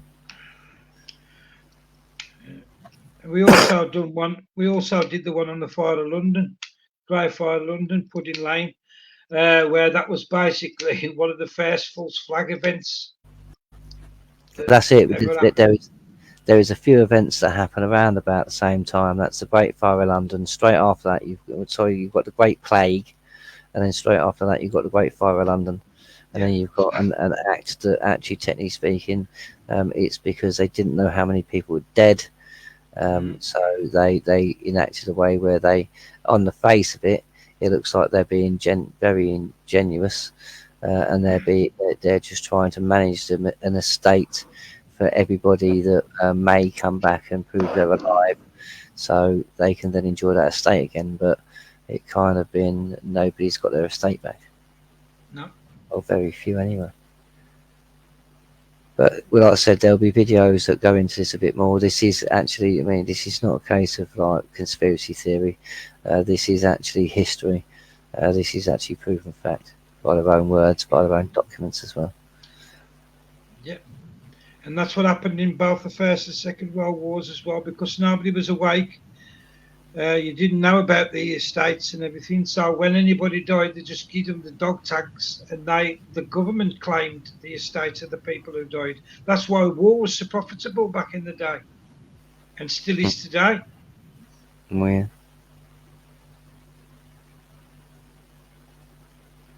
But you know, people are starting to grasp it, and it's great that they are. I'm chuffed that people are starting to wake up in droves and want to learn. It's brilliant. Yeah. I think it's absolutely brilliant. This is the thing, it's just getting people to sort of like try and sort of like crawl before they sort of walk before they run. This is the thing, it's like the very document you see in front of you, that is the first part that you need to get to grips with, because it's like Gary said earlier, you've got to be sure if you are fed up with a government that allows child trafficking through things like social services, like that's been claimed, some cases been proven, I believe, of harm that social services have been involved with. There's lots, ULEZ, there's lots of different cases that offer lots of different areas that are all part of the same thing. It's tyranny and treason against the people. So to go for the highest charge you can, which is treason, we can get them for everything in one go, because every single bit of your information, every single one of your groups, and the information you've gathered is what can convict these people. But we've got to sort of drop the ego bit, and we've all got to start coming together, putting this information in this case, and doing this together, as well as getting into 61 and actually giving the Baron an army. And I don't, and before you get like the usual suspects jumping on it and trying to get this video banned and stuff out. No, I'm not talking about like building like a paramilitary army. I'm talking about an army in its literal sense, an army of people power. Lawful and peaceful army.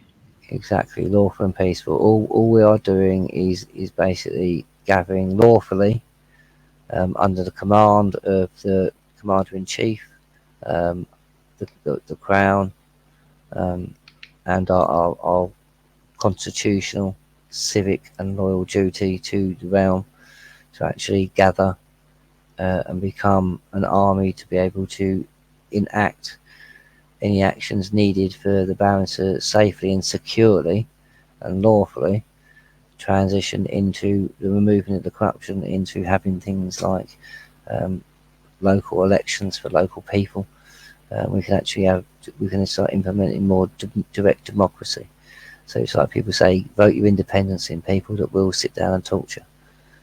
Have it so it's capable of having it happen. Like I said, it's now time to pick and choose.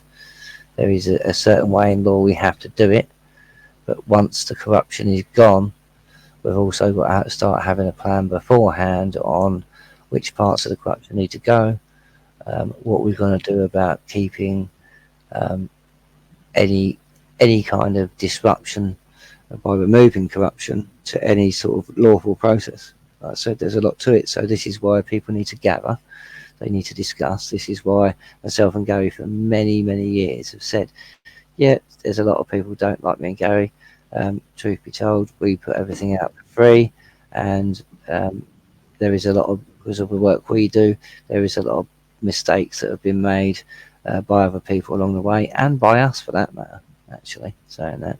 But it's all a learning curve, and it is about time that without the egos, we all come together. It's just, there is a problem with certain groups who have got leaders that are calling for things like seizing of public buildings. Now you can't, it says it right there, you've got the text right in front of you. It doesn't say public buildings. It says crowd buildings. So you don't steal from the people. You don't take from the people. This is what people got to understand about 61. You don't take from the people. You don't put any more. It's it's torture on the people, treason. So you don't torture the people anymore by taking the little that they have. The whole point is to stop the tyranny, stop the treason, and to gain some way of life for people that is actually livable. It's a just cause, and many people seem to be very, very scared about taking up a just cause. It's like, I know quite a few vets that have actually gone at 61. I know quite a few people because they understand it's a just cause. It's a lawful, just cause that has to be done right, and it does command a certain amount of discipline, and it does command a certain amount of leadership. As I keep saying, we need to start getting together as a group, because we are going to have to start deciding who's a leader. But like I said, there is going to be a group of us that decide which entities out there that we have that are going to be a leader. I mean, I, for one, I've seen one or two.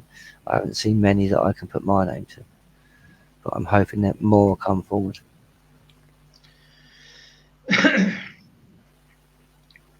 Yeah, and like we've said, we'll be wherever people want us to be. We'll be at the back, we'll be in the middle, we'll be at the front. Wherever people want us to be, we'll be. We ain't trying to have an ego and say, well, we want to be at the front, or we want to be here. We'll go wherever the people want us to go.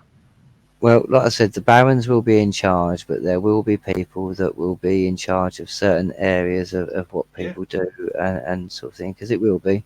There'll be different groups having to do different things.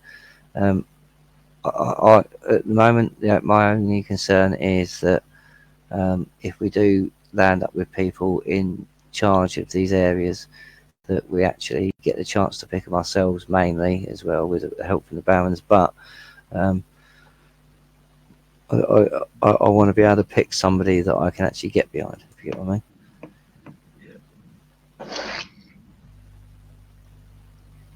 Well, you've got to have somebody who's going to be in charge of things as well, to be open-minded for the start, open to suggestion, not my way or the highway, because that's no good. It's the thing. It's like Vince. It's like I made a oath a long time ago. I'll do whatever the whole process needs. So it's like I said, I'll be there washing pans if I have to. I'm not fussed, but like I said, it's like we can't rush into these things, and we can't have lunatics running the asylum. So like I said, it's like people have to be correct. It's like, just because something sounds a good idea doesn't mean that it's lawful, and it doesn't mean it's in line with what we can actually do. And it does show a great deal, I would say, when a lot of people don't, if they have read 61, they don't understand it, because there's a lot of people out there claiming to be experts that don't actually know how to implement 61, let alone what it's used for, or even what it is, let alone the spirit of Clause 61. So I would say pick the people you're listening to very wisely. Like I said, there's very few of us that have actually spent a long enough time on this, I'd say, to really dive into it properly and prove it. And in proving it, you do get an understanding. But like I said, it's like there's some very knowledgeable people out there about the Constitution and about Clause 61. Yeah. One of the main things you've got to do, you've got to remain in honour with it all. Because just because them are tyrannous and corrupt, you know, two wrongs don't make a right. You want these people done, you've got to stick to, you know, the job at hand. You can't go around, you know, doing Exactly. your own justice. If you're not breaking the law, then you have the right and the moral standing to be able to highlight a breach of the law and not only that prosecute it. That's why you have the expression, make sure you come to the table with clean hands, because if you're going to point the finger at somebody, you better make sure that your house is in order. Like I said, most people have done nowhere near the crimes these people have. So most people's houses should be in order. But the whole point is, you can't be funding what would actually be classed as a terrorist organisation, because they are a tumultuous assembly. You can't be funding. You can't be sort of like backing them up and doing whatever you can. You can't play both sides, basically. You got to make a choice. You either want to change the government and change politics for good, or you want to carry on going along down the road of politics, and hopefully one day maybe there will be some change for the good. Because I would say in at least the last 40 years there's been no change for good. No. And the other thing, the other message you should be telling the police and that when you see them, and the civil servants when you see them, that following orders, always just following orders, ain't going to get them out of treason charges when it comes to the courts. It's not going to get them off. Following orders is no excuse. Ignorance is no excuse. Well, this is it. I've seen this recently as well, but that some people seem to, I don't know, they class themselves as some sort of legal or law expert, I don't know, but some people still don't understand that when a constable leaves the police station and is off police station grounds, he actually becomes an autonomous arm of the law. So he has the right to discretion. So a constable does have the right and should have the right to go against not only one of his fellow constables, but a senior constable if there is a crime in process, or a crime being taken or being hidden and stuff like that. This is what people So, for instance, when Crusader Dick in the past has told the police to just go and wade in and disperse the crowd, they should use discretion, and they know hitting somebody over the head with a baton could fracture the skull is not the way to do it. So they can't get away in a court of law saying, I was just following orders. Because like Nathan just said, they say, well, you've got discretion and you're not an idiot, are you? You do know that's wrong. And it's not going to get them off. So all these, they're in for a big shock, all these people. This is why it's sort of a lot. I would alert people to the stark difference between the difference with what the constabulary, i.e. the riot squad of some people, but the armed response unit and stuff like that, the boys that love to get their batons out, all of them, the rate that they have where they legitimise the use of what most people would call grievous bodily harm is unbelievable. It's almost talked like that's a slap on the wrist rather than a grievous assault, whereas a lot of people that you would barely really lawfully or legally barely be able to argue an assault, for instance a push of a constable saying it, and they're actually being tried, some people for actions that a constable would do just off a whim, they've been in prison for. And this is where there's got to be a balance of justice. A constable cannot put a baton and batter somebody who is unarmed. I mean, what are the constables scared of if they're so overpowering and they really want to rock? because there is constables that have been out there and they've been doing this long enough that they've been with the football lads. That's a lot of who the people they come in. They like a scrap themselves. These constables, believe it or not, they're only human. I mean, they have testosterone as well. And some of the ladies are up for it, believe it or not. Do not believe they're not. But why use the pepper spray and the batons if they're really that confident? Have a toe to toe. They won't, because they'll get beaten. And this is the thing, because it's got. I mean, it's got to the point now where they are using weapons in an unlawful manner, and at some point we do have to say no to that. But it's not a case of sort of like, I don't know. You don't go around attempting to kill constables or attack constables for no reason. There has to be actors rears and men are coming to it a lot. Yeah. Like I said, it's not. And that's why we've always said, if you're in a part of a crowd and you're farther back and, 20, 30 yards in front of you, the police are wading in with the weapons, film it. Film it, because it's all helps you in a court of law. As long as you're not the aggressor, you're more just walking down the street and they come running off the footpath and start wading in. If you film that from the beginning, it shows who's the aggressor, and it's not the people walking down the street. Well, there's one video that's circulating where at one point there's a constable that walks past somebody and then turns around and slams him against the van. And this person is actually just, I don't know what happened for, I'm not saying he's innocent, but at that point he was just standing there. The constable walked past, I think another constable already engaged, and he was moving because of the other constable.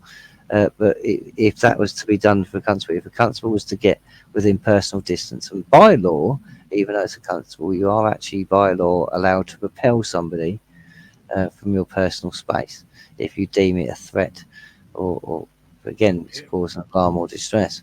But you do that with a constable, you're looking at least an actual bodily harm, if not like a GBH charge, and they will throw the book at you. And this is where it's improportionate. I can understand that there is less constables than there is people, and they've got to act a certain way to command respect, but a lot of the ways they actually do not command respect. It actually commands the opposite. It commands anger and prejudice. And that's throughout different communities. It's not just one community. If you speak to any community in the UK, they'll all say the same thing. The way that they've all got horror stories of the way the police feel the police have treated their community. And this is something we need to start uniting. Exactly, because just because they've got a uniform on and they've got powers of arrest and stuff like this, it doesn't give them the right to just start battering people. Well, I've asked you to move twice and you ain't moved, so have some of that. It doesn't give you the right to do that. If like Nathan says, if a constable's coming in your face and you don't want the attention, and you belted him and you said, well, I told him twice, get out of his space, that wouldn't be an excuse in a court of law for you. So why should it be an excuse for the man in the uniform? This is like Nathan says, this is where we've got to start addressing it and start getting it back on a level playing field, where they're just as responsible for their actions as we are.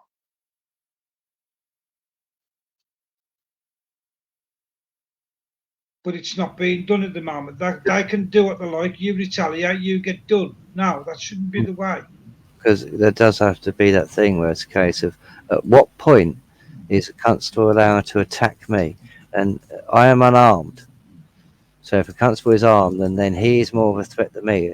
I am less of a threat than him. And I know they're going to sit and say, but you don't know who's got a gun, who's got a knife, or anything like that. So I do understand that. But in some ways, rushing in a crowd might be good. But in a lot of ways, they do it. If there was a lot of people with knives, a lot of them would be dead anyway. So it's ridiculous. And all you're doing is you're just riling people up. It's like kettling people. It's antagonising people, and they do antagonise people, and they know it. It's not the kind of behaviour you want. Most people would generally just walk along a route, probably sit down in some park or some area big enough to hold them all, have a little sort of like ching with a few people, go to the pub, go home. But the police, a lot of the time, have to show an air of controlling it and that's where the problem comes in. They can only control by the illusion of force. I mean, I will give it to some. There is a lot of situations where the police have dealt with crowds of people and with organisations that are peaceful, and the police have had a minimal appearance and a minimal input. But again, I believe a lot of that is selected. So. Yeah, but like you were saying, they do it to us. But then, like Stephen said earlier, when you've got a mass or pro-Israel march, they don't wade into them the same, do they? Because they know that they're gonna take them to the cleaners in the courts. They'll take them for everything, compensation, the lot, and they know this. That's why they ain't so keen on getting the buttons out on them. I mean, you are seeing it now. You are seeing with like, a lot of protest groups, you're seeing people in high vises, and they are saying, "Don't say anything. Wait until you talk to the legal team," and things like that. Because you have got protest teams now that have got designated solicitors, barristers. Some have got overseas lawyers, and they are there to basically represent these people because it's all foreplanned and forewarned that they may be arrested for it. So, I mean, if I didn't know better, I'd say a lot of it's scripted. It definitely looks scripted, a lot of it. And that's the difference, you see. We don't go out with, we don't, when we've protested in the past, we ain't gone out with any intentions and stuff like that. Let's go and roll the coppers up so they arrest us so we can take them to the cleaners. We ain't never gone with that. It's always been the opposite. They've always wanted to rile, the peaceful protesters up. And unfortunately, that's what you're up against this day and age. There are going to be people out there who are going to take advantage of the system. Well, I don't understand English very well and blah, blah, and he just beat me up. And, they use loopholes and then the coppers go to court and they get done for it. And it don't happen with Indigenous people, does it? Because you are English. So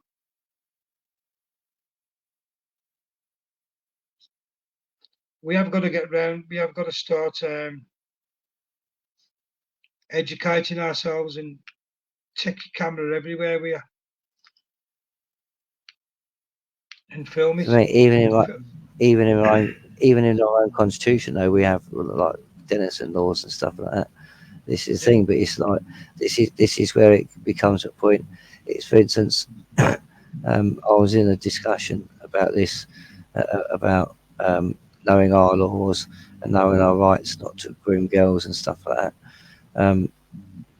They do have long enough in camps with apparently nothing to do to actually start to learn. I mean, most of them know English enough, and this is the argument that was put to like the group that I was chatting in. It was a private group. But this was the argument that was put to it. It's like they know enough English to be able to groom girls. So surely they don't. And to go and claim money.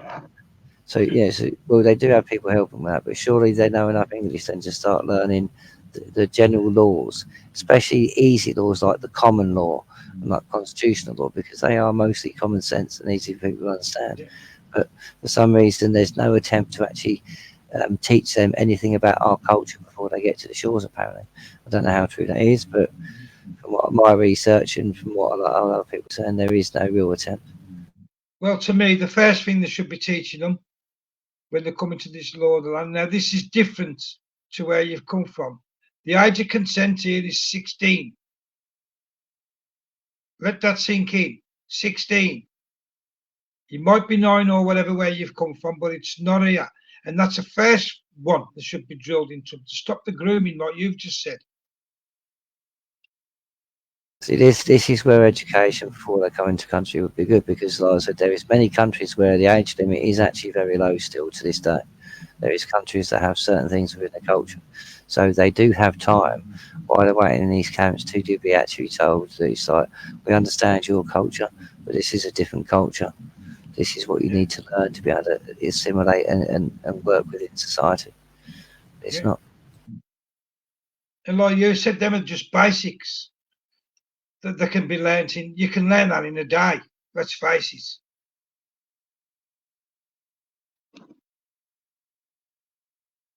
Well, yeah, it don't really take a lot to learn that you don't harm anybody, you don't cause any loss, and you don't try and trick people.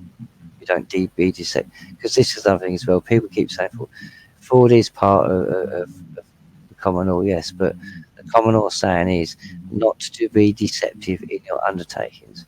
So if you are deceptive in what you are undertaking, then yes, fraud is part of that, and it is thing. But deception, as the Constitution states, I believe to be a bigger crime than fraud and other bits. That's why a lot of the time it's ignored, especially with statute. Yeah.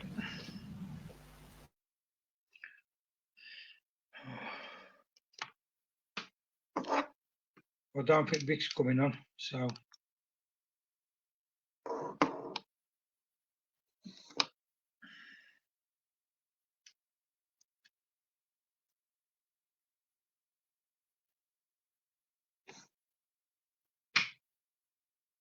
So knocking on the head now. If we've been going now nearly 4.5 hours.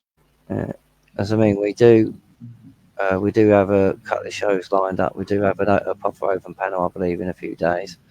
We have, excuse me, we have a show, I believe, we're being asked to mediate. This is between a group and somebody. It's about being a lefty and information, similar to before. We're hoping again to show an example. Shouldn't be like before, but we're going to show an example where you show proof of your claim. You don't bicker and argue.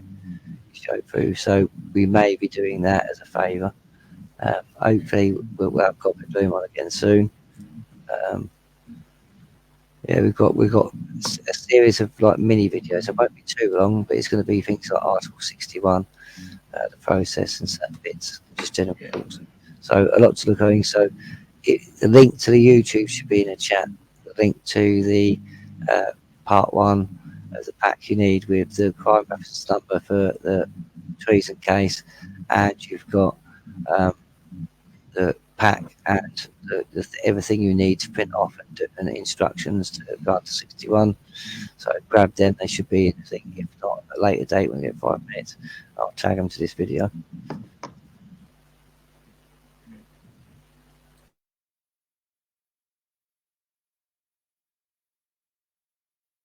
That's it.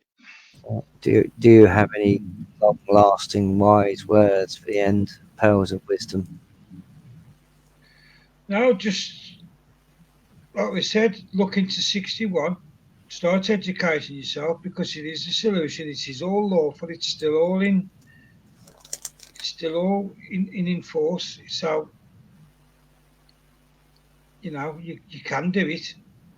Stop listening to the propaganda of the mainstream media, because obviously they're going to tell you, they're going to scream till the cows come home that it's not valid, because they don't want their lifestyle to go, do they? So you've just got to be more wiser.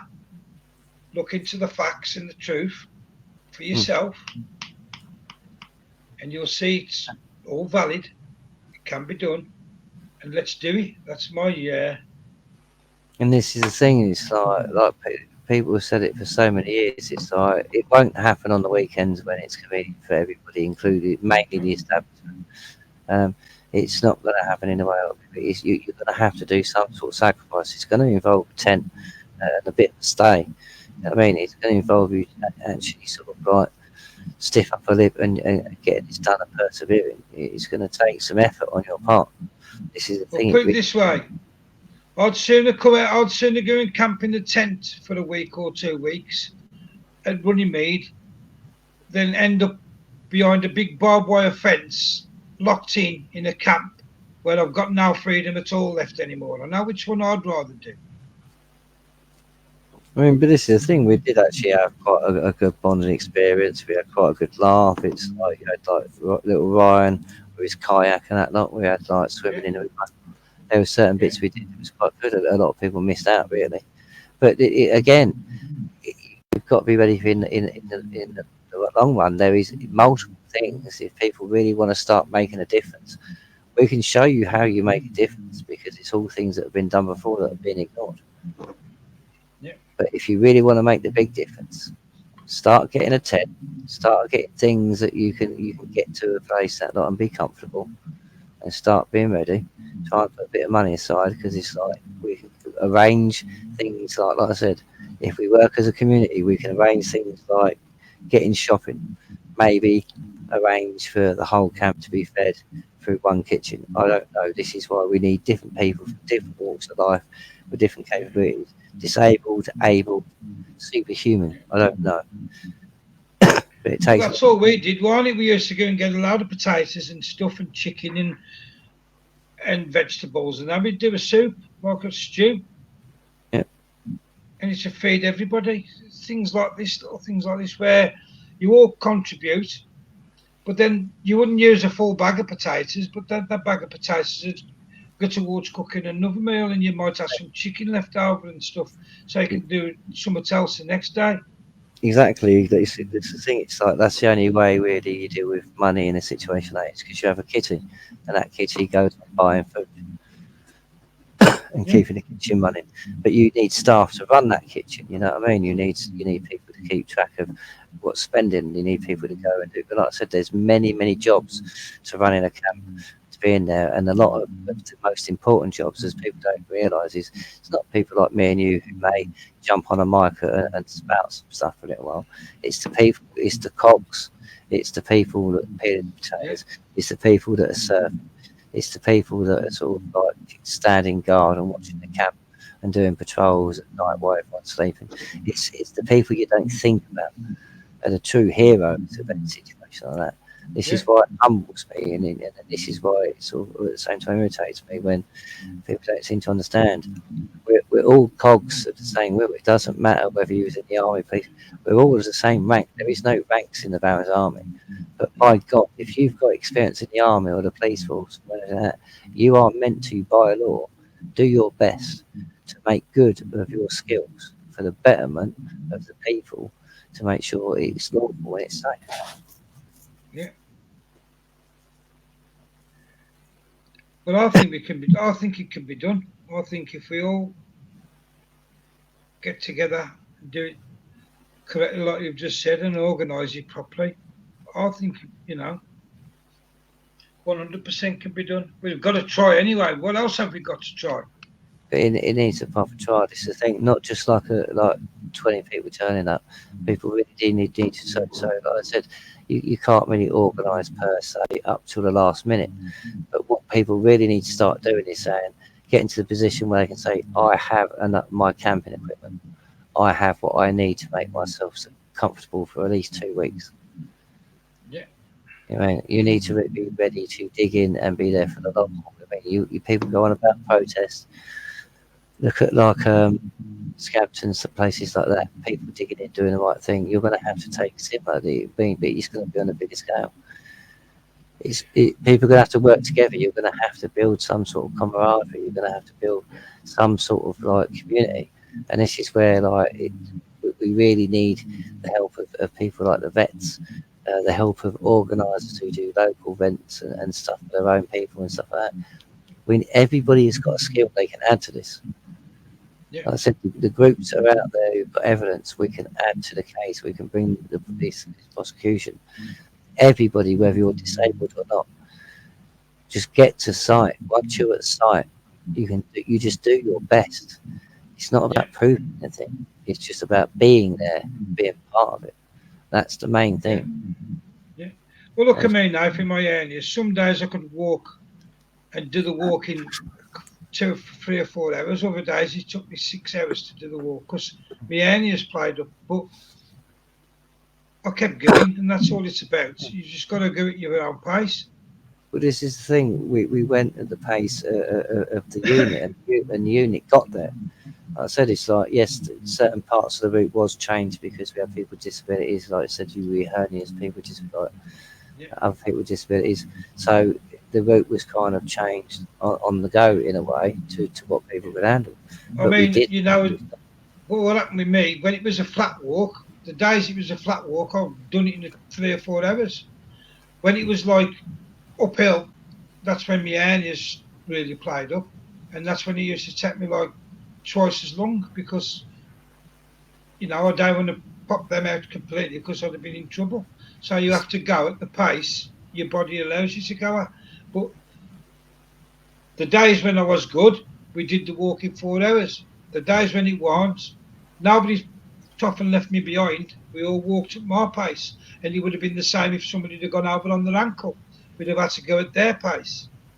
Well, you did actually fall on the first day, didn't you? And like everybody pulled together. This I mean, it's like everybody just pulled together straight away. We was quite good at first. We had that group mentality. It was good. Yeah. But this is the thing. This is what people got to realise. It's like, I mean, don't get me wrong. It wasn't easy for Muggins to kind of have to plan on the hop to how to slingshot the Kent Hills, but down through, along and up around the top of the Surrey Hills. It's not an undertaking that's easy, but we got there, and everybody did it in their own time, their own pace, and everybody has a success story of that march. Everybody done more than they thought they could. Yeah. I mean, most people that was on it or come and visit learned a lot of things. It was good. And then you've got part two of it, which was the camp. A lot of people come along and spoke to us. A lot of people showed support and that lot. It was good. But we like I said, that was awareness time. We now need to really start thinking rather than just bringing some awareness like we plan to do. We have to start now thinking that we really have to start planning and getting this done. And we really truly do have to show a peaceful, lawful show of will to people. That enough's enough. Things change now. Yeah. I mean, don't forget, this time around, we did the march to see if you could mobilise people and it could be done. Yeah. And the concept, we proved the concept could be done. But this time around, it won't be like that. It'll just be everybody get to a certain place and you're going to be camping there. You ain't really got to do any marching. No, the thing, the march is out of it. So people don't worry about that. It'll be a static camp, so you just need to get to campsite. Like I said, people that are disabled, stuff like that, you always be accounted for. You're always in our minds. So they will be one of the first people that we think about and try and pick somewhere or give you first tips so you can get somewhere and make sure you can do things. Like I said, it's like everybody is part of this. We want everyone part of this. I mean, let's get together. Like I said, it's like something we did as a drag that I would love to start seeing again. It's like, and we haven't really, we just done it ourselves. It's like CMW logo. That'd be nice to start seeing again, seeing the dragon CMW logo. So Facebook, YouTube, everybody went and sees that we are starting to gather. We are starting to unite. It'd be nice to see, but we will see. Right, I'm going to end it there then because. But we have got a few shows coming up. We have got an open panel in the next couple of days. A few shows coming up. So subscribe to the YouTube channel. Link should be in the chat. Obviously, this will be going to Facebook. All right. Do you want to say goodnight then? Yeah. Thanks for listening, guys. And thanks for supporting us. We do appreciate it more than you realise we do. Well, thanks for everyone for tuning in. Sorry for the ones on YouTube that I was going on two different things, and one of them just the internet signal was just so poor. But we'll see if I can sort that in the future. But thanks for everyone tuning in. Thank you everyone in comments. Like I said, look out for new shows. Subscribe, please. Click notification of the YouTube. And like I said, just spread the word that 61 is viable. And it's valid, and we can do it. Exactly. The more you will, you don't have to be. Doesn't stop worrying about people laughing at you or ridiculing you. The fact that you're planting the seed and you're getting out there is you're doing your duty. That's all that's asked of you.